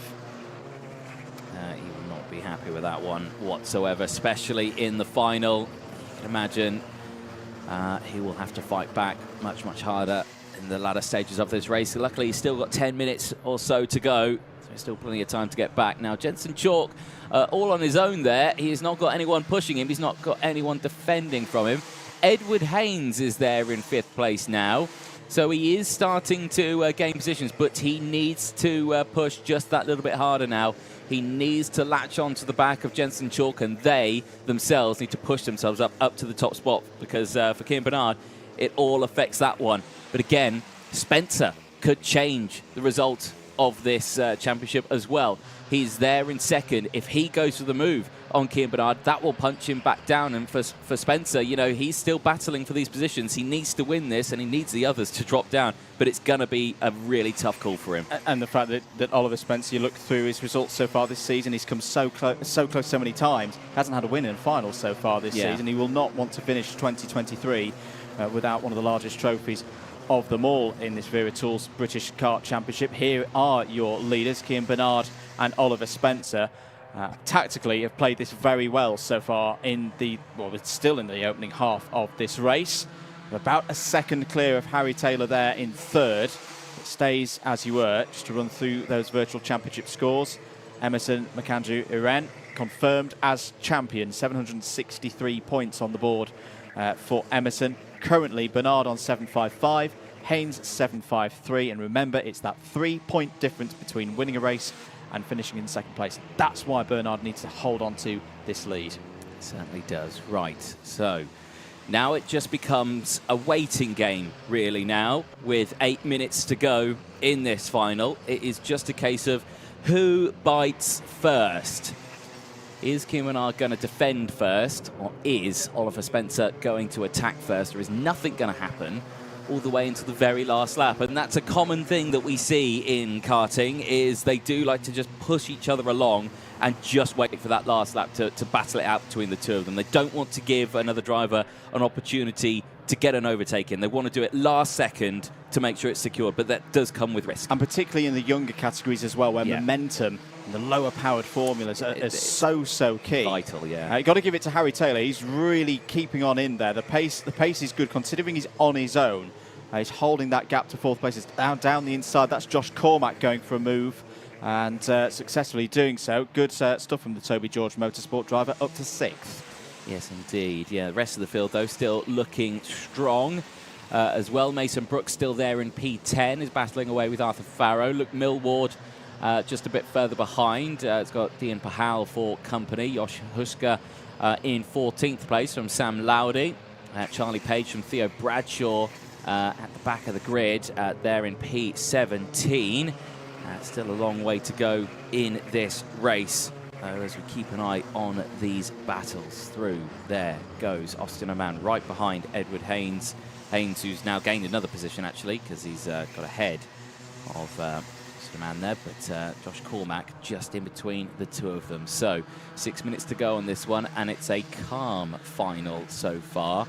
Calculated. And do you think it's just a bit like, yeah, okay, we're battling for these positions. We know that, you know, the position's gained here as Haynes now is latching on to the back of Jensen Chalk and gets it done. Now, that's crucial, because that's another position, another chunk of points that goes towards Edward Haynes and will certainly help out his fight if Spencer and Bernard start battling, to which they probably will. And that's the thing, that Haynes needed to make that move to be in a position that if there is that fighting up ahead, and there is going to be that fighting up ahead, that in the latter stages of this race, he'll be right on terms with them to try and gain that extra position. At the moment, if I've got my maths correct, that's going to move Haynes up to 754, so he's going to be 1 point short of Kieran Bernard's current total. But he needed to take the initiative there, and that was a good move from Edward Haynes up into 4th place. Crucially, he needs to stay there as well. That's the thing. It's a long race for him now. He's got 5 minutes where he needs to maintain that spot of P4. And right now, there doesn't seem to be any drama with that one. There you can see confirmation of your maths. It was correct. 1 point separating 2nd from 3rd in the championship. And for Edward Haynes now, like I say, it is just a case of, right, get my cut to the end now.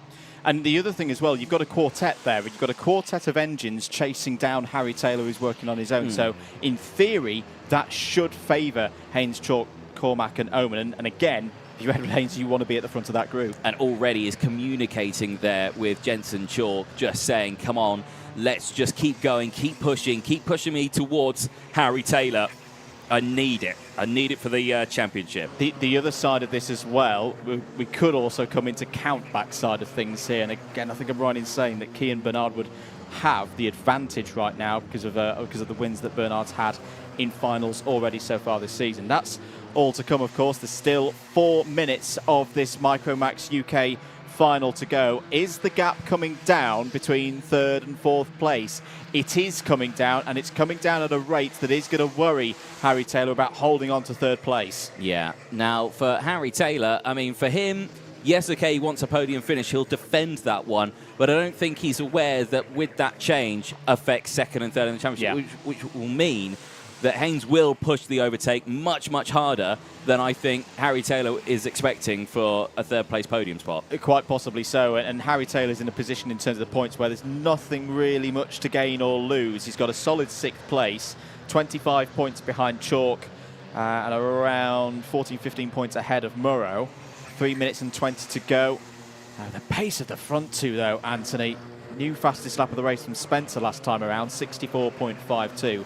They are doing a cracking job at the front of this order. Also moving up through the field, Riley Murrow's up 3 places to 8th place. Joshua Cook has also had a decent one here, up 4 places to 9th. So good to see those drivers having a strong end to the season. Yeah, exactly. And it has been a brilliant season for a lot of the drivers in this one. There have been ups and downs for many drivers, but I think for a crucial amount of them, it's been, you know, an educational season. They've learnt so much of racecraft, of how, you know, Rotax works. I mean, in Micromax, this is the first ever year of it being an official championship, so they've learnt, they've been the forefront of the knowledge behind the technology that has been brought in by Rotax to bring this class to the UK and to make it an official championship. And I think it's worked brilliantly because we've seen some close racing throughout. Yes, okay, championship's been decided, but it was only decided on the final round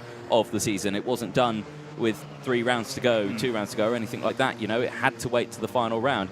And for this right now, it's been good. Right, the pack has caught up to Harry Taylor. We now have a fight for 3rd place. This is for the fight for a number 2 seed. It's also the fight for the last spot on the podium. And right now, Harry Taylor, if he can maintain that position, now he's got the bump draft from the rest of them. And do you reckon they could maybe close in that gap? No, because Haynes is going to go for the move straight away. Chalk's going to go with him as well to the inside. Chalk doesn't get the front of this group, but he does both get past Harry Taylor. So now it is Edward Haynes in 3rd place, Jensen Chalk in 4th. Haynes is down, Taylor down to 5th place now.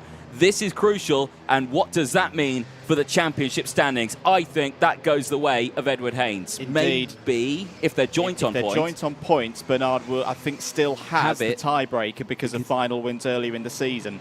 That and the fact that he's actually leading this one. And he's leading this one, This makes the difference. So it still wouldn't be enough then for Haynes. It's all down to Spencer. It's on Oliver Spencer's shoulders now, and that gap's closed back in once more because it's back down to less than 1/10 of a second.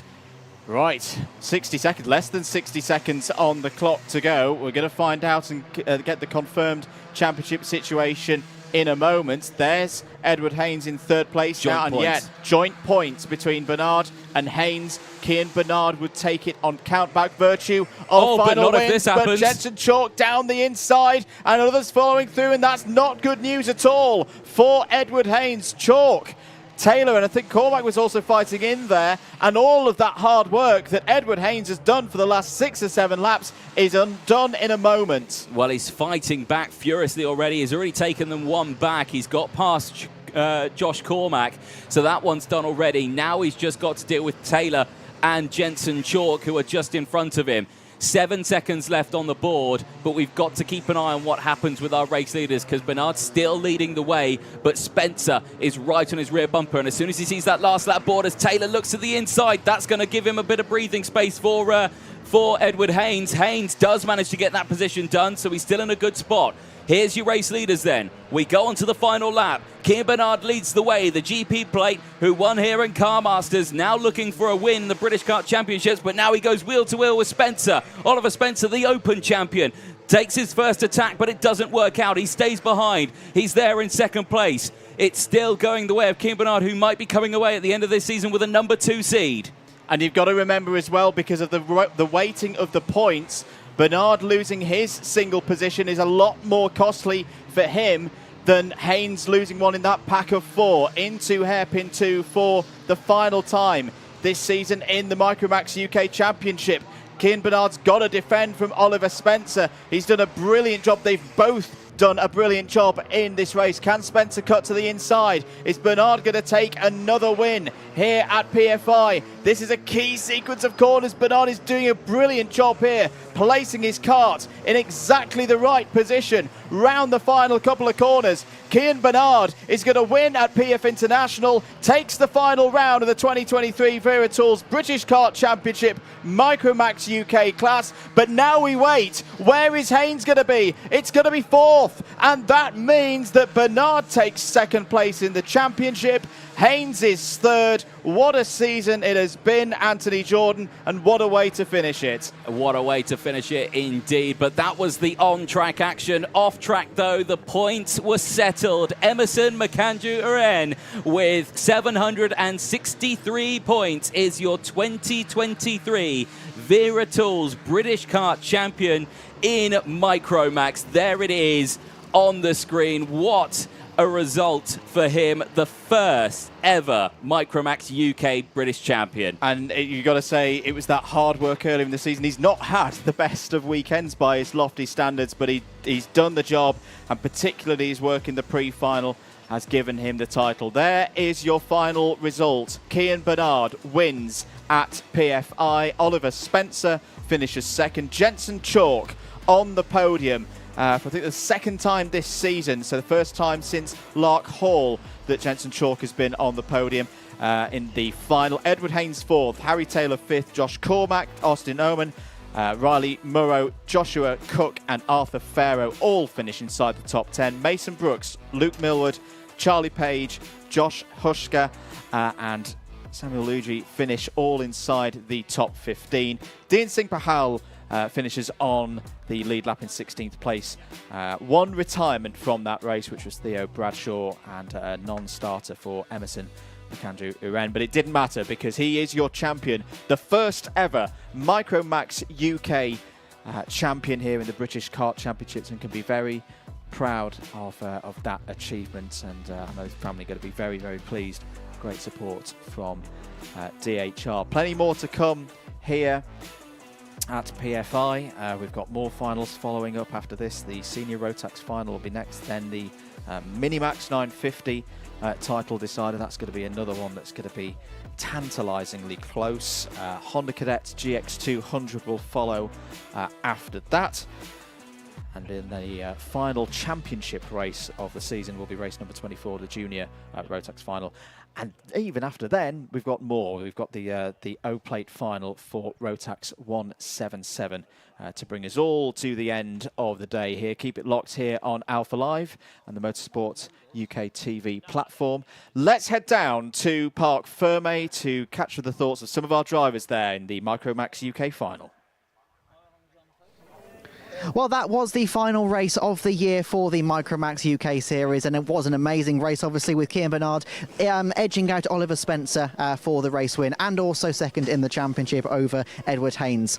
Obviously, our top 3 is going to be Cian Bernard, Oliver Spencer and Jensen Chalk. We are just waiting for these drivers here. I believe we just have here.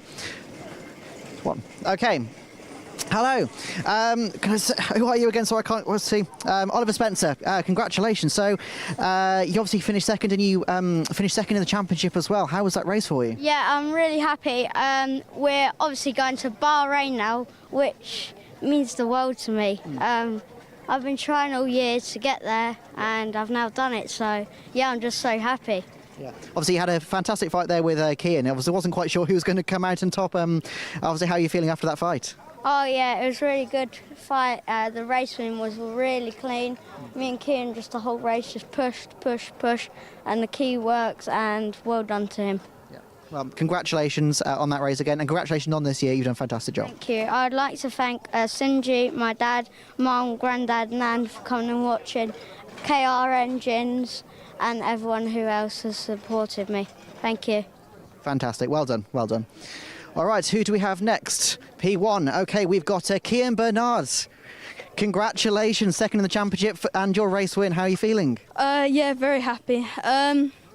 I'd say the first 2 rounds were the luck wasn't there for me, but considering it's my first time doing like these big national championships, I think overall I did quite well. So I've improved a lot as a driver. I did the British champs, the UKC, 1 round of the Euro, which is all like big learning steps for next year. So I'm actually quite proud of myself how I progressed this year, and to bring it for the last round for the win is like really good. Yeah.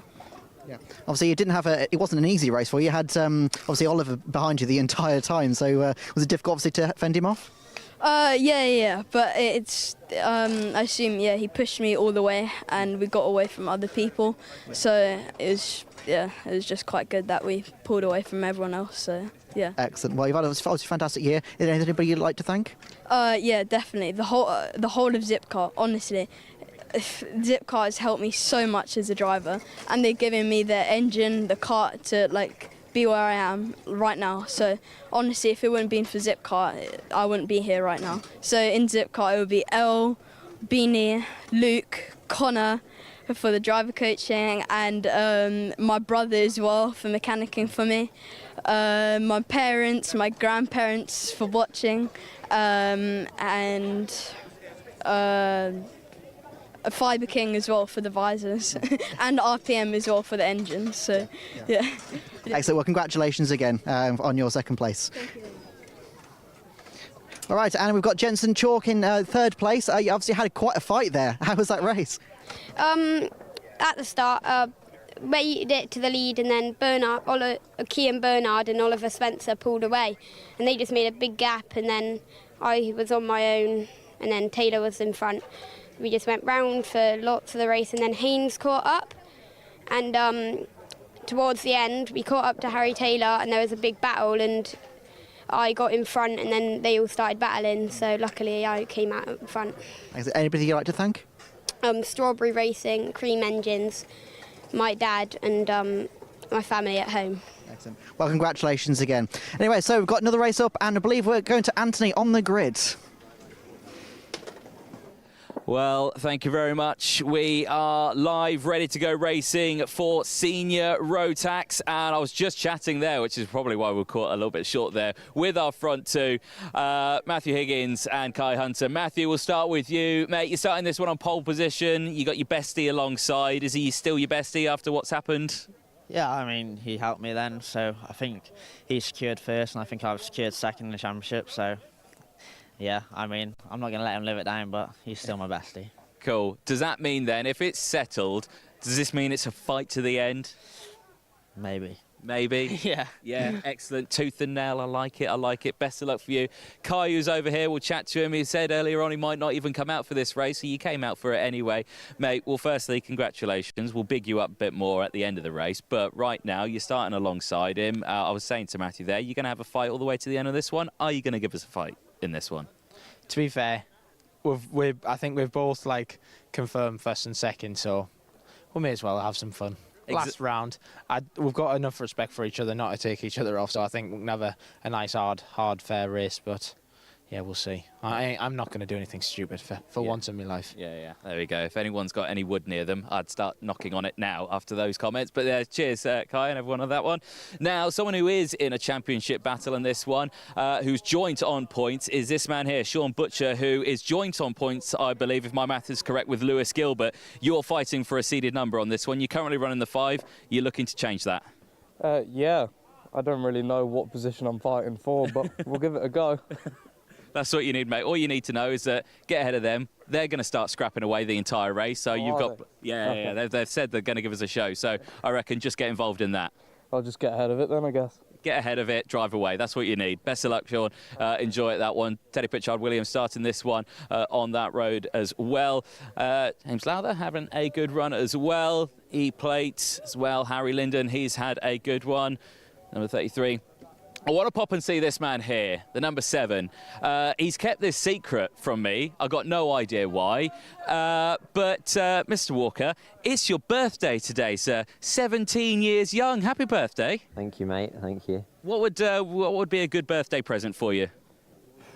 A win would be nice, but we'll see how it goes. Yeah. I think we got the pace, so try and get through. Did you have cake? We did, yeah. Excellent. A bit heavy. Bit heavy? A bit heavy for this race, yeah. Excellent. What type of cake was it? We had some, what did we have? Some chocolate cake, some carrot cake, Victoria sponge. Oh, what, all of it? Missed it? You missed it. Did you save me a slice at least? There might be a few left. Good man. Send it up to the commentary box. Cool. There you go. There's no favouritism there at all, I promise. Pearson Bullock Carter starting alongside him as well. Good one. And I want to go a little further down in this race. Got Guy Cunnington here. We always like to chat to Guy. Guy, obviously, number 3 seed. Not gone the way this year, but you've got mid-pack. What are your predictions for this race? Well, I'm hoping for a scrap, of course, but we'll see how that plays out. Yeah. Sun's in your eyes down into turn 1. Does it play havoc with you, or is it just crack on? It's good for me because there's as much carnage at the front as possible, but yeah, we'll see what we can do. See what you can do, mate. Best of luck. Whistles blowing. You've got clear grid now as well. We'll let you get seated, ready to go for this one. Carpix.net, Chris Walker, just behind you, getting all your photos as well. Keep an eye on him. He always hides behind a tyre wall. Action happening aplenty now. We're going to clear the grid. Kart's going to get ready. Senior Rotax, it's coming up. We'll head back up to the commentary box.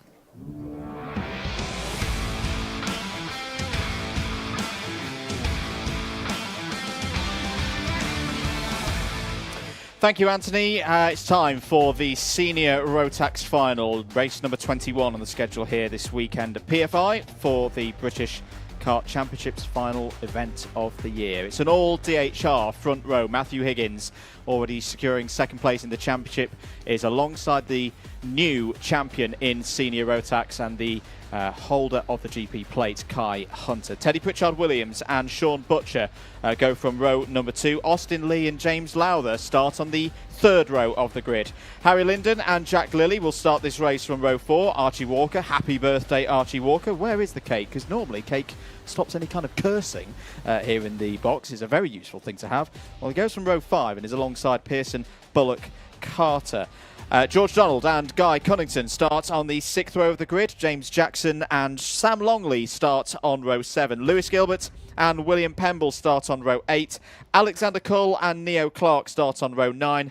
Ben Folland and Will Ellswood complete the top 20 there on row 10. Alex Moody and Brandon Klein Nagelvort start on the 11th row of the grid. George Hunter and Jude Fernihoe go from row 12. Jack Collins and David Aletnia go from row number 13. Dylan Briley and Alexander Adams-Acton, who had trouble in the pre-final, start on row 14. Alex Duncan and Jay Lawrence go from row 15. Tyler Harris completes the 31 kart field for this, the Senior Rotax Final, the last race for these drivers of the year in the Wera Tools British Kart Championships. Anthony Jordan. Yes, championship decided, but this is going to be a really good race, isn't it? You heard it from the horse's mouth on that one. It's a fight to the end no matter what. That's what we like to see. This is, I think, gloves are off, cards are on the table. Let's just do it. Let's just end this championship in style. Fair and firm. Let's have a proper race here for 15 minutes around PF International. The grid is formed. The drivers will slip into those tram lines, wait for the green lights. There they are, and away they go. Very even starts for both Higgins and Hunter into turn 1. They're side by side as they go under the bridge. There's a couple of drivers going grass crossing on the inside of turn 2, but apart from that, it's a very good start for the Senior Rotax field. Down towards hairpin 1 for the first time. Bit of jostling there coming onto the bridge and off the bridge, and it looks like it has been the best of starts for the number 4 of Matthew Higgins. Yeah, he's broken away well as Hunter's had to defend from Teddy Pritchard-Williams, who himself in turn is having to defend from the likes of Austin Lee, Sean Butcher as well just behind. So plenty of action. I can see there's comments coming in of people supporting Austin Lee, saying him for the win. Let's see what happens, because right now he's defending a position here from Sean Butcher and the number 8 as well of James Lowther, who is trying to get past. Right now, that's not come to fruition. They have stayed in position as they make their way out their final corner. Here they go then across the line. It's Higgins from Hunter, Pritchard Williams from Lee, Butcher, Lowther, Linden, Walker, Lilly, Cunnington and Pearson Bullock Kart to the top 11. Other key things to look out for, again, like we saw in the class before, a lot of the top 10 plates for 2023 will be decided in this race. Butcher versus Gilbert is a key battle for the 3 plate. Pritchard Williams versus Cunnington is a key battle for the 5 plate, and at the moment it's very much advantage Pritchard Williams being up there in 3rd place. All sorts of action going on in the second half of the field. Good start for David Auletner, going up 6 places, is already inside the top 20. Alex Moody has started quickly as well, up 6 to 15th place. Jude Fernihoe and Neo Clark also honorary mentions for having good starts to this race. 13 minutes to go. Top 3 have broken away at the front of the field. It's Higgins, Hunter and Pritchard Williams, who was a big part of the final at Warden Law last month. He's on another good charge here. Was actually been off the podium in every single final so far this year. Another driver who wants to end 2023 on a high. Yeah, certainly so.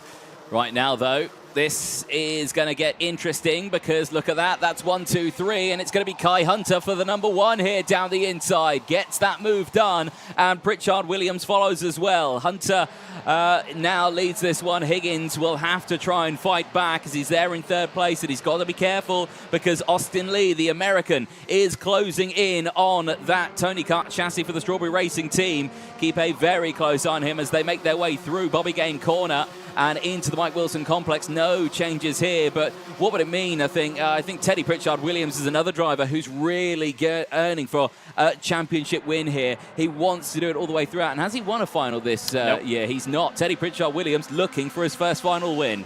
Indeed so. And out of the race is the number 33 Jack Lilly, who ran so well in the pre-final, but his 2023 season ends on lap 3 of this final. I think he may have had a coming together with Alexander Cull out there as well, because he's just dropped down 10 positions on that last lap, and they were running side by side. Pritchard Williams to the inside, though, through hairpin 1, and he gets that move done, signed, sealed, and done. Now as they go in towards hairpin 2, no changes throughout here. Higgins not able to react quickly enough, but Pritchard Williams instantly on the defensive. Crucially, keeps the pack together, keeps the racing alive, and that's what we like to see in senior Rotax here at PF International, as again they make their way into the Mike Wilson complex. No changes this time around into this section, but right now all is calm, but I reckon this is going to heat up throughout. It is indeed, and to tell you what, we talked about Pritchard Williams in a fight for 5th place. I don't think it's out of the question for 4th place yet. As down the inside goes Kai Hunter for the lead of the race, takes the lead of the race in true Kai Hunter champion fashion, side by side between Higgins and Pritchard Williams. Pritchard Williams down to 3rd, and Austin Lee's having a look as well as they come off the bridge down to hairpin 1. There's still 11 minutes of this, Anthony, to go. It is all out battles here at PFI. Austin Lee defends to the inside from the number 8 of James Lowther. Sean Butcher's in there. Harry Linden's in there. Archie Walker, who is trying to gain positions as well in his battle for 7th place in the title race, has been squeezed a little bit towards the inside. There is the number 8 of Lowther. This is frantic stuff in senior Rotax here at PFI. Yeah, Sean Butcher in that fray as well, trying to get his card up into a decent spot, but he's still battling for 3rd in the point standings at the moment. Thomas Fleming coming in, former DHR driver. Did Higgins make a mistake? He's lost 7/10 in 1 lap. No, he was just absolutely sent by Kai Hunter, who took the lead of the race, but he's still in this fight. He's there in 2nd place, so all is well. But he does have that gap. They need to close that back up. I think Higgins and Teddy Pritchard Williams need to work together now to try and close in. Change there as Archie Walker on his 17th birthday dives to the inside of Harry Linden off the Litchfield Bridge down in towards hairpin number 1. Not able to carry on the momentum, but the English champion here seeming to be just struggling with the pace somewhat. Well, after a fabulous couple of laps, it feels like this race is now getting into a bit more of a rhythm. We're on lap 6 here, 9.5 minutes remaining. Here is your fight for 2nd place on your screens. Matthew Higgins in the number 4, already confirmed 2nd place in this year's 2023 Wera Tools British Kart Championships for senior Rotax. Wants to finish the season with another DHR 1-2. He'd rather be the first part of that DHR 1-2, but such is the performance of Kai Hunter in the opening 6 laps of this race. It means that the gap is 0.6 of a second as Butcher looking down the inside of Lowther there for 4th place. Good defence from James Lowther, holds onto that position, but now it's the long run down to hairpin 1. Lowther goes to the inside. There may be a switchback on here for Butcher, but that's brilliant kart placement, as we'd come to expect from James Lowther. He's defending that position nicely. Yeah, defending it, and he's breathing the 3 KR Sport drivers into a triple kart frenzy here as Archie Walker is also trying to get past. Now remember, these are 3 seeded drivers from Senior Rotax last year. The number 8, the number 5 and the number 7 is off the track. That is the 19. That is Will Ellsworth that's gone off the track. An absolute disaster. He's a very passionate driver. He knows what he needs to do, and unfortunately for him, his final is over. So there we go. Big shame for him as Lewis Gilbert now sets the fastest lap of the race. This is still the triple KR threat that I'm going to call it here as they head down off the bridge now in towards hairpin 1. Crucially, they all need to work together now to see if they can catch up to the top 3. But are they going to? No, they're not, because Butcher to the inside and squeezes Lowther off as Walker goes through as well. That's a forceful move from Walker. Up for the battle here on his 17th birthday. Approaching the halfway stage of this race. Here are your leaders now. This is very intriguing, Anthony, because Higgins and Pritchard Williams, great work from them the last few laps. They have reeled Kai Hunter back in. We're back to a trio covered by half a second at the front of the field. Race definitely going into a different phase now. Catch an eye on the 3 KR Sport drivers just behind Butcher, Walker and Lowther. Lewis Gilbert as well, still fighting in there at the moment, holding on to 4th place in the points. The virtual championship looks thus: Hunter 7.75, Higgins 7.47, Butcher 7.33, Gilbert 7.29, Pritchard Williams 7.19, and in fact Walker now overtaking Cunnington as well in a tiebreaker there for 6th place on 7.05.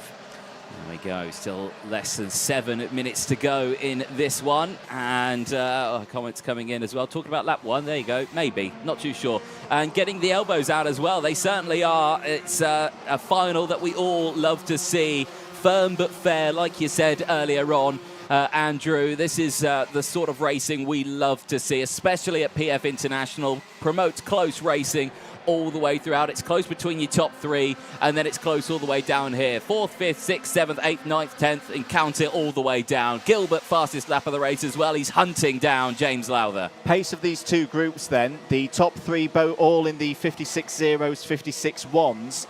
The second group, 56.2s, apart from Gilbert at the back, who, as you say, is breaking into those 55s. Can the quartet chase down the lead trio? If they're going to do so, they've got to start doing it now. Alretna through past Jackson for 14th place. Gilbert down the inside. Those are the moves that he needs to make. It's going to be a difficult moment for Lowther because here comes Lee as well in the number 72. And Guy Cunnington's coming into this as well. We saw this in the pre-final. Can he continue this momentum and get up into around the top 5? That's what he needs to hold on to these championship positions. Yeah, he certainly does. Here we go then. Timer quickly running out, but action far from quiet out there as they make their way across the start-finish line again. Points do update. 7.33 for Butcher, 7.30 for Gilbert. Gilbert is starting to close in now and is potentially looking for that number 3 seed. And the swing is there. It's available. If Gilbert can get past Walker and Butcher,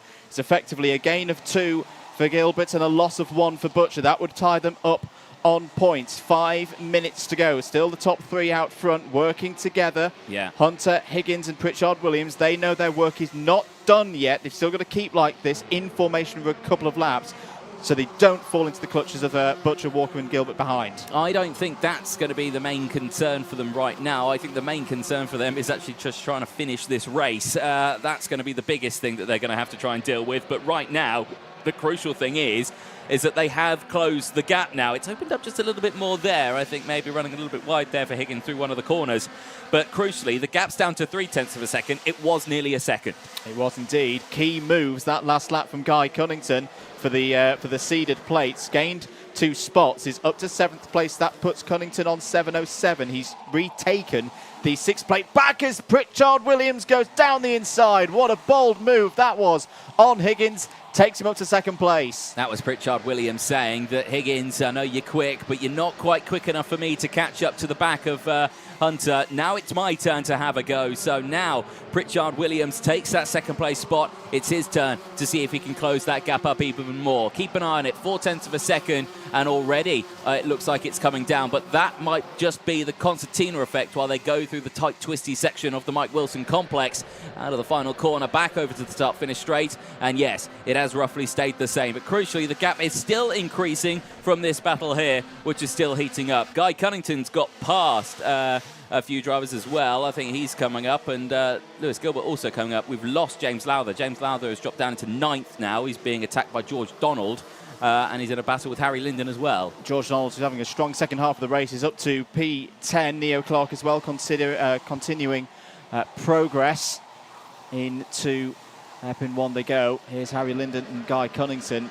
Guy Cunnington is losing 5th place, we should say, in the championship due to the tremendous performance of Pritchard Williams in this one. He's just got to keep pushing on and hope something happens ahead if he's going to get back in the top 5. Less than 3 minutes to go. The formation of Butcher and Walker and Gilbert remains, but it's not making progress, Anthony. These top 3 at the front are just continuing to build that lead to almost 4 seconds now. They really are, so keep a close eye on it here. Battles all the way throughout, but you can't take that away from some of the big movers throughout the pack as well. David Arlejna up to P14, 12 positions gained. Tyler Harris, 11 positions gained as well. So there's been some big moves throughout. Gilbert's done a great job, 9 positions gained as well. Alexander Adams-Acton, he's gained 9 as well. Jude Fernahoe with 8 positions gained. There has been big movers all the way throughout the field. 2 minutes to go. Keep your comments coming in. Who do you think is going to win this one? Right now, it's looking like it's going to go the way of the GP Plate winner and championship-elect Kai Hunter, who is doing a good job. Teddy Pritchard Williams and Matthew Higgins, though, are still right there trying to close in. And this is the phase of the race now that when Kai Hunter has had control this season, that's been for most of this season, it's this last 2 minutes where he's really turned the screw on the rest of the field and started to edge away. He's been so good this season at race management. He's matured in this year of the Senior Rotax Championship. That's why he's going to be the champion in 2023. And that gap back to Pritchard Williams growing now. Pritchard Williams has worked hard in this race. I wonder how his tyres are feeling here. It's still very cool here, but the pace of this race, Anthony, has been ferocious. And everybody out there, well, Lewis Gilbert, by the way, has got up to 5th place, has got past Archie Walker, so that's another point for Gilbert. That is now, in fact, the Butcher-Gilbert battle. This is for 3rd in the championship because they're 2 points apart. If one of them goes up, one of them goes down, that's going to close out these points. To the inside, here comes James Lowther on Harry Linden. This is for 7th place. Oh, out wide is Linden. Is going to lose space to Cunnington. Oh, and round goes George Donald. Loses that top 10 spot in this race. Will not be pleased at what's happened there. Yeah, that's just a little bit too much curb on the inside, bit too much loud pedal and used, worn, slick tyres that just went round like he was driving on ice. Big shame there, and he'll have to fight back with only 30 seconds to go in the race as well. Big shame. But yes, like you were saying there, Gilbert and Butcher, the battle 4th and 5th place. That's a crucial one because that is a championship battle that is happening right now. There's 1st, 2nd, 3rd, and then there's 4th and 5th just behind. That is the one where if they change position, that could mean the difference between Butcher getting the number 3 or Gilbert getting the number 3. A couple of 5-second penalties to notify those watching at home for James Lowther, unfortunately, has picked up a 5-second penalty. The number 41 of James Jackson as well, and the 81 of Ben Follen. So all of those drivers will most likely be moving down the order at the end of this race. Final lap then, last lap of the 2023 Senior Rotax season here in the Wera Tools British Kart Championships. What a season it has been. Kai Hunter will be loving this, enjoying this, leading at the front. He's holding that gap at about half a second. Teddy Pritchard Williams has had a super run, is on for finally a top 3 in one of these finals this year. Matthew Higgins as well, following home. I don't think he could have chosen a better podium than this at the start of this weekend. No, you really couldn't. For Kai Hunter, he was junior British champion in 2019. Since then, he has been fighting all the way through these years to become senior Rotax British champion. And in 2023, in his last year, he said as racing, he will become the Motorsport UK British kart champion in senior Rotax. Kai Hunter for Dan Holland Racing. The wait is over and the weight has been lifted off his shoulders. He can now fully celebrate a championship win in senior Rotax. And he does it in style with the win. The win he tried to get it on home soil a month ago, of course, at Warden Law. He came to PFI. We knew his record here at PFI, Anthony. He was so strong, and he's delivered for DHR. Second place goes to Teddy Pritchard-Williams, and with that, we think he's taken 5th place in the championship and the first podium of the year. Matthew Higgins third, but there is your champion for 2023, Kai Hunter. You'd think he'd smile now he knows he's champion, but that photo was taken at the start of the year where he had no idea whether or not he would or not be champion. For Teddy Pritchard-Williams and Matthew Higgins, a brilliant race as well. And for Matthew Higgins taking the number 2 seed as well. Butcher at the end of that one held out the 3rd place seed by 2 points from Lewis Gilbert. From Teddy Pritchard-Williams, Guy Cunnington, Archie Walker and James Lowther, who bumps himself up into 8th in the point standings as well. But for Kai Hunter, the wait is finally over. I mean, this has been, a challenge for him. He's won countless O-plates. He's won countless Grand Prix victories as well. They've been one-off race weekends. It's always been the championships where he struggled. He lost out to his brother, Reese Hunter, in the championship by a couple of points that ended here as well a couple of years back. Now, this time around, it's all by himself. And finally, he is British champion in senior Rotax. It was the one thing in his book collection of all those trophies that he didn't have, and what a way to finish 2023. Fully deserving champion. Really nice gentleman in the paddock as well. I think that is going to be great to see him holding that championship trophy.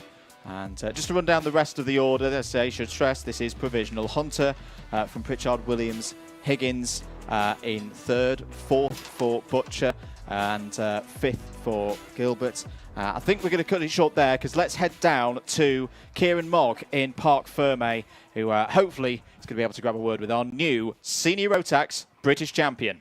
I'm right here with our 2nd place in the race, Teddy Pritchard-Williams. How was that race? You earned that one. Yeah, mate, that has been a whole year of hard work, and to finally get that podium is a massive relief. And I just can't thank anyone at MLC, my mum, my dad, and all my sponsors enough. Obviously, you had a bit of a battle there with Matthew Higgins. How was that? Yeah, really good. We went at Kai, and then I thought I could have a go, and then I just couldn't quite get back to him. But yeah, I'm over the moon. I can't. Nice to go out on a high. Absolutely. Any season highlights? A win at Kimbolton in the heat, and I don't know where we're finishing the championship, but after the hard work, I'm happy with anything. Absolutely. Well, congratulations again. Cheers, thank you. All right, so next should be Matthew Higgins, our 3rd place driver. We are just waiting. Here he is.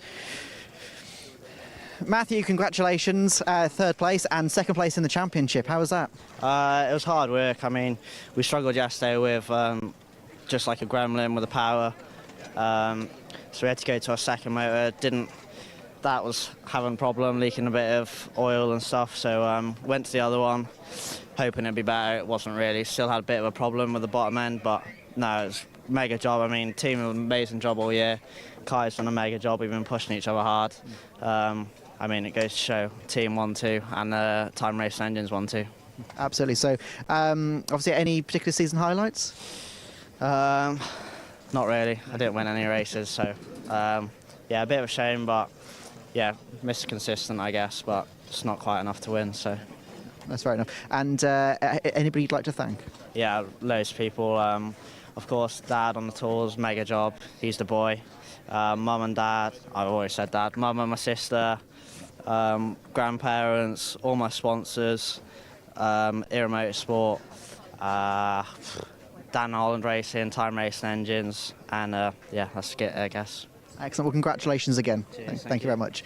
And finally, we should have Kai Hunter, our race winner and our championship winner as well. Here he is. Congratulations, Kai. Well, you weren't that one.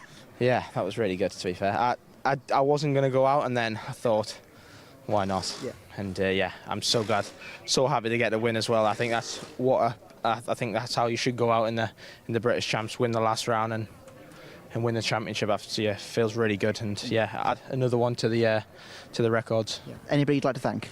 Yeah, everyone at Dan Allen Racing, Time Racing Engines, Russ, Dan, Daryl, yeah, my mechanic Alfie, yeah, my whole family, everyone's worked so hard this year at the workshop, back, everything. Yeah, we put so much into this, and I'm so glad to get something out of it. Well, congratulations, and I believe we have Dan Parker here with your championship #1 plate. Well done at last. Thank you. Congratulations. Well done. Thoroughly deserved. Well done, mate. Yeah. Excellent, and that is that. So we'll go on to the next race now.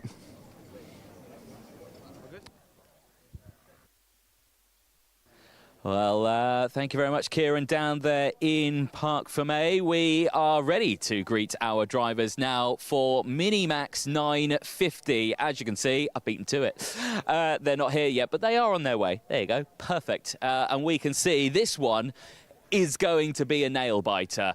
This one is going to go down to the wire. The championship was so close going into this one. I think 2 points separated the top 3 drivers. It's changed slightly now after the points that were allocated at the end of the qualifying heats and, of course, the pre-finals as well. So that's a big change there. So we wait to see who is going to be starting well. Crucially, Carl Denham starting this one on pole position is going to be doing everything he can to see if he can become a champion on this one. Albert Friend, who starts just behind him as well. And crucially, as well, the other driver who is trying to get involved in this one is going to be an interesting. But let's start with this man here, Cole Denham, starting on pole for this one. It's been a tough weekend, but have you been doing the maths? What do you think you need to do in this one? Yeah, obviously it's been a good weekend so far. Hopefully I can just come out on top and end up winning the championship. I just need to stay in the lead and basically beat my contenders. Yeah. It's going to be a tough fight. PFI, it's always difficult to break away, especially in the smaller categories. So it's all about really slipstream, defence. What's the main tactic for this one? Is it just going to be try and work together with a potential teammate or with anyone who you can? Well, everyone's a man for themselves, but if I can, I'll just push away and try and get a gap. Yeah. That's what we need, mate. Best of luck. We'll let you crack on and get yourself ready for this one. Another driver in contention for this one, of course, will be Albert Friend, who starts just behind him. Albert, you've got some work ahead of you on this one. You're in a championship battle. Your main contender's right in front of you as well.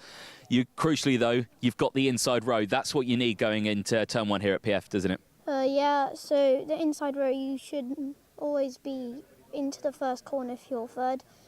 Probably into second, so when I get to second, I'll see what I can do from there. Yeah, again, it's just going to be a long battle. Do you reckon it'll just be a case of maybe working with Cole just to break away a bit and then leave it to the last couple of laps, or is it going to be a fight throughout? I think it's going to be a big scrap with everyone involved. Yeah, of course, lovely. We'll get you seated and let you crack on as last 2 drivers just getting themselves sorted out, ready to get going this one. Of course, Kai Clark just starting just behind on this one. You've got Joshua Griffin, Noah Barham as well, Kai Clark, Tommy Blair Smith, Finley Lyons as well. Good start on this one. But for Jacob Ashcroft, the E-plate, the other driver who's involved in the championship, he starts all the way back there. You can see him. The E-plate, he's got some serious work ahead of him on this one. And it's going to be such a challenge. I want to chat to this man here, Finley Lyons. He's having a good run. Finley, out here, you're feeling primed, ready? You've got a bit of work ahead of you. You ready? Yes. Yeah? What are you going to do? Hopefully get on the podium, that's the aim. Yeah, that's the aim. Best of luck, mate. I'll let you crack on, let you focus on that one. Finley Lyons there, got a bit of work ahead of him. So we've got about 4 or so minutes to go before we get ourselves ready as well. There's Cole Denham. Cole, you're not here. You're on pole, mate. Go down there. There you go. He's in the wrong spot. Here's a driver I want to chat to. Ellis Bell, mate, you've had a weekend, haven't you? You've had troubles with Wagon. What's the case now? How are you feeling? I mean, we fixed the wagon. Hopefully we can go out here and salvage what we can on the points and just get as high up as we can. Yeah. Dad's done a fantastic job all weekend, hasn't he? Yeah, he's burnt out. Yeah. He's always the best, isn't he? There we go. You can't go karting without Dad, can you? No. No, exactly. Best of luck, mate, to Ellis Bell. Enjoy that race. Brilliant stuff for them. We've still got a few minutes. We'll head quite far down in the grid on this one because a lot of these drivers here, they have worked so incredibly hard. There you go. Nice little over the hand there. You got John Richardson getting himself primed and ready for this one. Keep an eye on John. He's been a quick driver all the way throughout this one. Collinson as well. Chat with let's chat with Sebastian Lusch on this one. Sebastian, we rarely chat with you over these weekends. I mean, this season's been a challenge for you. What do you expect from this race? I'm not in contention for the championship, so I'm just going to go full send. Yeah, full send. Yeah, straight down the inside where you can. Yeah. Obviously, keep those body panels clean. Yeah, we don't want any scrapping too hard. Yeah. Yeah. Yeah, good stuff. But elbows out. Yeah, definitely. Excellent. Good lad, Sebastian Lusch starting this one a little bit further down the order. Dan Ashton there just having a quick chat with a couple of the drivers and the rest of the field there. We're nearly at the back of the grid on this one. There is plenty of action. Big old grid in this one as well. 26 drivers in this ready to go racing. But for all of our drivers, it's just a case now of getting it done. For the English champion, Jacob Ashcroft, who I might have a quick chat with if we've got time. Jacob, I didn't want to distract you too much, but we'll jump in and have a quick word. You've got a lot of karts in front of you here. It's not been the best start to the weekend, but the final is where it counts. And for you now, what is the game plan here? Well, I'm just going to try and get as far forward as I can and hopefully try and get on the podium because of a tough pre-final with a puncher. Yeah.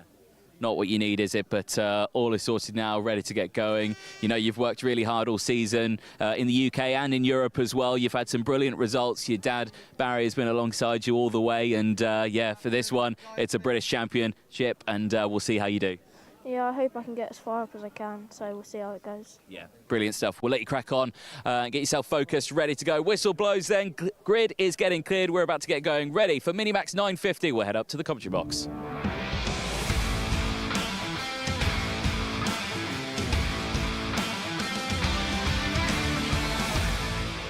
Thank you very much, Anthony. Hold on to your hats, everybody. This has got the potential to be the race of the year. Here is your grid for the Minimax 950 final to decide the British Championship for 2023. Cole Denham, second in the points at the moment, starts on pole position and is joined on the front row by Charlie Wolfett.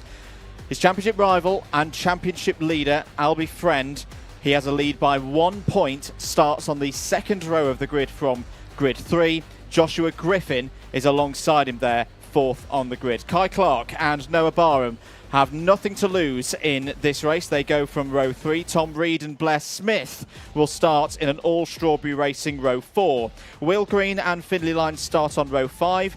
Albie Lapper and Oliver Meek go from row number 6. Ellis Bell and the English champion Jacob Ashcroft go from row number 7. Isaac Barker and Luca Holmes-Ballack, who did a lot of overtaking in the pre-final, start from row 8. Charlie King and John Richardson start on row 9. Sebastian Lusch, we heard from him there on the grid, starts on row 10 alongside Jack Collinson. Daniel Minto and Alex Goodson start from row 11. Rayan Gandour and Harry Freeman start from row 12. And then Findlay Hines and Isabella Stansmore Wilson will form up the 13th and final row. It's a 26 kart field to decide the 2023 Wera Tools British Kart Championship for Minimax 950.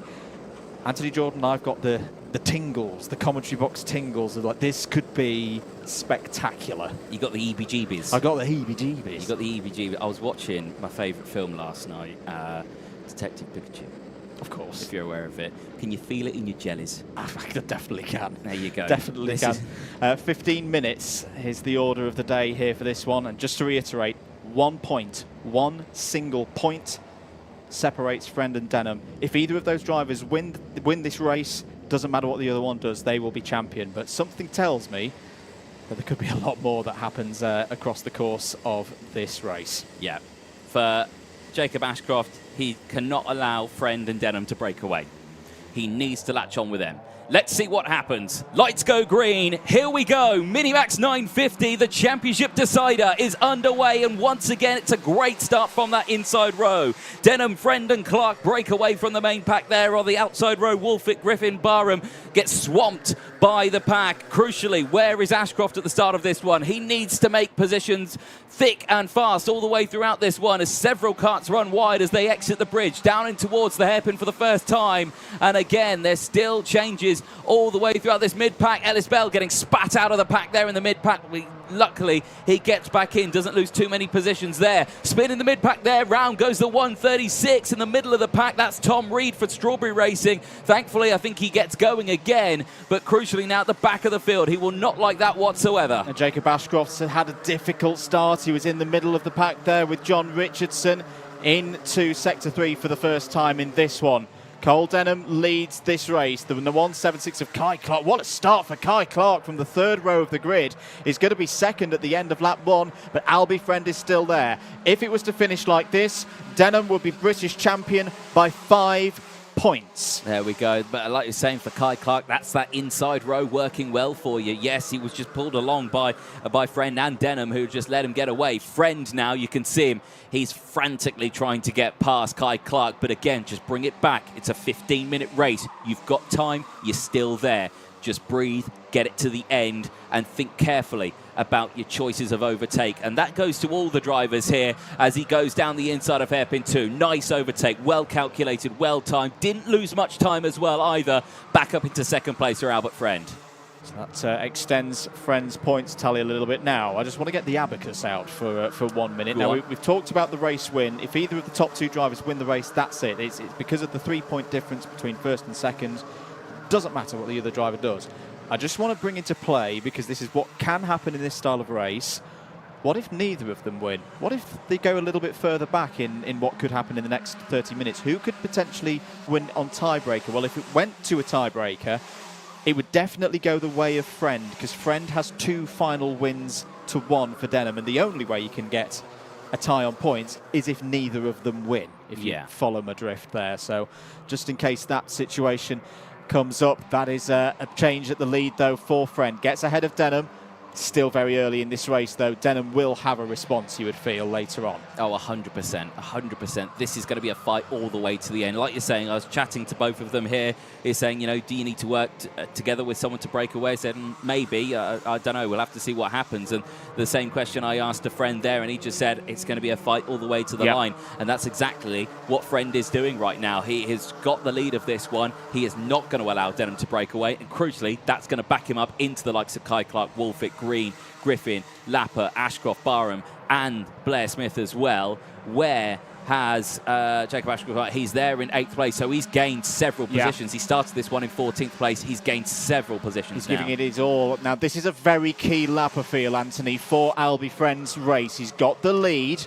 That's good at the moment, but it's not decided this thing. If he can just start to pull away from Cole Denham, if he could hit the perfect racing lap here, cut that, because down the inside, here comes Cole Denham into hairpin 1, retakes the lead of the race, and they swap back again. Advantage, Cole Denham. Yeah, exactly that. So now, once more, it's just a chopper change. It's just who's going to take it. A fight to the end. Friend again looks to the inside and gets it done through the Fullerton S's. Now he retakes the lead. Now he retakes the lead of the championship as well. It's all the way down to the end. And for Charlie Wolfit, Kai Clark, Will Green, who are right there, they're thinking, oh, what do we do right now? I mean, we've got our own races. We can go for a race I just sit there. If I'm Kai Clark or Charlie Wolfit, I'm thinking about a race victory. I'm just going to sit here and let these 2 championship protagonists play this out, because it's a championship finale. We've seen it at the very top of motorsport.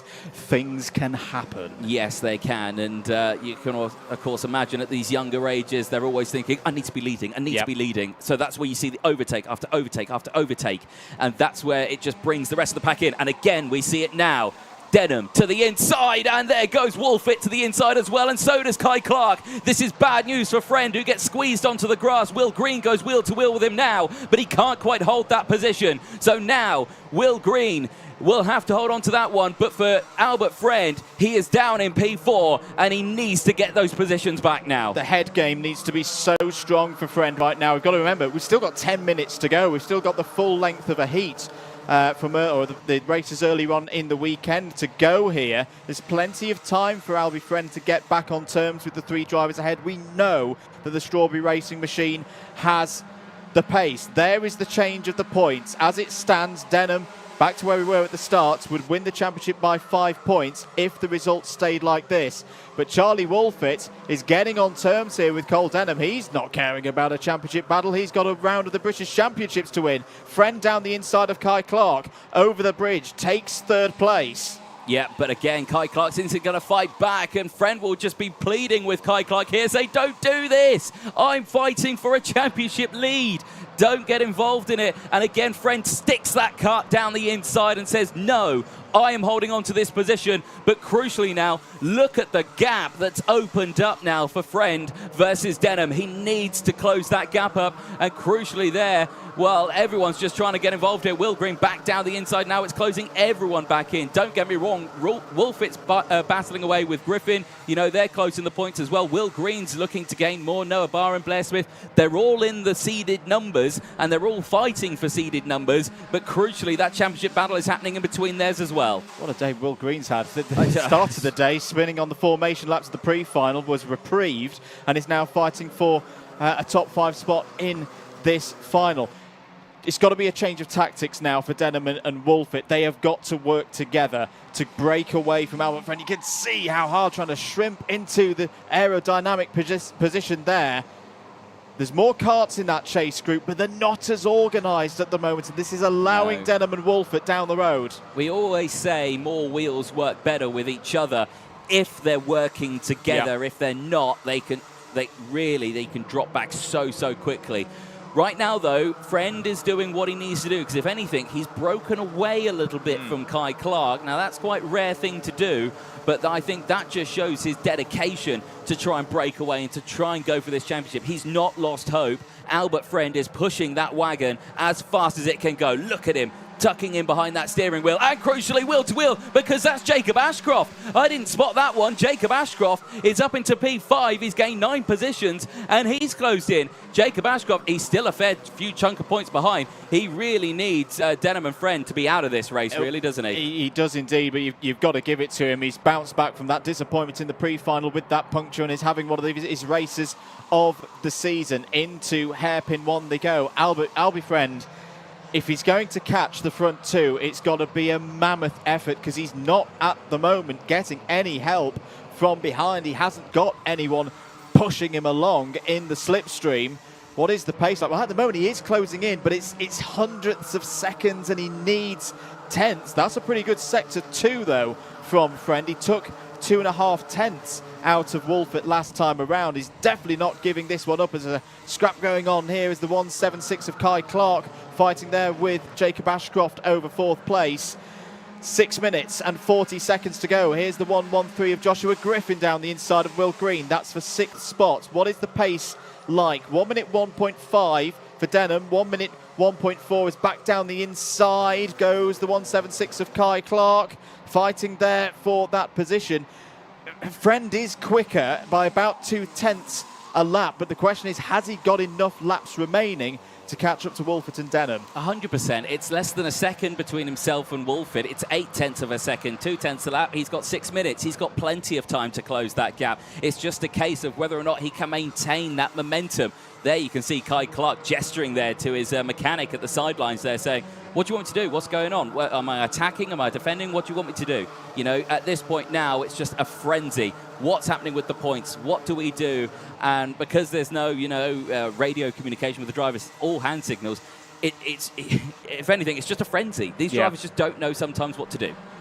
Over the line again to complete another lap, another 2 tenths out of the gap gone between Wolfett and Friend. He's keeping on that pace, but it's got to be so precise. Ashcroft up to 4th place to apply the old motorsportism, if in doubt, flat out. I think right now for Jacob Ashcroft, just going to keep pushing and try and get back on that podium. That was his aim at the start of this race. 5 minutes to go.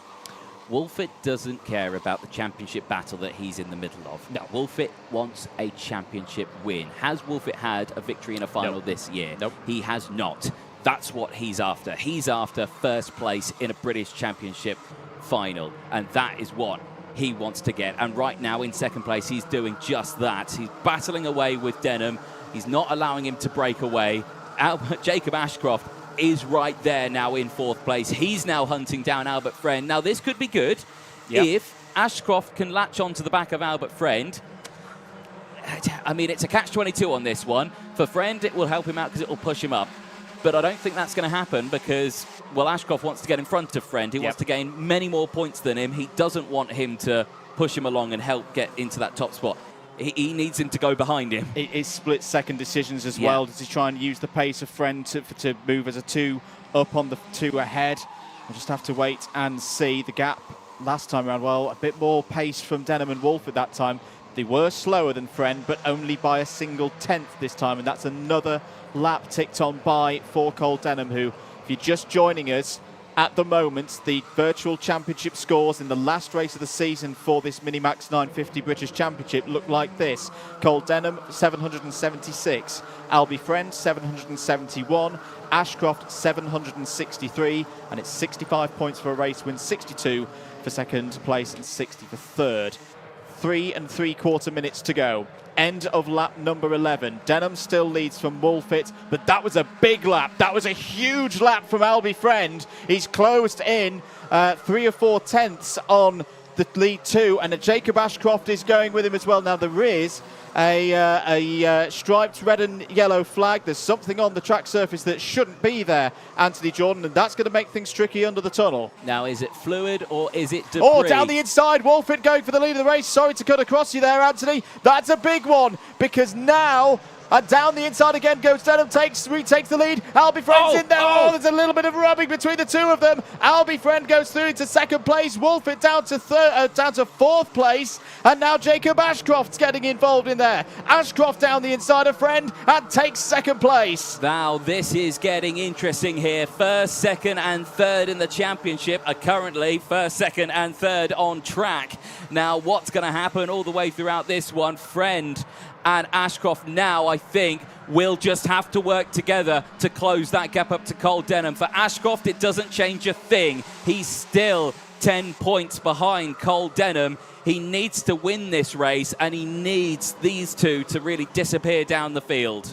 Well, it could happen. He's just got to keep that hope. He's got to do everything that he can. This is an individuals championship. I don't think we're going to see any team play today. I hope we don't see any team play today, because it's been a superb advertisement of Minimax 950 racing here in this championship, and we still don't know. 2 minutes and 1 lap of the 2023 Wera Tools British Kart Championship season, and our championship is still up in the air. Dunham still has that 5 points advantage, but here comes Albie Friend, has got past into second place, past Jacob Ashcroft. That will close the gap, but it still won't be enough for Albie Friend. It's still that scenario, Anthony, of whichever Denham and Friend win this race. If it is either of those two drivers, they will win the title. He needs to work together now with Ashcroft, and that is exactly what they're doing at the moment, but not anymore, because down the inside goes Ashcroft, and if anything,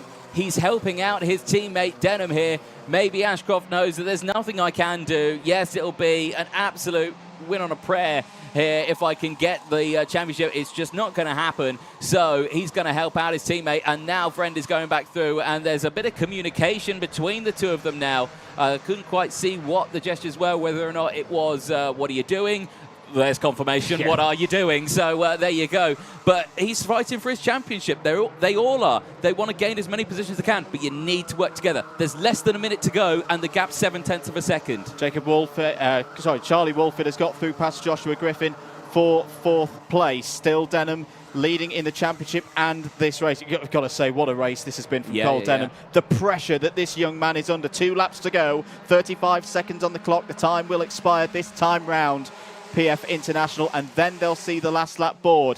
What is the pace like for Friend through the first sector. He seems to be edging away from Ashcroft now. Wolford and Griffin are still there because they smell a potential chance of a podium here in the British Championships.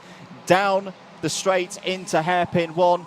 And it's that tense thing, Anthony, of one snatch break, one mistake from Cole Denham, and he loses a British Kart Championship that he can almost smell now. There's a huge send there from Jacob Ashcroft. Albie Friend does well to just hold out wide, keeps second place. It's still the top 3 in the championship, 1, 2, 3 in this final. Yeah, I think there is some teamwork going on here because Ashcroft saw that Friend was closing in at quite a rate and just sent it to the inside there. There was no contact between the two of them, but it definitely slowed him down. It definitely scuppered pace there for Albert Friend, and you saw the gesture out of hairpin 1, hairpin 2 there, just saying, right, here we go then. Final lap. The gap's 0.3 of a second as they make their way under the literal bridge now for the final time. It's Cole Denham, it's Albert Friend, and it's Jacob Ashcroft. Jacob Ashcroft, again, I don't think it's going to be there for him, but between Albert Friend and Cole Denham, it is. And oh dear, Albert Friend on my timing screen, 5-second in-race time penalty.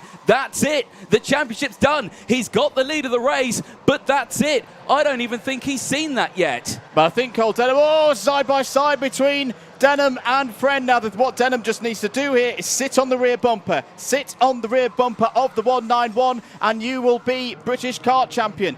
Doesn't need to overtake here in the Minimax 950 final. What a season this has been, Anthony, and we still don't know how it's going to end. I don't know if Albert Friend knows he's got the in-race time penalty. Oh, my goodness me. Out of the corner, he'll win on track, but not on paper. It'll be Cole Denham, they both celebrate across the line, but it will be Cole Denham who will be British champion in Minimax 950, double back-to-back British champion. He was champion in Honda Cadet last year, Cole Denham.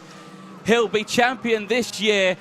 Again, all of this is provisional, of course, because that in-race 5-second time penalty would put Albert Friend down all the way to 10th place. 10th place that would put him, and he would be out of the championship fight. They both celebrated across the line. Now, Friend, I don't think he saw it. I think Cole Denham did see it. And, well, this is just, I don't know. I do not know. I mean, from our position here as commentators, we can see that there has been a 5-second in-race time penalty allocated to Albert Friend. And there was also been one to Jacob Ashcroft. Yeah. So this is a very provisional result. There is Cole Denham as champion. As I say, without the penalties being applied, it would be 7-7-6 for Friend, 7-7-3 for Denham. But as I say, this result on your screen does not take into account the 5-second penalties that we have seen come up on our monitor for Karts 191 and the E-plate holder. All of the results, of course, you'll be able to look at your leisure on the British Kart Championships website. But on the road, at least, Albert Friend came across the line first, Cole Denham second, Jacob Ashcroft third, Charlie Wolford fourth. Great race, I've got to say, from Charlie Wolford. He was a big part of that final. Joshua Griffin fifth, Kai Clark sixth, Will Green seventh, Albie Lapper, Finley Lyons and Blair Smith 10th. And because it was so close in that race, I think with that 5-second penalty, as you said, Anthony, Friend would be relegated down to 10th place, which of course would not be enough for the championship. 11th, Luca Holmes-Ballock. Good drive again from Luca. Gained a lot of positions through the two races today after a difficult Saturday. Daniel Minto 12th. Finley Hines, good drive there from Finley, up 12 places, finished in 13th spot. John Richardson gained 4 to 14th. No, Barham won't be happy with how that season, or this season, has finished in that final, was down 9 to 15th. Harry Freeman, Ryan Gandor, Isaac Barker, Oliver Meek and Tom Reed all inside the top 20. Jack Collinson, Charlie King, Alex Goodson, Sebastian Lusch and Isabella Stansmore-Wilson. Your finishes there down to 25th. One single retirement in that race, Ellis Bell with 4 laps to go. Well, that is an interesting one. I can see the comments lighting up here saying, why was the penalty given out? What happened in the race? Again, from ourselves, we just got the notification ourselves into the commentary box saying that it had been given. We're not too sure. The official results will tell you what happens out there. But like I can say, we just don't know at this moment in time. But provisionally, of course. But there on your screen, Cole Denham at the moment, champion on your screen. But again, everything at the moment is just in flux. It is in flux. I don't think this takes anything away from a magical a brilliant season. race. I mean, what more can you ask for, especially in our position as neutrals in the box? A long, hard battle across the whole year goes down to the final race, to the final lap. That was it's been a tremendous Minimax 950 season. I think all of these drivers, those who've got top 10 plates this year, can be very proud of their efforts throughout the course of 2023, and yeah, it's a special group of young drivers, this, and I look forward to seeing the things they go on to next. Yeah, exactly, and again, more comments coming in, but again, you just, I mean, seasons like this, so close all the way throughout.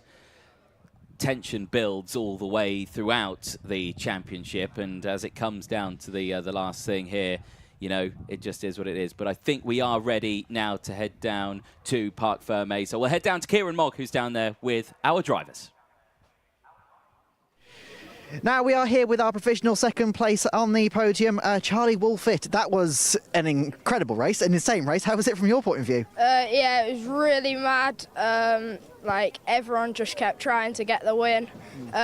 Came in fourth on the road, but got second because of a few in-race penalties. So really happy with that, and I think we've now got a ticket to go to the Bahrain Grand Finals, so that's going to be fun. Yeah, that was amazing. Obviously, you had a good fight there with Cole Denham as well, and how was that for you? Yeah, I mean, me and Cole had a plan that was going to push away because I went in the championship, I was fourth, and I could only get fourth. So, but he could win it, so I was going to push away with him. And then Albert Friend, kind of tapped me, and I dropped down back to fourth, but it is what it is. But Cole managed to win the championship. Have you got anybody you'd like to thank? I'd like to thank my mum, dad, Mike, Rob, Danny, Caden McQueen, Synergy, KR Racing Engines for the power, Louis from KR, and everyone who supported me over the years. Excellent. Well, congratulations again on the championship and on the race. Cheers, thank you. Thank you. All right, we got here our third place, Joshua Griffin, is that correct? No, you got your championship. Ah, sorry, we've got no idea what's going on. Cole Denham. Yeah. Yes, excellent, okay. All right, so obviously we still don't really quite know what happened, so can you talk us through the race from your point of view? Yeah, I had a good start. I led most of the race. And yeah, I had a good start, yeah, and it's just ended up like everything, it means everything to me, and yeah. Yeah, obviously you've definitely earned obviously a long championship, and have you got any highlights? Yeah, my highlight of the year is probably Kart Masters this year when I won the GP plate. I obviously won round one of at Kimbolton, and yeah, that's been a fantastic, and all the other rounds have been quite good, and yeah, it's ended up like this. So yeah, I can't thank anybody else. Yeah. Is there anyone specifically you'd like to thank at all? Yeah, I'd love to thank Dan Holland Racing, Time Racing Engines, Aspire Sports, my mum, my dad, Kai, Matt, Dan, Sean, Ross, everyone in the team, and everyone that's been helping me over the weekend and throughout the year. Excellent. Well, congratulations again. Amazing race, amazing championship. Thank you. Thank you. All right, and our last podium finisher, which is Joshua Griffin. That was an insane race. How was it for you? Yeah, good. The finish was very good considering the penalties. P3 is good overall. That's 2 in the year now, so happy with that. Excellent. And obviously with everything kind of going on, how did you manage to manage it, and with your defending and attacking? Just defending the corners well, following my teammate. It just came out good, to be honest. Excellent. And is anybody you'd like to thank? Yeah, my mechanic Ian, my dad, my mum, my brother, and Synergy. Excellent. Well, congratulations. For the engines, sorry. Excellent. Well, congratulations again. Amazing race, amazing championship. Thank you. All right, so now we're on to the next race. Go down to Anthony on the grid. Thank you very much, Kieran. Yes, I am on the grid. Honda Cadet GX200 is our next final, and they're already here. There you go. Look at that. On time. Punctuality. Love it. The engines aren't fired up yet, though. The mechanics' dads, they're on their way back now to get them all fired up. But Dan Ashton is just going to quickly chat. Yes, just a reminder of the drivers, what's going to happen at the start of this one. And for Ryan White here, Ryan, pole position for you. It's been a good weekend. It's been a good season, hasn't it? Is it signed, sealed and done? I can't remember. Or have you got a fight to do in this one? I'm pretty sure as long as I don't get disqualified in this race, then I've won the championship. There you go. That's a top tip. Never get disqualified in any race, that is. For this one, then, it'll just be a case of try and hold on to the lead of this one, try and break away and do what you can, really, isn't it? Yeah, I'm going to try my best to do exactly that. Yeah. It's been a busy season, but you've come away. You're on top spot at the moment, but it would be a great way to end it, being on top as well, wouldn't it? Yeah, it's going to be tricky, but I'm sure I can do it. Best of luck, mate. We wish you the best. Enjoy that one. He has got the company of Kevin Ivanov, who starts alongside. Kevin, we'll have a quick chat with you. Kevin, you join us for this round here at PFI. How have you found it? Really good competitors, pretty tough. Had a rough weekend, but made it up to the final. Yeah. And have a good, strong position. Hopefully I can make it up. You've got a championship battle happening all around you. How does that make you feel? Are you going to get involved in it, elbows out, or are you going to try keep your nose clean? Elbows out. Elbows out all the way. Good lad. Right, we'll leave you to it. Best of luck from the front row there, Kevin Ivanov. Looking forward to seeing what he can do as well. Ashley Haas, Max today as well. They're going to start the engines up. Max, a quick word with you as we get the engine started up. You had to fight back there. Brilliant pre-final. You looking forward to this one? Yeah, I think I have a quite good chance of winning and just get through, and hopefully I can do well. Awesome. Best of luck. I'll let you get the engine started up and ready for this one. As you can imagine, the rumble in the jungle, Honda Cadet, we love it all the way throughout. And these guys, it's going to be a race all the way to the end. The grid will be cleared very, very soon. I'm looking forward to it. You should be as well. It's Honda Cadet. It's coming up next. Back to you in the comments. Thank you very much, Anthony. Getting ready then for race number 23 on our schedule here at Paul Fletcher International, the Honda Cadet GX200 final, the last final of the 2023 Wera Tools British Kart Championships for this category. A field of 13 drivers sat on the grid. The hooter goes to notify support to clear the grid and leave just our competitors and the Trent Valley Kart Club marshals on the circuit here. Big thanks to Trent Valley Kart Club. It's always great hosts of us here at the Wera Tools British Kart Championships. Do a fantastic job on the Premier Circuit in the UK.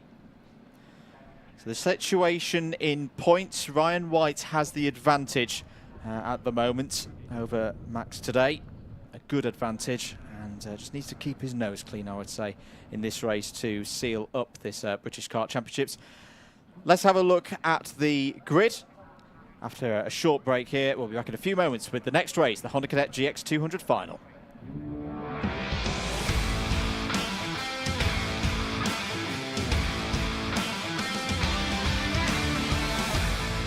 Last race of the season here in the Wera Tools British Kart Championships for Honda Cadet GX200. Here's how they line up on the grid. Ryan White, championship leader, has pole position and has one simple job in mind: win this race and become British champion. Kevin Ivanov, bit of an outsider, first time he's raced in the British Kart Championships this season, starts alongside on the front row of the grid.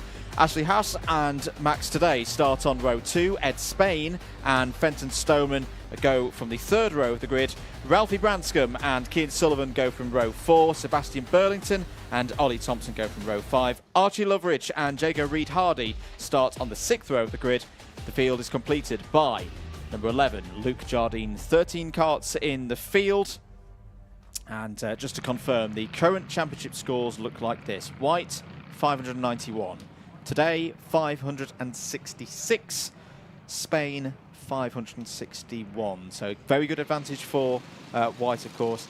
I'm really intrigued though about this second place battle as well between today and Spain. It's gone back and forth already across the course of today's races, fascinatingly so in the pre-final. And all more here in the final for the next 15 minutes. Exactly that. Looking forward to it. And this up there is a glove not fully attached there for Ashley Haase. And yeah, I think he's all good now. There we go. I think maybe a bug in his glove. Can happen. It can happen. Yeah. There you go. Well, he's still fiddling around with it, and he's not bunched up. Well, obviously, it's a standing start, so that doesn't really matter. But hopefully, while he's stationary on the grid, he's got a bit of time to get it sorted out. Just had Ashley's dad up here. Confirmation, you were saying it correctly earlier, and I was saying it wrong all day. It is Ashley Haase, so there you go. That's all right. There you go.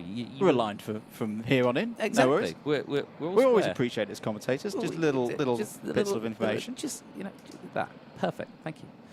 But yeah, here we go then. Honda Cadet. I think it's pretty much done there, isn't it, for Ryan White? Yeah. I had a chat with him, but yeah, he was saying, yeah, just win this one and yeah, do what I do. But, well, the form that he's had since Lark Hall as well, he's not been outside of the top 3 in any scoring event, or pointed where the scores are awarded. It's really been a superb season for Ryan White. Here we go then, 15 minutes plus 1 lap at PFI. The Honda Cadet final is go. Very even start for the drivers on the front row. Ivanov tries to get ahead of White, but it'll be Ryan White who takes us under the tunnel for the first time in the lead of the race. Good start there, Anthony, for all of our Honda Cadets. Yeah, nice getaway, and crucially, now the fight can happen. Who is going to finish where in the championship, and who's going to finish where on track as well, because there are drivers involved who are not in contention for this one. But here we go, down in towards hairpin number 1, and again, bit of defensive moves there. Some drivers looking to the inside. Remember a few races ago, we saw a humongous spin going into this corner, but crucially this time around, everyone getting away with it very nicely.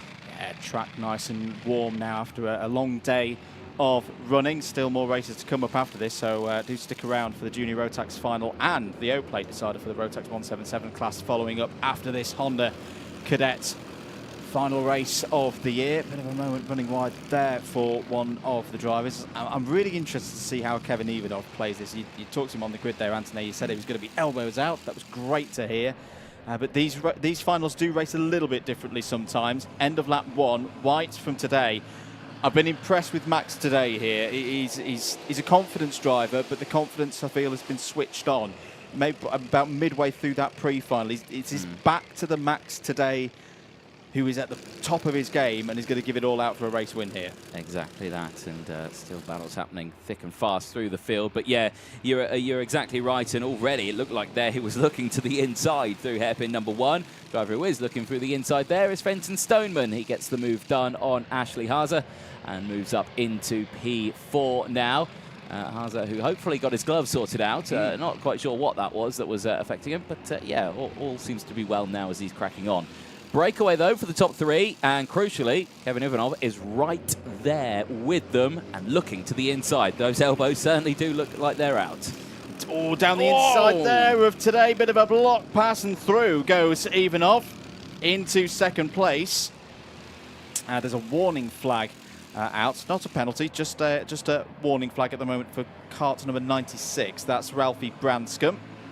Just to note that is on the DigiFlag display over start finish and on our timing screens. 12.5 minutes of this one to go. So Ryan White at the moment leading this race and on the way to confirming a Honda Cadets GX200 Verator's British Kart Championships title onto his CV. Winner last time out at Warden Law. Ashley Haase was second about a month or so ago. Changes on that last lap. Stoneman passed Haase for 4th place. Branscombe and Thompson passed Ed Spain for 9th. A bit of a worry at the moment for Ed Spain. Is slipping away from the points tally that Max today is putting on the board right now. There's a 10-point gap as things stand. There it is. Ryan White, 5.96 is down the inside goes today. Lovely move by the Scottish driver through back into second place, and that'll further cement the position for Max ahead of Spain in the points tally. Fenton Stoneman still got opportunities here as well. Very close in the run from 3rd down to 6th place. At the moment it would be Spain on 5.61, Stoneman 5.56, Branscombe 5.54, and then Haase on 5.53. Branscombe the fastest driver on circuit at the moment. Anthony 66.74. We've seen some great performances from Ralphie, particularly. I think back to some of the heats performances that he put in at Warden Law and Lark Hall in particular. So we know he's got the pace, but sometimes the finals, he just hasn't quite been able to sew them together. No, exactly that. But, you know, like I say, these races, they're long. These drivers know what they need to do still, you know, and they're still in their early ages of racing. We've got a lot of the younger group of drivers here this weekend with the Honda Cadets and the Micromax and the Minimax as well. So, you know, there's still a lot of young drivers here all trying to learn the craft, learn what they need to do. And again, you get that time in, time out at every race weekend that they go to. And they learn new things at each circuit because each circuit has their own characteristics. And PFI is one of those where it's long circuit racing, it's straight, it's fast, and it's flowing. These are the sort of styles you need to learn.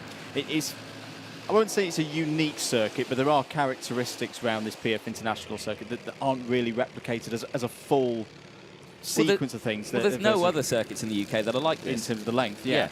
So it is something that I think all of the drivers will have enjoyed this weekend learning from. 10 minutes to go. Ryan White still leads this race. Kevin Ivanov's putting in some good sector times. Has the fastest lap of the... Oh, dear! And there's a problem there. I think that was the number 48. That's Fenton Stoneman. So Fenton Stoneman in the fight for third place in the championship. That is a bitter blow for the Zip Factory teams.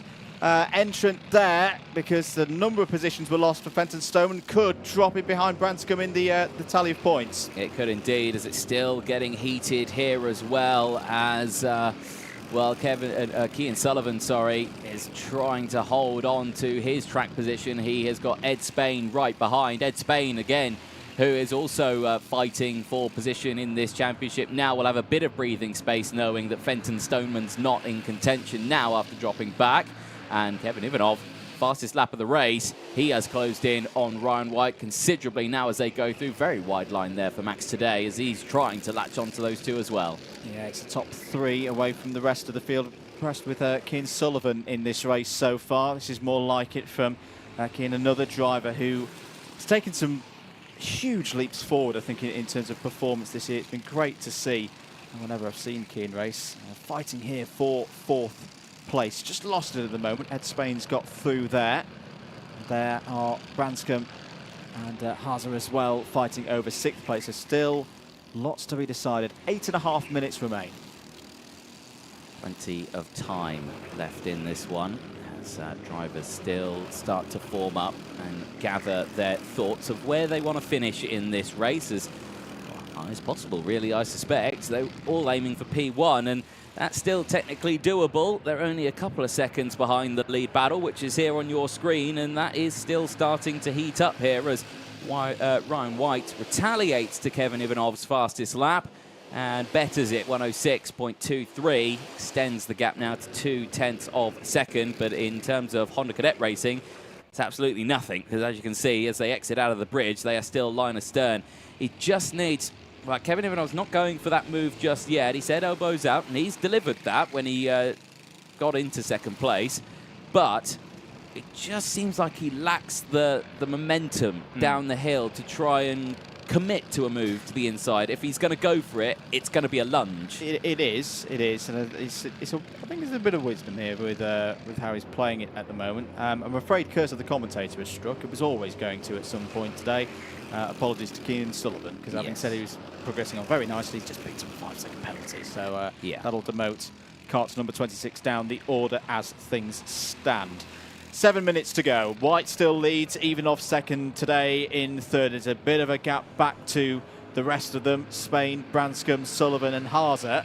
And Archie Loveridge having a good run. So big step for Archie Loveridge. We've seen him in the Bambinos that you mentioned earlier, of course. But this is the first time we've seen Archie run at the cadet level in the British Kart Championships. And I think he's applied himself very well today. Yes, he certainly has. So, again, it's always good to see. You know, it's always a hard-fought battle in championships. Many a driver work hard, but, again, mistakes happen. Bad weekends, weather playing havoc. Weather played havoc with Honda Cadet in the early stages of this weekend.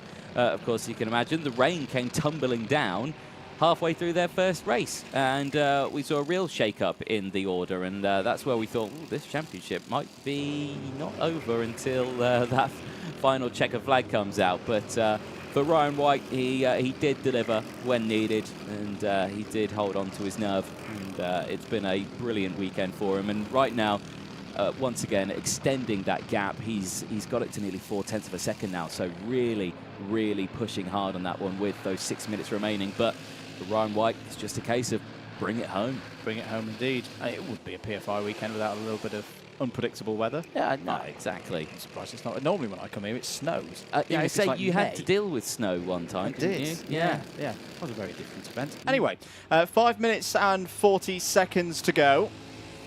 As I say, no changes in the top 8. Sebastian Burlington has got past Ollie Thompson for 9th place. So good progress there from Seb. Good to have Sebastian Burlington back in the paddock. It wasn't at Warden Law, but running well at the moment, looking for another top 10. Yes, indeed. So 2 extra drivers in this one as well. Obviously, one of them being in the form of Kevin Ivanov, his first appearance in the British Kart Championship this year, and to Fenton Stoneman as well. No, not Fenton Stoneman. I get that wrong. Archie Loveridge. Who's joining us for the first time in this one. I said it earlier on. The last time he was here was in 2021 in a Bambino with Total Karting 0. Yeah. And I believe he won that race. He won that final. So he knows what he needs to do around here. And he had some good results yesterday as well. Was right up there, and I think started on the front row in the pre-final. Unfortunately, that race didn't go his way, which meant he dropped down. But he's got the fastest lap of the race, so he's still got waft out there. Yes, indeed. The first driver, I think I'm right in saying, yes, to break under the 1:06 barrier in this final. Just over 4 minutes remain in this one. Here are the number 17 and the 26. That's a change on the road. Ashley Haas are now ahead of Cian Sullivan. Remember, the number 26 has a 5-second penalty to be applied at the end of this race. That's information that's come up to us here via the timing system in the box. Do I get the feeling it's getting a little bit fiercer out there? The body language of the lead 3 started to pick the pace up as they can sense the end of the race coming, but it's still a good number of laps away over the line to finish lap number 10. 1:06.1 for White, 1:06.0 for Ivanov. Is this an effort to try and drop Max today, who's been superb in this race so far? He's holding there in third, just needs a tiny bit more to really be with these lead 2 and put Kevin Ivanov in a bit of a tricky position. Exactly that. Now, right now we watch this battle. Nothing changing right now, all staying where they need to. But again, this is classic Cadet racing. Yep. They're leaving it to the last lap. I guarantee it. You may be thinking, oh, nothing's happening on this one. Just wait for it. It's like a champagne bottle. It's being shook vigorously. And they're just waiting for that cork to pop. Still very close in the points as well. So Virtual Championship looks like this at the moment. It's pretty much decided, I think, for the top 3. White, 596. Today, 571. Spain, 562. But look at this for 4th place. Branscombe 556, Haas 552, Stoneman 552 as well. I'm just seeing, will the Sullivan penalty change that at all? No, I don't think it will, because Stoneman isn't within range. But we'll see what happens across the course of the next 2.5 minutes. Ryan White, new fastest lap of the race. That's impressive. For the race leader, with no one punching a hole in front of the number 47 Kart, that's really good work from Ryan White to be the fastest driver on track. Just pulls out a little bit more of a lead, but Ivanov responding through Sector 1 here, Anthony, as keeping the champion-elect honest. It certainly is. So still plenty of action left to go in this race. And still 2 minutes to go. Ryan White leads. And Kevin Ivanov, Max Today, still there, lingering in 3rd place. He's waiting for something to happen, I think, right there. He's just thinking, I'm going to keep a nice buffer. A reactionary buffer, yes, that is. If anything happens, I'm right there. And that's one of the styles of Max's racing that I've seen him develop over the last few years. He's got a lot cleverer with how he places his cars and how he goes through these races. He's pushing on though, 1.5 minutes to go. Still very close in the pack for 4th, down to 8th. Spain from Haza, Branscombe, Sullivan and Loveridge. But you get the feeling now, Anthony, that it's on pace, it's going to be between White and Ivanov. They're stretching that gap to today there in 3rd. where do you think Ivanov's best opportunity is? Well, normally you'd think down here into hairpin 1, but again, he doesn't seem to have the speed with the slipstream to get down the inside at the moment. Yeah, and that's the important thing that you need here at this circuit. Here's a battle, though, that's happening on your screen.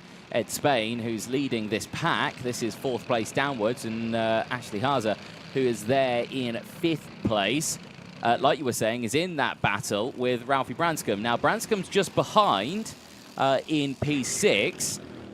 If Haase can get another position, does that help him out, potentially make that 5 and number 4 seed?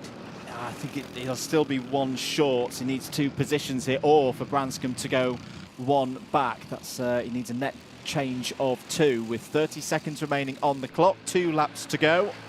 Ed Spain continuing to lead out this group.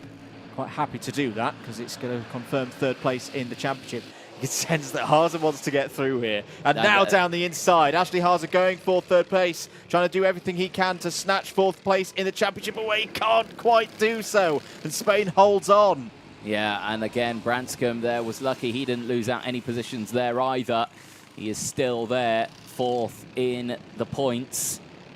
No change right now. Timer strike 0 then. We'll be going on to the final lap this time. This is where it starts to get interesting.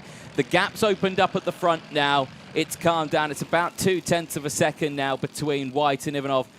They still line astern. But for this battle here, 4th place downwards, there is still a championship battle for P4 happening. There is indeed. Final lap board is going to be out in a moment. Again, Ryan White's pace as leader shows to me why he's a deserving champion this year. He's just gone fastest of anyone through sector number 2 and now done the fastest lap of the race. On to the final lap. Ryan White is 1 lap away from becoming champion. Well, he already is in terms of the points. Kevin Ivanov's going to try everything he can to snatch the win away. I think he's going to lose momentum there. Momentum's so important in Honda Cadet. Ryan White's going to have a gap where he doesn't need to defend down into hairpin 1, but look at Max today, he's still there. If something happens between these two, the Scottish driver is going to be there to pounce. Yeah, he certainly will, but after that attempt going through the banking, he's dropped back now. It's nearly 0.4 of a second. That's a big gap to try and close. But again, they're going into the Mike Wilson complex. It will close up through there, but it's very tricky to try and overtake.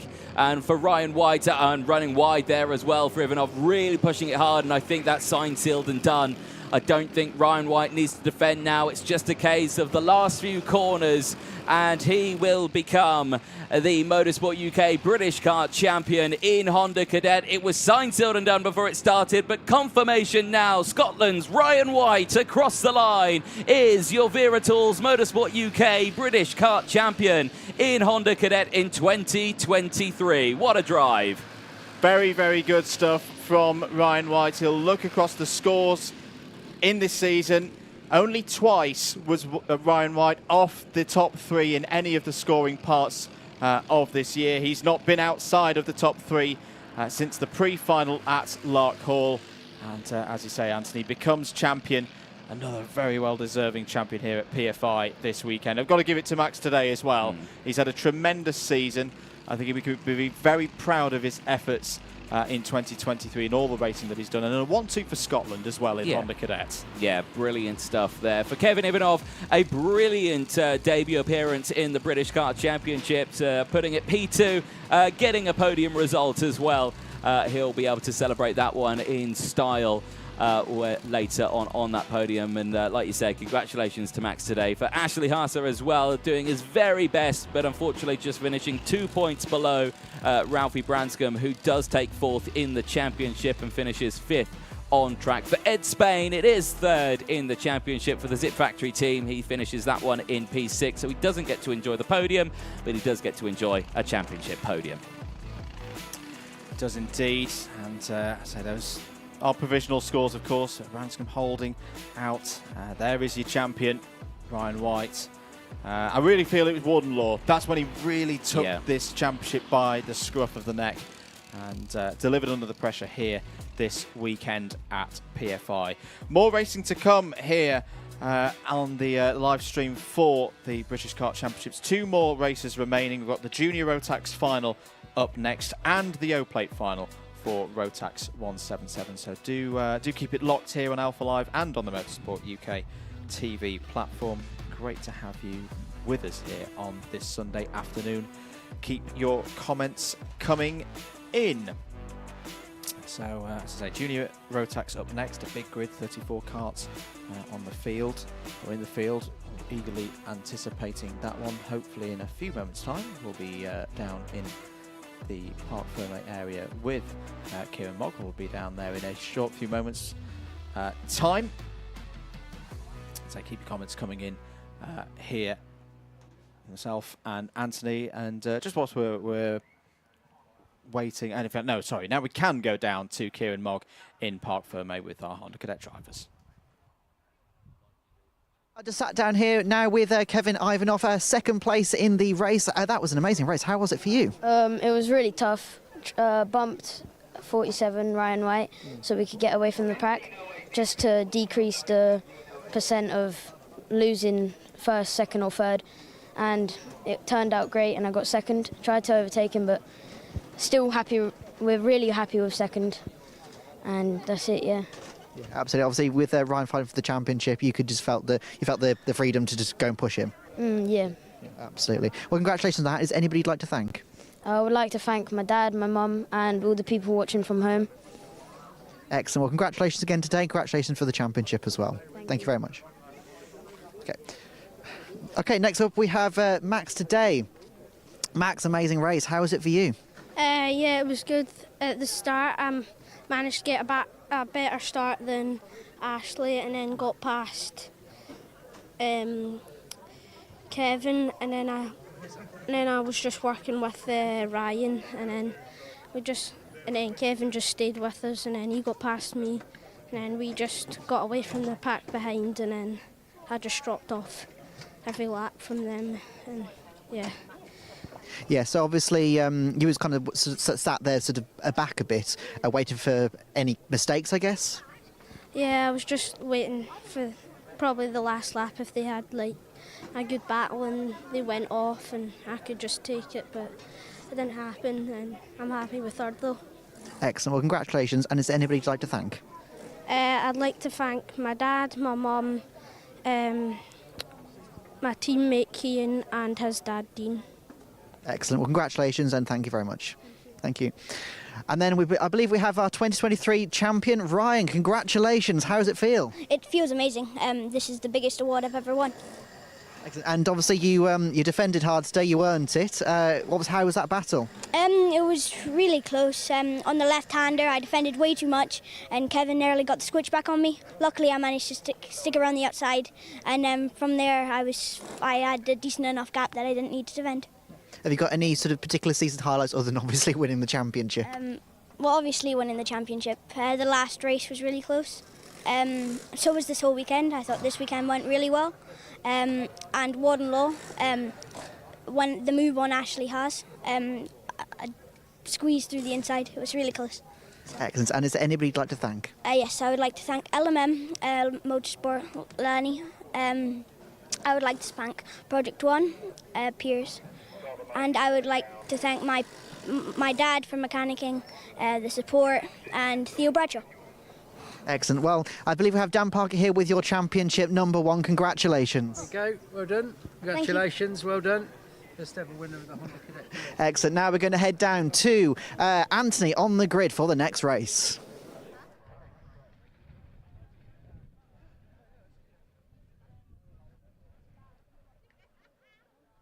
Great to hear from the drivers there in Honda Cadet. We'll be down on the grid shortly with Anthony Jordan. And our junior Rotax final will be up next. You can see the grid being formed. Big grid, this one. We started with the repechage this morning, pre-final, that then set the grid for this one. And hopefully we can head down to Anthony Jordan with the drivers here for the junior Rotax final. Our driver who's starting on pole position on this one, Macaulay Bishop. Macaulay, this is going to be, well, the championship's done. It's just a race for you now, and you're going to try and win it. Pole position, trophy, and a championship. That's how you want to win the season, isn't it? Yeah, it's been a good season, really consistent. Managed to tie up before the final, so it's been good. Yeah, exactly. For you now, it's just elbows out, get it to the end, do what you need to do. Yeah. Excellent. We'll let you crack on, mate. We'll let you get you seated. Leon Hasty starting alongside on him as well for Thule Motorsport. That is going to be a good one. Moulton starting there as well. Ethan Jeff Hall, another driver who's fighting on this top spot. Grandstand is packed at the moment because everyone is looking forward to watching this race. Do you reckon they're all here to watch you, Ethan? I reckon they're all here to watch you. I'm not sure. There might be a few, but certainly not everyone. Championship obviously pretty much settled, but you've still got a fight on your hands here, haven't you? And you start on the outside row. It's tricky to start on the outside row here as well, isn't it? Yeah, it'll be a tough one, but hopefully we can get around the first lap cleanly. Yeah. And then we'll see how the race goes from there. Yeah, again, it's all just a mental game from start to finish, isn't it? And for you as well, it's been a tough season, but like you say, you're going to be changing that number 5 to something else at the end of this weekend, aren't you? Yeah, probably. Yeah, excellent, mate. Well done. We'll let you crack on. Enjoy this one. Get yourself ready. Mr. Graham here as well. Joshua Graham, who I don't like this. You've got junior drivers who are taller than me. I don't like it. Yeah. Joshua, you're getting lined up ready for this one. How are you feeling? Yesterday it was tough. I mean, today I'm just going to give it my all, make sure I have a clean first couple of laps and make sure I'm hitting the front. Yeah, that's what we need, isn't it? It's been a fight all the way throughout the season. You know, you've been working hard with Argenti, and for juniors, you know, you've got your teammate alongside you. Is it going to be a work-together game plan, push to the front? Yeah, I mean, yeah, all we need is just points, so anything can happen now. Yeah, you're fighting for a seeded number, mate, so all points and positions mean points, don't they? Excellent. Best of luck, mate. We'll leave you to it. Joshua Graham there. His teammate starting alongside. Harrison Whittingham. Harrison, teammate there. You're in fight for the seeded numbers. I think you're at like 10th, aren't you, at the moment, isn't it? 10th, 9th. Yeah, 10th, 9th. So you're in that sort of ballpark, aren't you? So, yeah, last of the seeded numbers. It'd be nice to change it. I mean, what do you prefer? I like the 99 as a number, or do you want to change it to a seeded? Yeah, I'm normally 66, which only took on number, so we've had to go 99. But it'd be nice that I was seeded number, but Josh is further up the grid, so we'll make sure we're working with him to get him up to the top. Exactly that, but good stuff. We'll let you crack on, get yourself focused, ready to go. Argenti row 3 lockout there. Further behind, we've got some privateers. Chat to this man, Aidan Hassan. Fantastic beard action going on there. When do you reckon you can grow one of those? Never. Never. There we go. Mate, you're starting 4th row, inside row as well. That's an important one. You can do a lot from the inside row here. Yeah, as long as you keep it tight on the first corner and don't end up on the grass or the barriers, you're fine. Yeah, that's a good game plan, that is. I'd say stick with that one. But, yeah, for this one, it's been a tough championship, but you've been coming through on this one with your new chassis, obviously, after the disaster that was Kim Bolton with the broken chassis. Now with that one, klaxon blowing. Best of luck in this one, but we wish you the best on your new wagon. Thank you. Excellent. There we go. Grid is clearing, and this is a busy old grid all the way down there. Packed grid, junior Rotax. It's going to be an exciting one. We'll head back up to the commentary box. Andrew Mather and myself, Anthony Jordan. Penultimate race of the day. It's coming up next.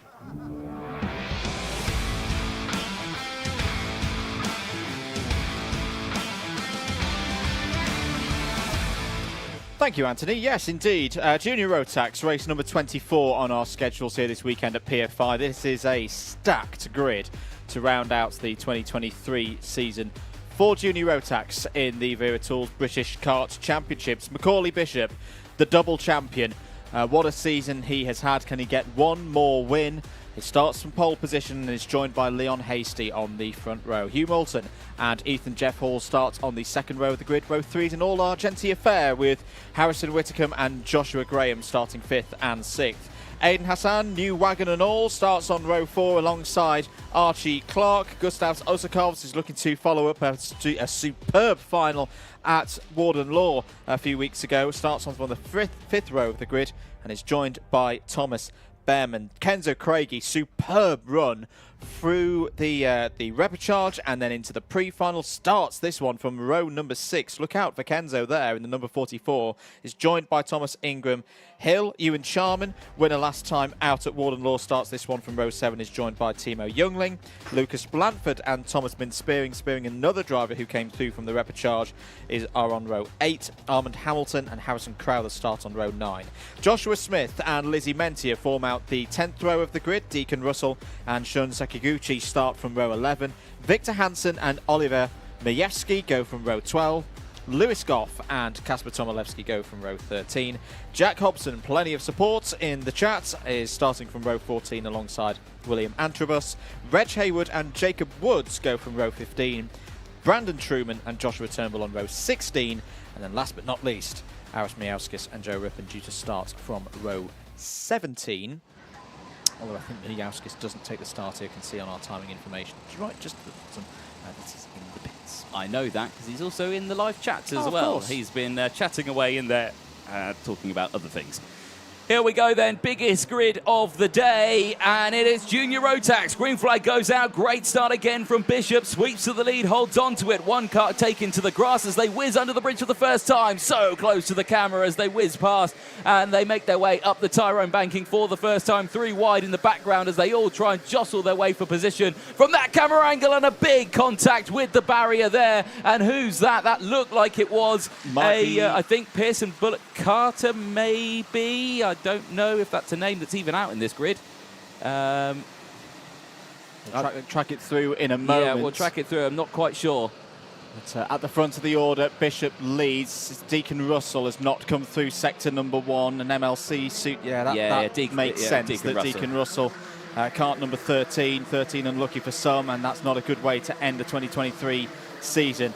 Oh, there's all sorts going on in the midfield. It's Junior Rotax as we know and love it in 2023. And round there is the number 52 going backwards down through the order. End of lap 1, Bishop, Moulton. A good start for Whitcomb up to 3rd. Hasty 4th.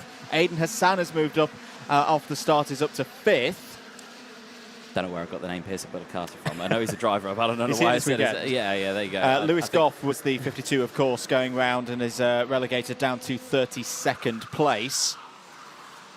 But for Bishop, how many times have we seen it this season? Just so impressive how he starts the races. He makes it look easy, Anthony, but I know it's anything but, particularly when it's such a big field as this. Yeah, no, exactly that. A couple of carts running a little bit wide there, but all as well as Aidan Hassan dives down the inside of Harrison Whittingham. Whittingham dropping down the order just that little bit now into P7. He's still got his teammate Joshua Graham for company. Oh, and actually it's an Argenti trio here now because Kenzo Craigie has caught up to the back of them. The number 99, the number 88, and the number 44. Something tells me they're a fan of double-digit numbers out there.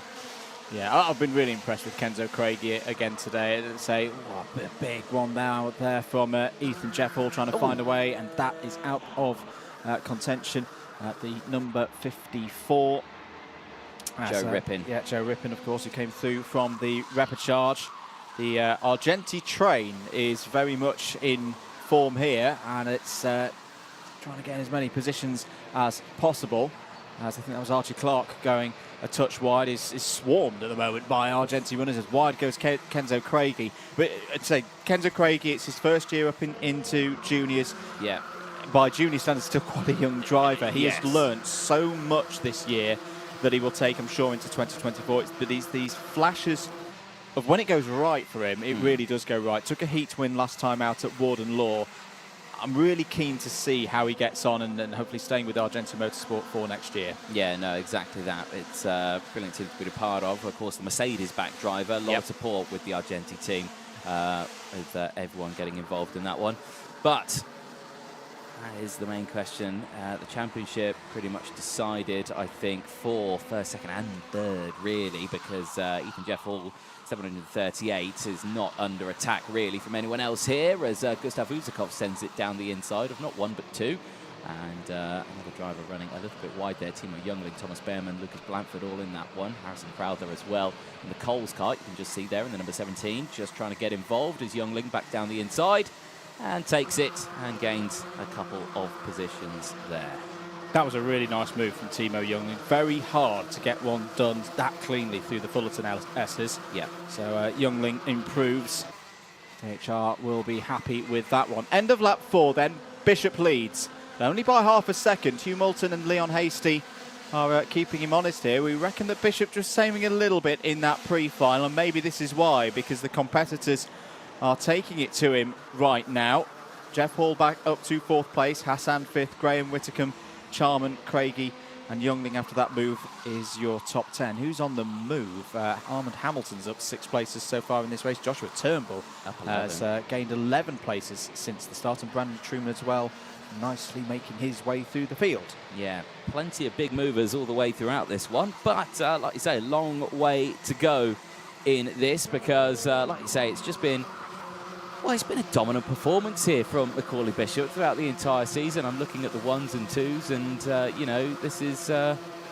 it's just been a brilliant one. I'm seeing a lot of 1s on your screen there from him. Yeah, I think the only blot on his copybook was the Glanny Gors final, and in the end it's a drop score. It really has been a superb season in both junior categories.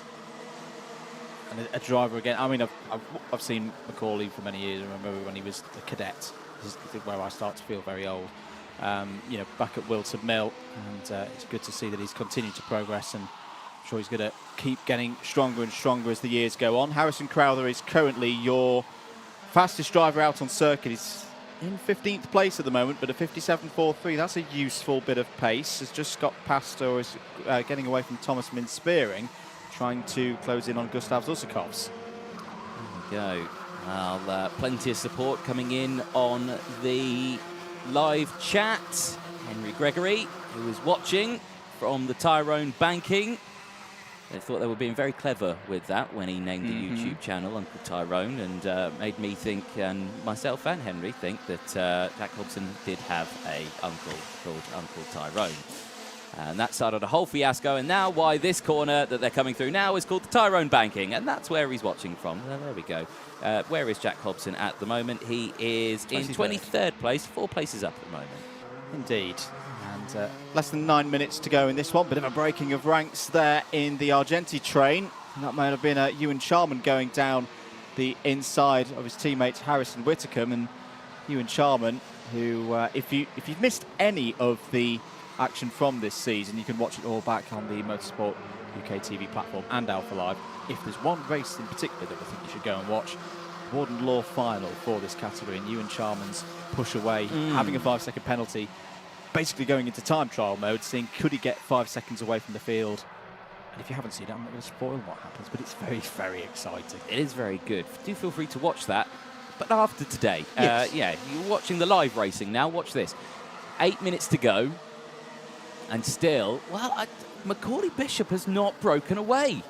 The gap is 0.3 of a second, and Leon Hasty, who started this one on the front row, is right there in second and closing in with himself and Hugh Moulton. It is indeed. They're starting to form up behind, and this is a strong trio. Hasty and Moulton had good pace at the end of the pre-final, and of course with the plaudits of Ethan Jeff Hall, we know how good the Strawberry Racing pilot is. Into the second half of this race on the time then. What has Bishop got? Is this a ploy from the champion? So just saving the performance for later in the race? Or is this a genuine challenge here from Hasty Moulton and Jeff Hall? The Argenti group trying to follow. There it is. Headed up by Joshua Graham and Aidan Hassan. I know he knows his place very well, but this is great to see that Aidan Hassan having a good run in the top 10 on for a best result of the year. Yeah. Be good if you could get a podium as well as down the inside. There goes Ethan Jeff Hall on Hugh Moulton. Gets that one done, no time wasted. Over onto the bridge. But like we're saying, all of them just starting to reel in here. The gap down to 1/10 of a second. Now, Aidan Hassan has not had a top 3 finish in the British Kart Championships this season. He has had top 3 finishes in various other championships this season. But not in the British. So, yeah, I'm sure he'd be delighted with that one. But he's got a bit of work to do ahead of him because he's got the likes of everyone else in front of him. And Ewan Charman has just got ahead of him into P6 as well. Yeah, it's probably the most difficult for him at the moment, that he is very much right in the middle of Argenti world, which is dominating the second half of the top 10.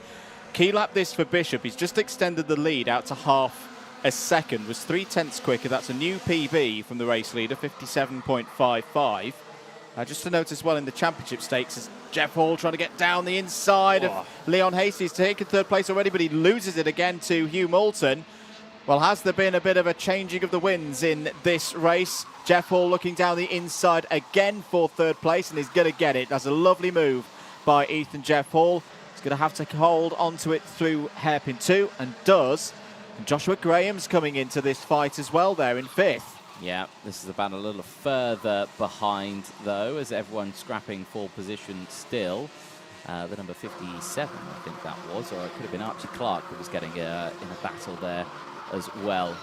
Contact there involving Harrison Youngling. Whitcomb and Timo Youngling as well, and all kind of stacked up. And Harrison Whitcomb loses out a lot there. Just going to note as well, what a recovery drive from Lewis Goff. We noted him in trouble earlier on in this race, and has fought back up to 21st. Yes, we did. So he's having a good race, but yeah, that's not gone well for Timo Youngling or Harrison Whitcomb. Unfortunately, they both tumbled down the order. That's a big shame. Fastest lap of the race, Archie Clark, 57.16. Through goes Ethan Jeff Hall. A bit of communications there. I think these three drivers are trying to get themselves in the fastest order of how they can close up to Hasty and Bishop ahead. They've got 4.5 minutes to do so.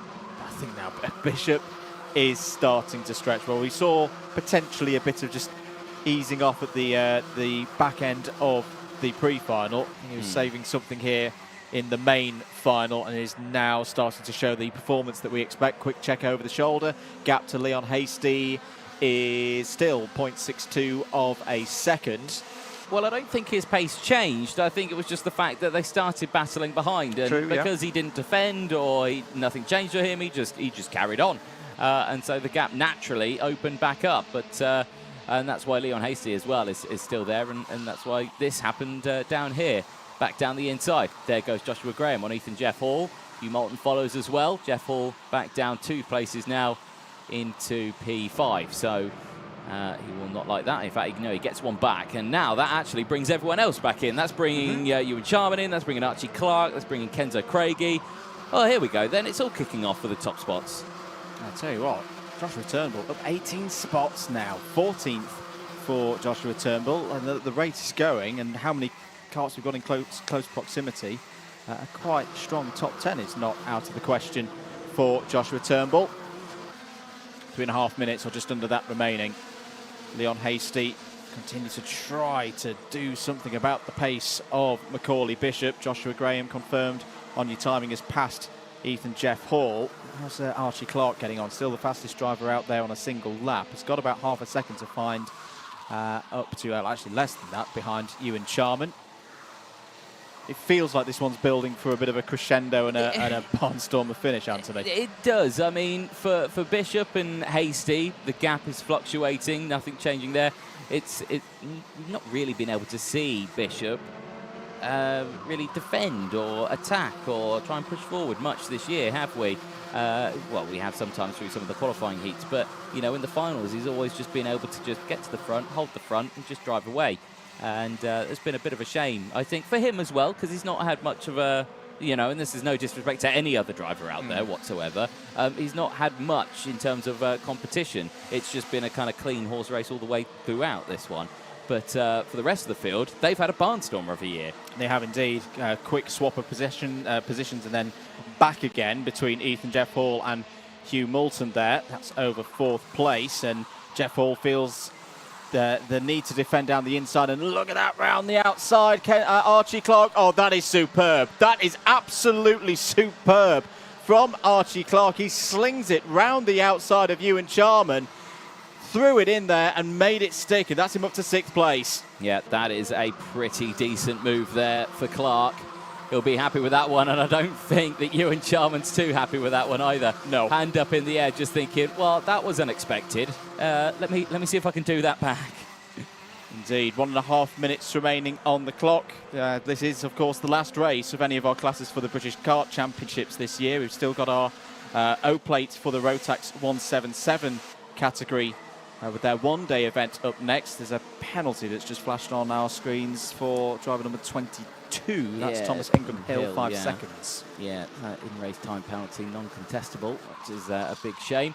1 minute plus 1 lap to go, and that is a chain guard, I want to say, that has just pinged off a wagon. Now, whose wagon did that ping off? Even if it is a change guard, it looked like one. Now I'm just looking there. They all look good. No, I don't see any that have vanished off any of those karts. Now, what was that pinged off someone's wagon? It was quite sizable. But yeah, we'll have to check back, see if a marshal picks it up. But 30 seconds left. Macaulay Bishop. And the gap, again, down to 0.3 of a second. If Leon Hasty gets within lunge distance, he's going for it, 100%. I mean, that's bragging rights, I think, after this season that Bishop's had. Yeah, and for Hasty, already on for a best result of the year. You want to finish on a high, you want to finish with a win, and you want to finish saying, well, I beat the reigning champion. I beat the best driver in this field. 10 seconds remaining on the clock. Who else is moving up the order? Joshua Turnbull. It is not a surprise that he's gaining more positions. He's now up 19 places in this race. Has just got past Joshua Smith. Thomas Behrman as well has got through into 16th place past Thomas Min-Spearing. Time is up. Last lap board will be out next time around for Macaulay Bishop, who's 1 lap away from completing pretty much a perfect weekend as he's become British champion in yet another category, Anthony. What a driver. Yeah, indeed. As they make their way out of the final corner, Bishop sees the last lap board now, and the gap still 0.3 of a second between himself and Leon Hasty. This battle here, Graham 3rd, Jeff Hall 4th, Archie Clark 5th with the fastest lap of the race, and after a brilliant move earlier on as well to get into that position, is on the attack, and so is Jeff Hall. Squeezes there, Graham wide as they go too wide, wheel to wheel. Clark looks to the inside now again. Gets that position done and gets the double. 2 for 1 at hairpin number 1. And Archie Clark gets up into the podium positions here. This is a superb drive from the driver from Kart Republic. And now Kenzo Craigie is trying to get involved, and so is Ewan Charman, and gestures galore from Charman just saying, what was that? But that is outshadowed really by the championship leader, who came into this weekend uncontested and now ends it. Not since Dan Ginchard in 2021 have we had a double champion in both Junior Rotax and IAME X30. He takes the win. Macaulay Bishop is your British kart champion in Rotax in 2023. He will be absolutely delighted with that one. What a season, a dominant performance in both categories, in the junior categories. This certainly is a good stepping stone for his racing career. And a proper celebration over the line as well, showing just how much it means to Macaulay Bishop to be a double champion in 2023. Great run from Leon Hasty as well, who has pushed Bishop all the way today in particular, takes P2 and a first podium of the year in a final for Leon Hasty's best results. Before then, there were a couple of top 10s in there, but that was a super run for the Thule Motorsport driver. Archie Clark finishes 3rd and on the podium. We'll be very pleased with that. Joshua Graham, Ethan Jeff Hall, Ewan Charman, all inside the top 6. Great run from Kenzo Craigie from 6th place on the grid in the repechage, right on the bubble, ends up in the top 10, solidly up in the top 10. Come the final, Hugh Moulton's had a good day in 8th, Armand Hamilton in 9th. Aidan Hassan gets a second top 10 of the year in the Wera Tours British Kart Championships. We'll be pleased with his efforts here this weekend. Harrison Crowther, Gustavs Uzakovs, Joshua Turnbull, Thomas Behrman and Thomas Min-Spearing complete the top 15. This, of course, should stress, is a provisional result. There were a few penalties, in-race penalties in that one. Those are not applied right now in this standings. 16th place was Timo Youngling, Lucas Blanford in 17th, 18th for Joshua Smith, Harrison Whitacombe in 19th. Lizzie Mentia holds there in the top 20. Thomas Ingram Hill, Brandon Truman, Lewis Goff. Great recovery there from Lewis Goff after a very tricky start to the race. Ends inside the top 25 that is completed by William Antrobus and Kasper Tomilewski. Shun Sekiguchi in 26th, Jack Hobson 27th, Jake Woods, Victor Hansen and Oliver Majewski inside the top 30. Deacon Russell 31st, Reg Hayward 32nd. And let's head down to Kieran Mogg in Parc Ferme for some of the thoughts from our drivers there in the Junior Rotax final. We are here with our second place finisher today, Leon Hasty. How was that race for you? Very difficult, yeah. Yeah. Obviously, you were battling with Archie Clark as well. Did you have any sort of issues with that, or was it all okay from your end? I think it was all right, just focusing on chasing the leader. So, yeah, it went good. Yeah. And obviously, how has your season kind of been as a whole? It was difficult at the start, not getting very much good finishes, but by the end, obviously, it seems quite good. Excellent. And have you got anybody you'd like to thank? I'd like to thank my mum and dad for support, Tilly Motorsport for the setup and the kart, and that's it really. Excellent. Well, congratulations on today and the championship as a whole. Thank you. Thank you very much. Okay, our third place driver should be next, Archie Clark. Welcome, Archie, and congratulations. That was one heck of a race. Thank you. Obviously, you weren't really in the top 3 at all until the very last second. How did you come about that? Well, Josh tried to go around the inside and then Ethan accelerated and then he ended up going wide and I managed to get them both on the exit. It was quite lucky, but yeah. You're happy to end your year in that way? Yeah, it's better to end on a high than a low, I think. Absolutely, absolutely. And anybody you'd like to thank in particular? I'd like to thank KR, Torque, Fit for Performance, Louis for the great engine, Base Performance Simulators, and my mum and my dad. Excellent. Well, congratulations on today and the championship as a whole. Thank you very much. Thank you. Thank you. And finally, we've got our championship winner, Macaulay Bishop. Congratulations, amazing. How does it feel? Feels great.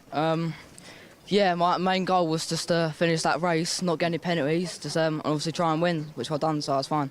Yeah, and obviously you controlled the pace the entire way. You had control of everyone you were racing against. That was the plan, I'm guessing. Yeah, I've had loads of practice at it, so I've got really good at it now. So, yeah, I just stayed at the front, really good pace.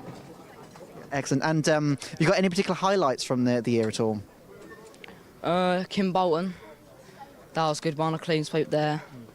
And then obviously today, like this weekend as well, a clean sweep here as well, so two very good weekends. Excellent. Anybody you'd like to thank in particular? My dad and brother for mechanicking, all of DHR, Darryl and Time Racing Engines. Excellent. Congratulations. And I believe we have Dan Parker here to present you with the #1 plaque. Congratulations. Thank you. Well done. Thoroughly deserved double British champion. Well done. Thank you. Excellent. Congratulations again. And we're going now for the final race of the day. I believe we're going up to Andrew or down to Anthony. I'm not sure. Thank you very much, Kieran Mogg. Yes, indeed, the sun is low in the sky. The day is nearly done, but there is one more race to go, and this time it's a one-off weekend race. This is the Rotax 177 British O-Plate Championship that's about to take to the track, and here they come onto the grid. And this is going to be an interesting one. I'm actually really looking forward to this because, well, big surprise for me in Rotax 177 is Philip Howarth, the number 11, the real #1, is starting on pole position. Don't ask me how he did that, but he did that. So we're going to have a quick chat with him as he makes his way down to us right here, starting on pole position. Who'd have thunk it? I didn't think it, but he did it, and really looking forward to seeing what he can do. We'll let him get his wagon off the trolley first, and then we'll have a quick chat with him. But certainly, for me and Philip, it's been a while since we've had a chat. What was it? You did a track walk with me at Mansell Raceway, didn't you? Didn't we? Yeah. Yeah, we did. Well, the real #1, ladies and gentlemen, is back on #1 spot, starting on pole position for this one. Mate, honestly, it's been a brilliant weekend for you. Do you reckon you could be British Open champion at the end of this? If you'd asked me yesterday, definitely not. We were not good at all. But we've chipped away, and we'll see. I've changed the kart again for the final because we weren't quite quick enough.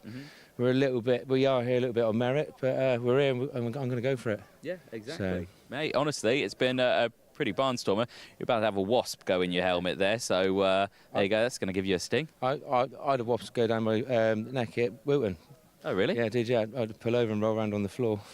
I did, yeah. Well, hopefully that doesn't happen this weekend. We'll wish you the best of luck. We'll let you clear that away and, yeah, enjoy your racing. Philip Howarth there starting this one on pole position. Another driver who we didn't catch up with on the Paddock show. We caught up with his kart because you weren't there. Scott Smith.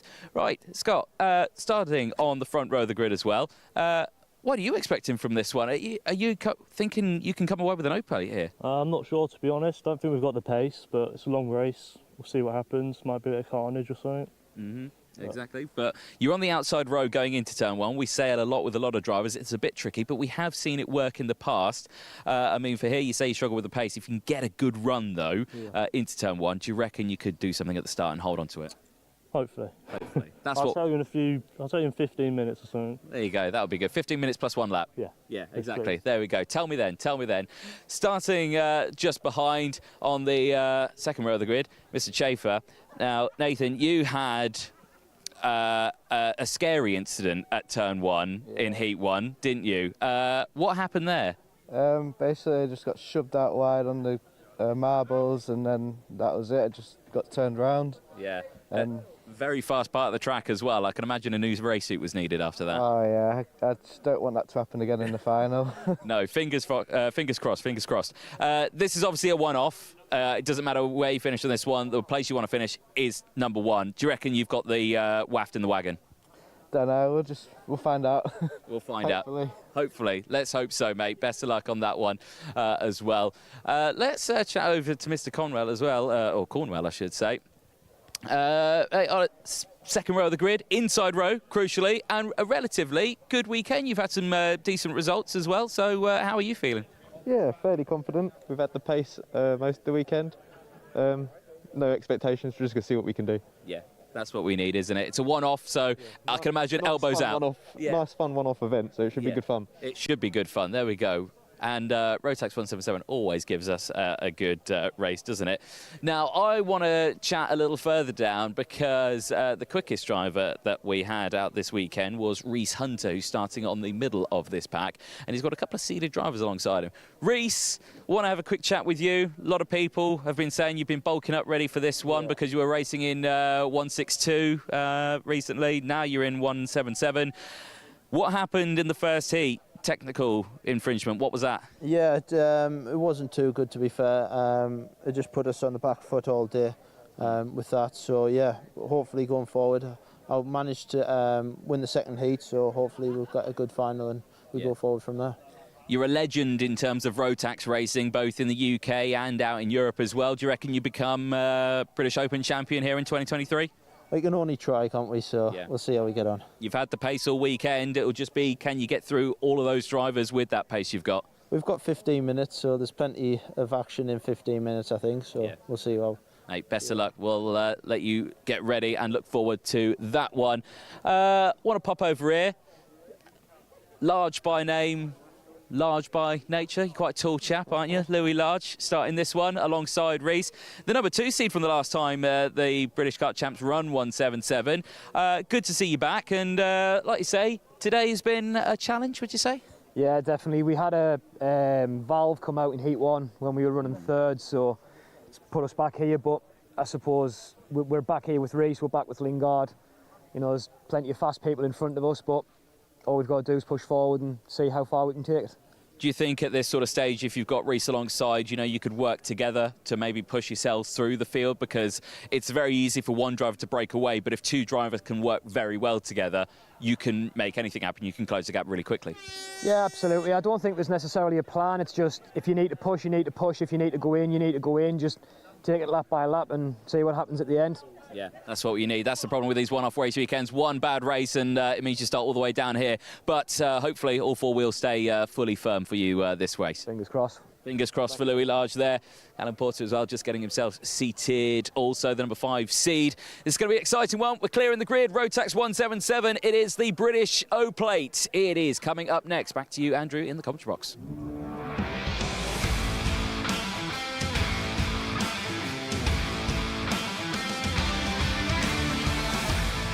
Thank you very much, Anthony. Great work down on the grid as ever. It's time for the last race of the day, the last race of the weekend here at PF International. It is the final for the 2023 Rotax 177 British O-Plate. Here is your grid, determined by 2 qualifying heats earlier on today. Philip Howarth has pole position, is joined on the front row of the grid by the number 37 of Scott Smith. Sam Cornwell and Nathan Chaffer go from row number 2. Chris Thomas will fancy his chances on row 3 and is joined by Lewis Halliday. Harrison Crook and Callum Porter will start on row 4. very intriguing row 5. Reese Hunter, fastest driver of the weekend, is there mainly because of a technical disqualification from the first heat and is joined by the number 2 seed, Louis Large. Expect them to come through the field. James Lingard and Charlie Pritchard will go from row number 6. Luke Oliver and Jimmy Galloway go on row 7. Tom Hinton and Alan Kenyon start on row 8. Henry Ayres and Oliver Smith from row 9.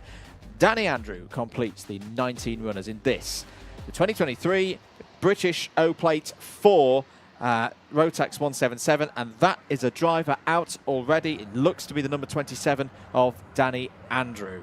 Big shame there. Car not working before the race has even started. Marshall's there doing a brilliant job slowing the drivers down, getting themselves ready for this one. A reminder then of past history, as now, was that Reese Hunter going through? It was. Is he pulled into the pit lane? Has Reese Hunter got a problem on track? He is, yeah, noted as in the pits yes. here. So Reese Hunter is out. Oh, that is a disaster. Yeah, he's pulled in, he's out the kart. That is an absolute disaster.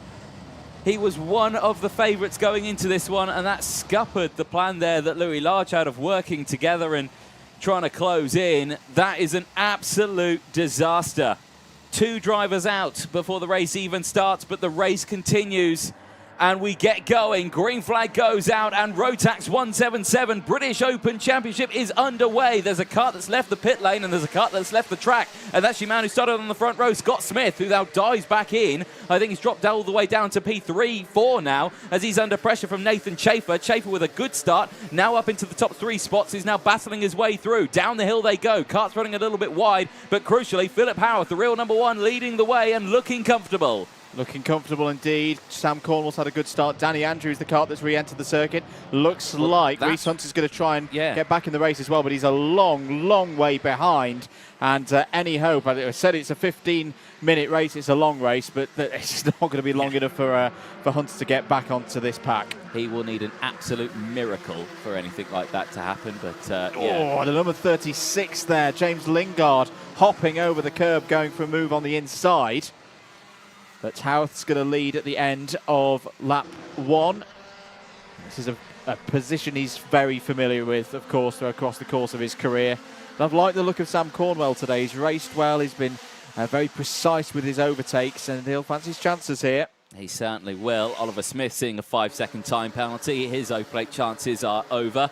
Back over the start-finish, or back over the bridge they go. You can see the crowds in celebration there in the background, geeing everyone on. I've got to say, there's quite a good showing of supporters for the British Open Championship in Rotax 177. Not since 2021 did we get a champion for this one. Jay Taylor took it in 2021. Matteo Zanetti in 2019. James Moorcroft in 2018. Chris Thomas, who's out in this one now, last won it in 2017. Danny Russell won the first ever Rotax 177 British Open Championship in 2016. Who will take it in 2023? 13 minutes plus 1 lap will tell you, but right now it's going in the way of Philip Howarth. It's a top 3 breaking away. There's a bit of a Chris Thomas train. Oh, he's back out. in. Out is Reese Hunter, having a chat with his brother Kai there. Well, on one side of the Hunter family, it's been a great day, but a shame for Reese. He's not been able to even really be a factor in this final. That's a real shame, I think, for everyone. We were all looking forward to a Reese Hunter masterclass through the field, but it wasn't to be.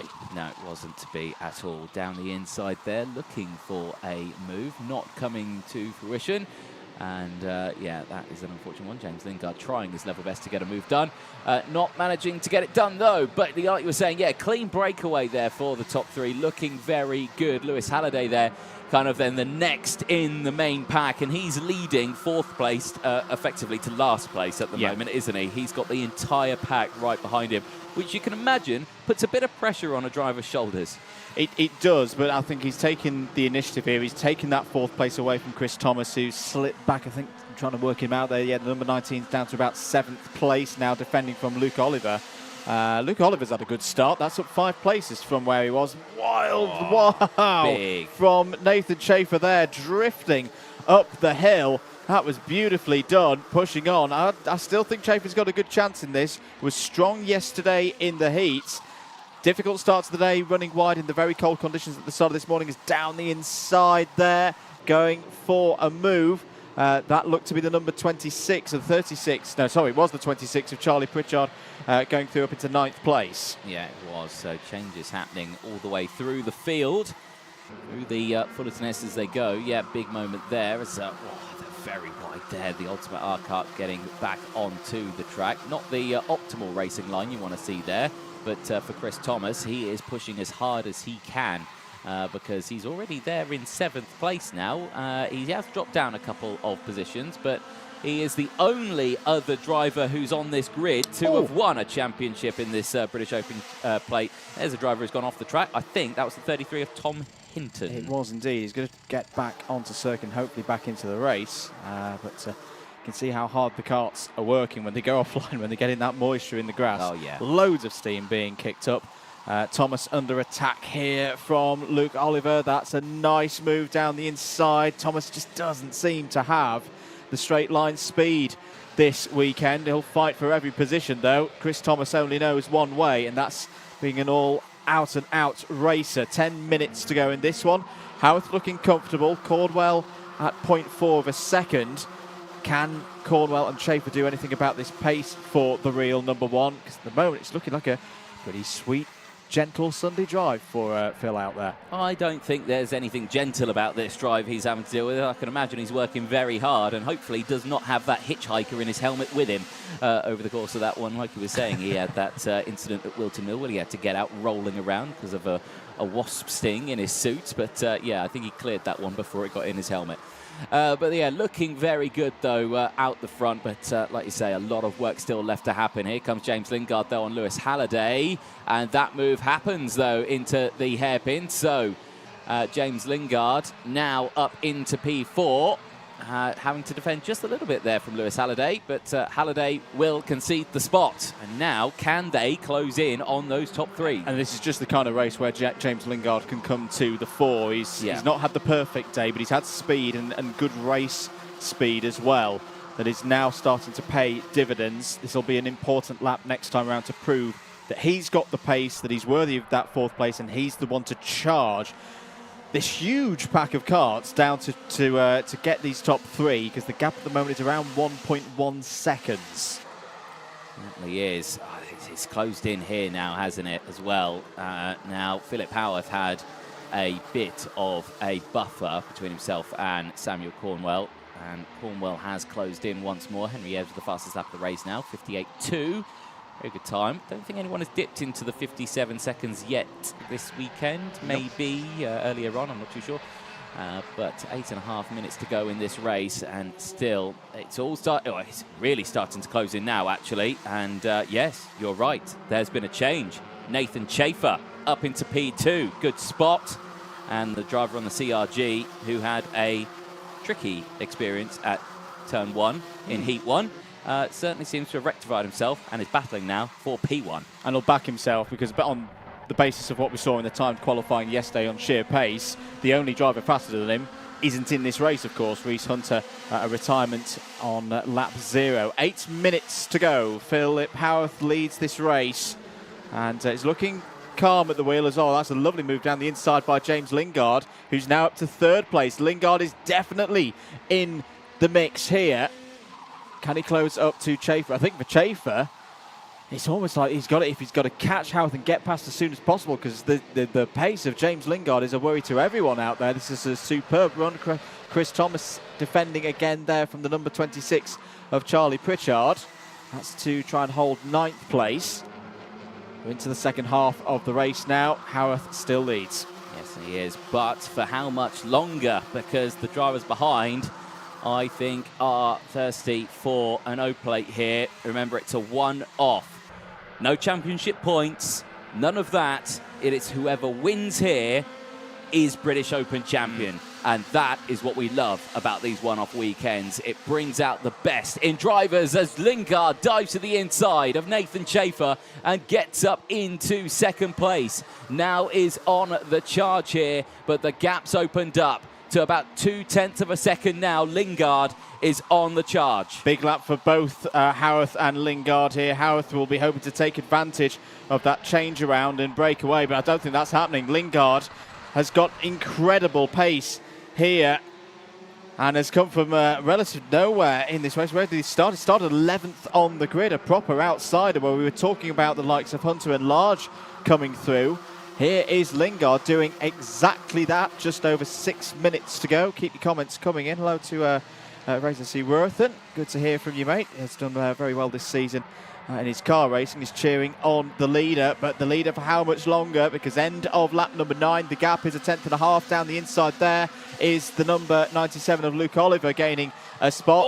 And nearly through there was Lingard. He's all over the back of Howarth here. That's the first nibble there from James Lingard. He's sniffing a race victory here, but Philip Howarth is going to deny any opportunity. Now he starts to go defensive. Keep an eye on Nathan Chafer. He takes the normal lap, but Lingard finds the gap out of nowhere, and through goes Chafer. 2 in 1, and Philip Howarth is off the track, and now he tumbles down to about 4th place now. He is in trouble. Lewis Halliday comes through up into 3rd place as Philip Howarth now goes wheel to wheel once again with James Lingard, and both of them tumble down the order. That's been an absolute disaster for the both of them. Lingard going defensive now from Luke Oliver, and Louis Large comes through around the outside. Louis Large now gaining positions. The entire pack is in one group, but crucially, Nathan Chafer in the number 10, the CRG, leads the way. This is what you love about an Open Championship. Only an O-plate would deliver a race like this. Nathan Chafer, who started the day on the grass facing the wrong way in heat number 1, is now hot on form.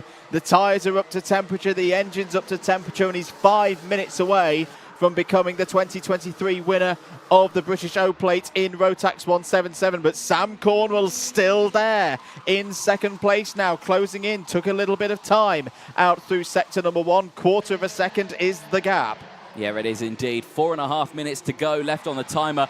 That is still a long way to go in this race. There is still plenty of time for all the drivers to close back up once more.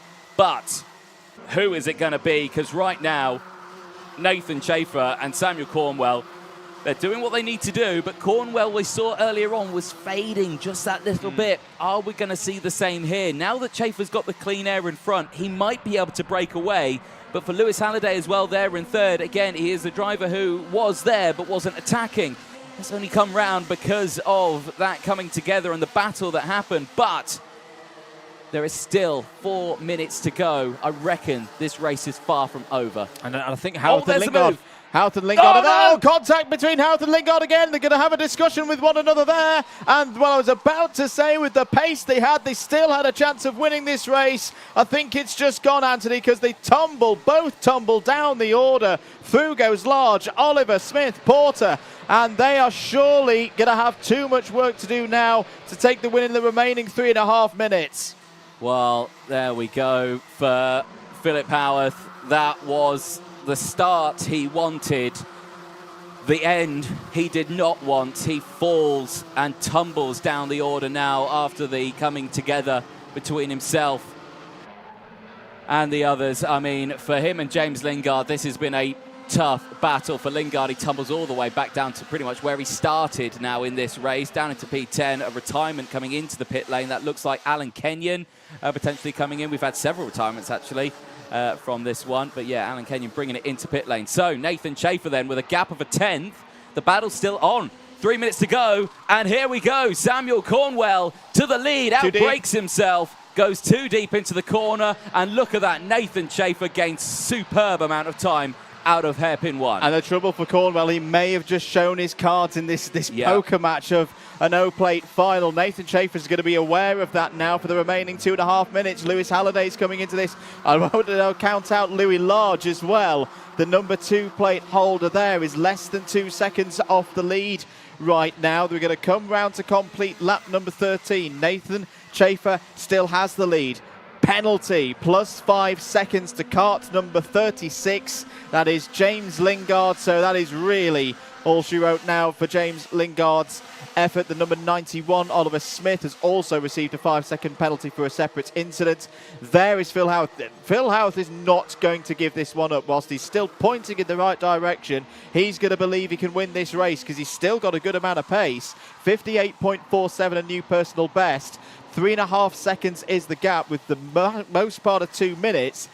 It's the slimmest of long shots, but it's still possible. He's going to need the racing gods to come into his favour. If there's fuel in his tank and air in his tyres, you can guarantee Philip Howarth will drive the wheels off that kart to get away with a race victory. And right now he's on his charge back, but it's a lot of work ahead of him. P7, and there's 90 seconds left plus 1 lap. And at the moment, it's all down to these three here. Nathan Chafer, who leads the way once again, is being closed in by Samuel Cornwell. He already showed his cards through hairpin number 1. He might go for a move here because he's got some serious waft as they go into the Tyrone banking. Looks to the inside, cannot fulfill the overtake. He stays behind as they go over the bridge. Remember, he went to the inside here at hairpin 1. It didn't work out for him. Is Chafer going to go defensive? Yes, he is, to the outside. Is he going to get the switchback move here through hairpin 1? He is, wheel to wheel. The two go for the British Open Championship as they go into hairpin 2. Nathan Chafer holds the inside line.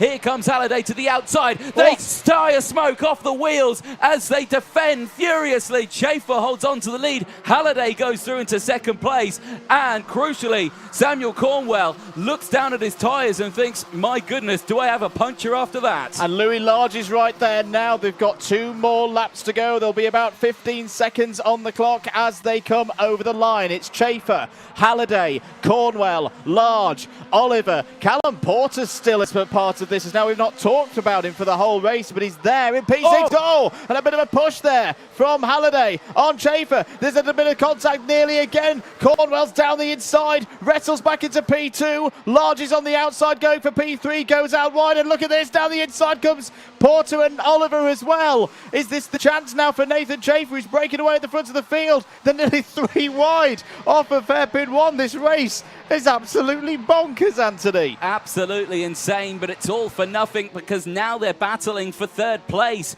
You need to win this one to win, and right now Nathan Chafer is doing just that. The gap is 0.4 of a second between himself and Cornwell, who amazingly gets himself back up into second place despite the tyre smoke that was pouring off his kart after being defended furiously from Chafer going into the Fullerton S's a couple of laps ago. Out of the final corner, last lap board comes out this time around, and it could go the way of Chafer or Cornwell. Remember, Cornwell closed a gap up like this earlier on. He might be able to do it again, but right now this is all going in the way of Nathan Chafer. Back to the inside goes Halliday on Luke Oliver. Gets that one done. Oliver down into 5th place now. On the final lap, you'd say that Cornwell's a bit too far back there to have another go in to the first hairpin. Everyone's scrapping for every position that they can here in the O-Plate final. Through another hairpin there for Nathan Chafer. He's counting the corners away now. Samuel Cornwell is closing in, but he may be just running out of time. This is why you've got to love Rotax 177. They've come here this weekend to PFI and delivered. Just a couple more corners for Nathan Chafer. Started on 4th on the grid on row 2. It's going to come round the final corner and become the 2023 British O-Plate winner in Rotax 177 in an absolutely fantastic final here at PFI. He takes it by half a second ahead of Samuel Cornwell. Louis Large threw everything at that and comes home in 3rd place. My goodness me, what a way to finish here, Anthony Jordan. It certainly was. For Nathan Chafer, that is the result he wanted. Of course, every result that we see here is, of course, provisional. Nothing is clarified until we get the official race results after this one. Samuel Cornwell finishes in P2 and Louis Large rounds out the podium in 3rd place. For Philip Howarth, who started on pole position, it did not go his way. It started well, but unfortunately, racing happens and he fell down the order. For the rest of the field as well, an absolutely superb race. Scott Smith finishing in 7th place from Henry Ayres. Chris Thomas in his fight back to retake the O-Plate since he won it back in 2017. Didn't come to fruition. He finishes that one in P9. Oliver rounding out the top 10 from Charlie Pritchard, James Lingard, Jimmy Galloway, Oliver Smith and Harrison Crook rounding out the top 15. The 4 retirements, Alan Kenyon and Danny Andrew during the race. Tom Hinton, who unfortunately crashed out of the race, and Reese Hunter, unfortunately, not even starting the race. He retired with a mechanical issue at the start. Big shame for him, because he was one of the favourites going into this. He really was. That was probably the one thing that final missed out on was a Reese Hunter charge through the field. But we can't have everything, can we? We can't. Anyway, I'm glad that's the last race, because I'm absolutely exhausted after that one. I don't know about you, Anthony. Oh, I'm absolutely fine, because I've got a full night's sleep compared to you. Partying away. No, I'm kidding. But yeah, no, that's honestly been a fantastic day. The day's not over. We've got the post-race interviews to happen. Of course, the podium's happening. So if you are here at the circuit, do feel free to stay behind. Join us at the podiums. It will be absolutely fantastic to crown our champions and, of course, down there as well. I think we are ready down in the area. We're not just yet. We will cut down there in just a few moments' time. We will chat to a couple of our protagonists out there in Rotax 177. But for them in the championship, what's a year it's been? What a season. There's been ups, there's been downs. It is the end of it. The awards night is next. I think that's coming up November. 25th of November, something along those times. That's going to be a good one. Very quick before we head down, I just want to give a rundown and a big thanks to our Alpha Live crew here today. Luke Woodford, Joe, Joseph, Andrew, Chris Simpson. Good to see Chris for the first time in a while. Rob, Jonathan, Stu, and James. And, of course, Kieran down in the Park Fermi area, who I believe we can head down to now. Thank you, everybody. And Kieran, over to you.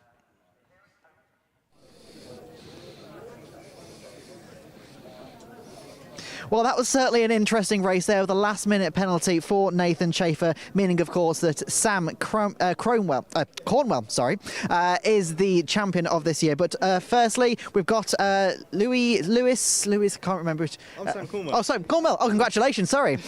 Sorry, just step back here a second for me. That was an interesting race. You obviously had a great battle there with Nathan. Obviously, the last-minute penalty for him means you are the champion for the O-Plate. Congratulations. Thank you very much. I mean, we didn't expect this coming in. We just sort of did it as a fun weekend of trying to be a bit more competitive racing. So this is outstanding, really. Yeah, amazing. Congratulations. And obviously, have you got anybody that you'd like to thank for this weekend? Well, firstly, my dad. He does absolutely everything for me. He's on the spanners. He funds it all for me. Can't thank him enough. He sacrifices a lot for this. But then Lee Murray at MLC for the team kart setup help, and also the engines. There's P1 Power, and then everyone else in MLC as well. They've been amazingly supportive all weekend. Give me a bit of tips to get me a bit more up to speed. Excellent. Well, congratulations again, and I believe Dan Parker here has your O-Plate label. Thank you very much. Really great Cheers. Race. Thank you very much. Well done. Excellent. Right. I believe now we have Lewis. Hello. Is it Lewis or Louis? Louis, sorry. Let's go step back. So, Louis, that was an interesting race. Obviously, you made a few overtakes there. How was it? It was good, yeah. We found ourselves starting 10th. We had a flat tyre in the first heat, which set us back a bit. But we tried something on the first lap. It backfired massively. We ended up going backwards, but I don't know where we went. I think it was about 15th. But we've come back through, just lap after lap, closing the gap, making the moves, and we've ended up P2 on the road. Well, P3 on the road, P2 after penalties, but you know, I think we can be happy with that. Yeah, absolutely. And is anybody you'd like to thank for this weekend? Yeah, absolutely. We've got Nigel at HRS Engines who's worked really well at getting the power we needed.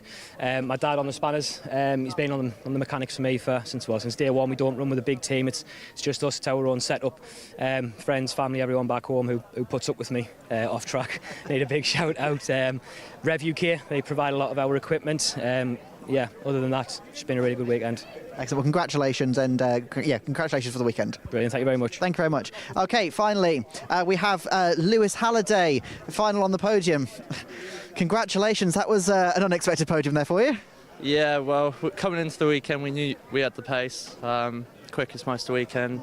Unlucky DNF, should have had pole. But yeah, no, it was a great race. Just like to thank Adrian Coles, turning on the spanners, all of the crooks, and yeah, had the ticket for half a lap. Yeah, definitely. Obviously, there was a lot of. Did you see what happened between Nathan and Sam? Yeah, so I was in third, sitting behind, watching it with 2 laps to go, and I saw the MLC guy went for the undercut, and I knew he was going to get squeezed. So I set myself up and got into second, and then going on to the last lap, I didn't know Nathan had a penalty for it, so I could have just sat there, but instead I went for the lead, one-off event. But no, he deserved it, and cheers. Thank you. Excellent. Well, congratulations for this weekend, and congratulations on the season as well. Thank you. Thank you very much. Okay, well, that is it for us down in Parc Fermé. Hope you've enjoyed the stream, and we're going to be passing down to Andrew and Anthony on the grid. Thank you very much, Kieran. Busy old day for you down there. Well done for your hard work, mate. Well done. Congratulations as well.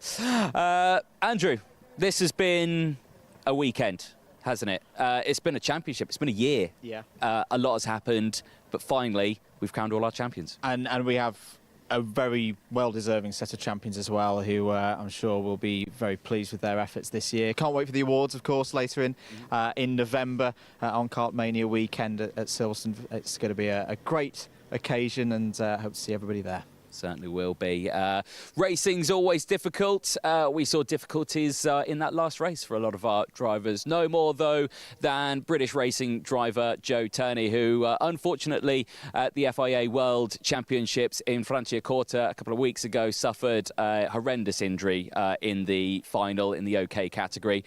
We do wish him all the best, himself and his family. I know his mum Siobhan flew out there to see him, and they are hopefully all well and recovering, and we do hope to see Joe back in a kart very, very soon. We do wish him all the best, and if there is an image of Joe on the screen, we do thank Kart Chaser for that image as well. It really shook I think, the world of karting, didn't it? And brought up a few questions as well, but the main thing is that he's on the road to recovery. Yeah, it did bring up some questions, but if there's one thing that motorsport does very well, it learns from things that happen. And if there's also one driver we know who will come back stronger, fitter, faster than ever, it is Joe Turney, and we wish him all the best. We do indeed. Right, from us here, from Alpha Live, from Motorsport UK, from all the camera crew, the staff here at Trent Valley Kart Club, myself, Andrew, Andrew and Kieran down in Parc Fermé. It's been an absolutely fantastic season. We look forward to seeing you in 2024, and we can't wait to see what the calendar looks like for that year. From us here at PF International, it's goodbye for now and goodbye this year.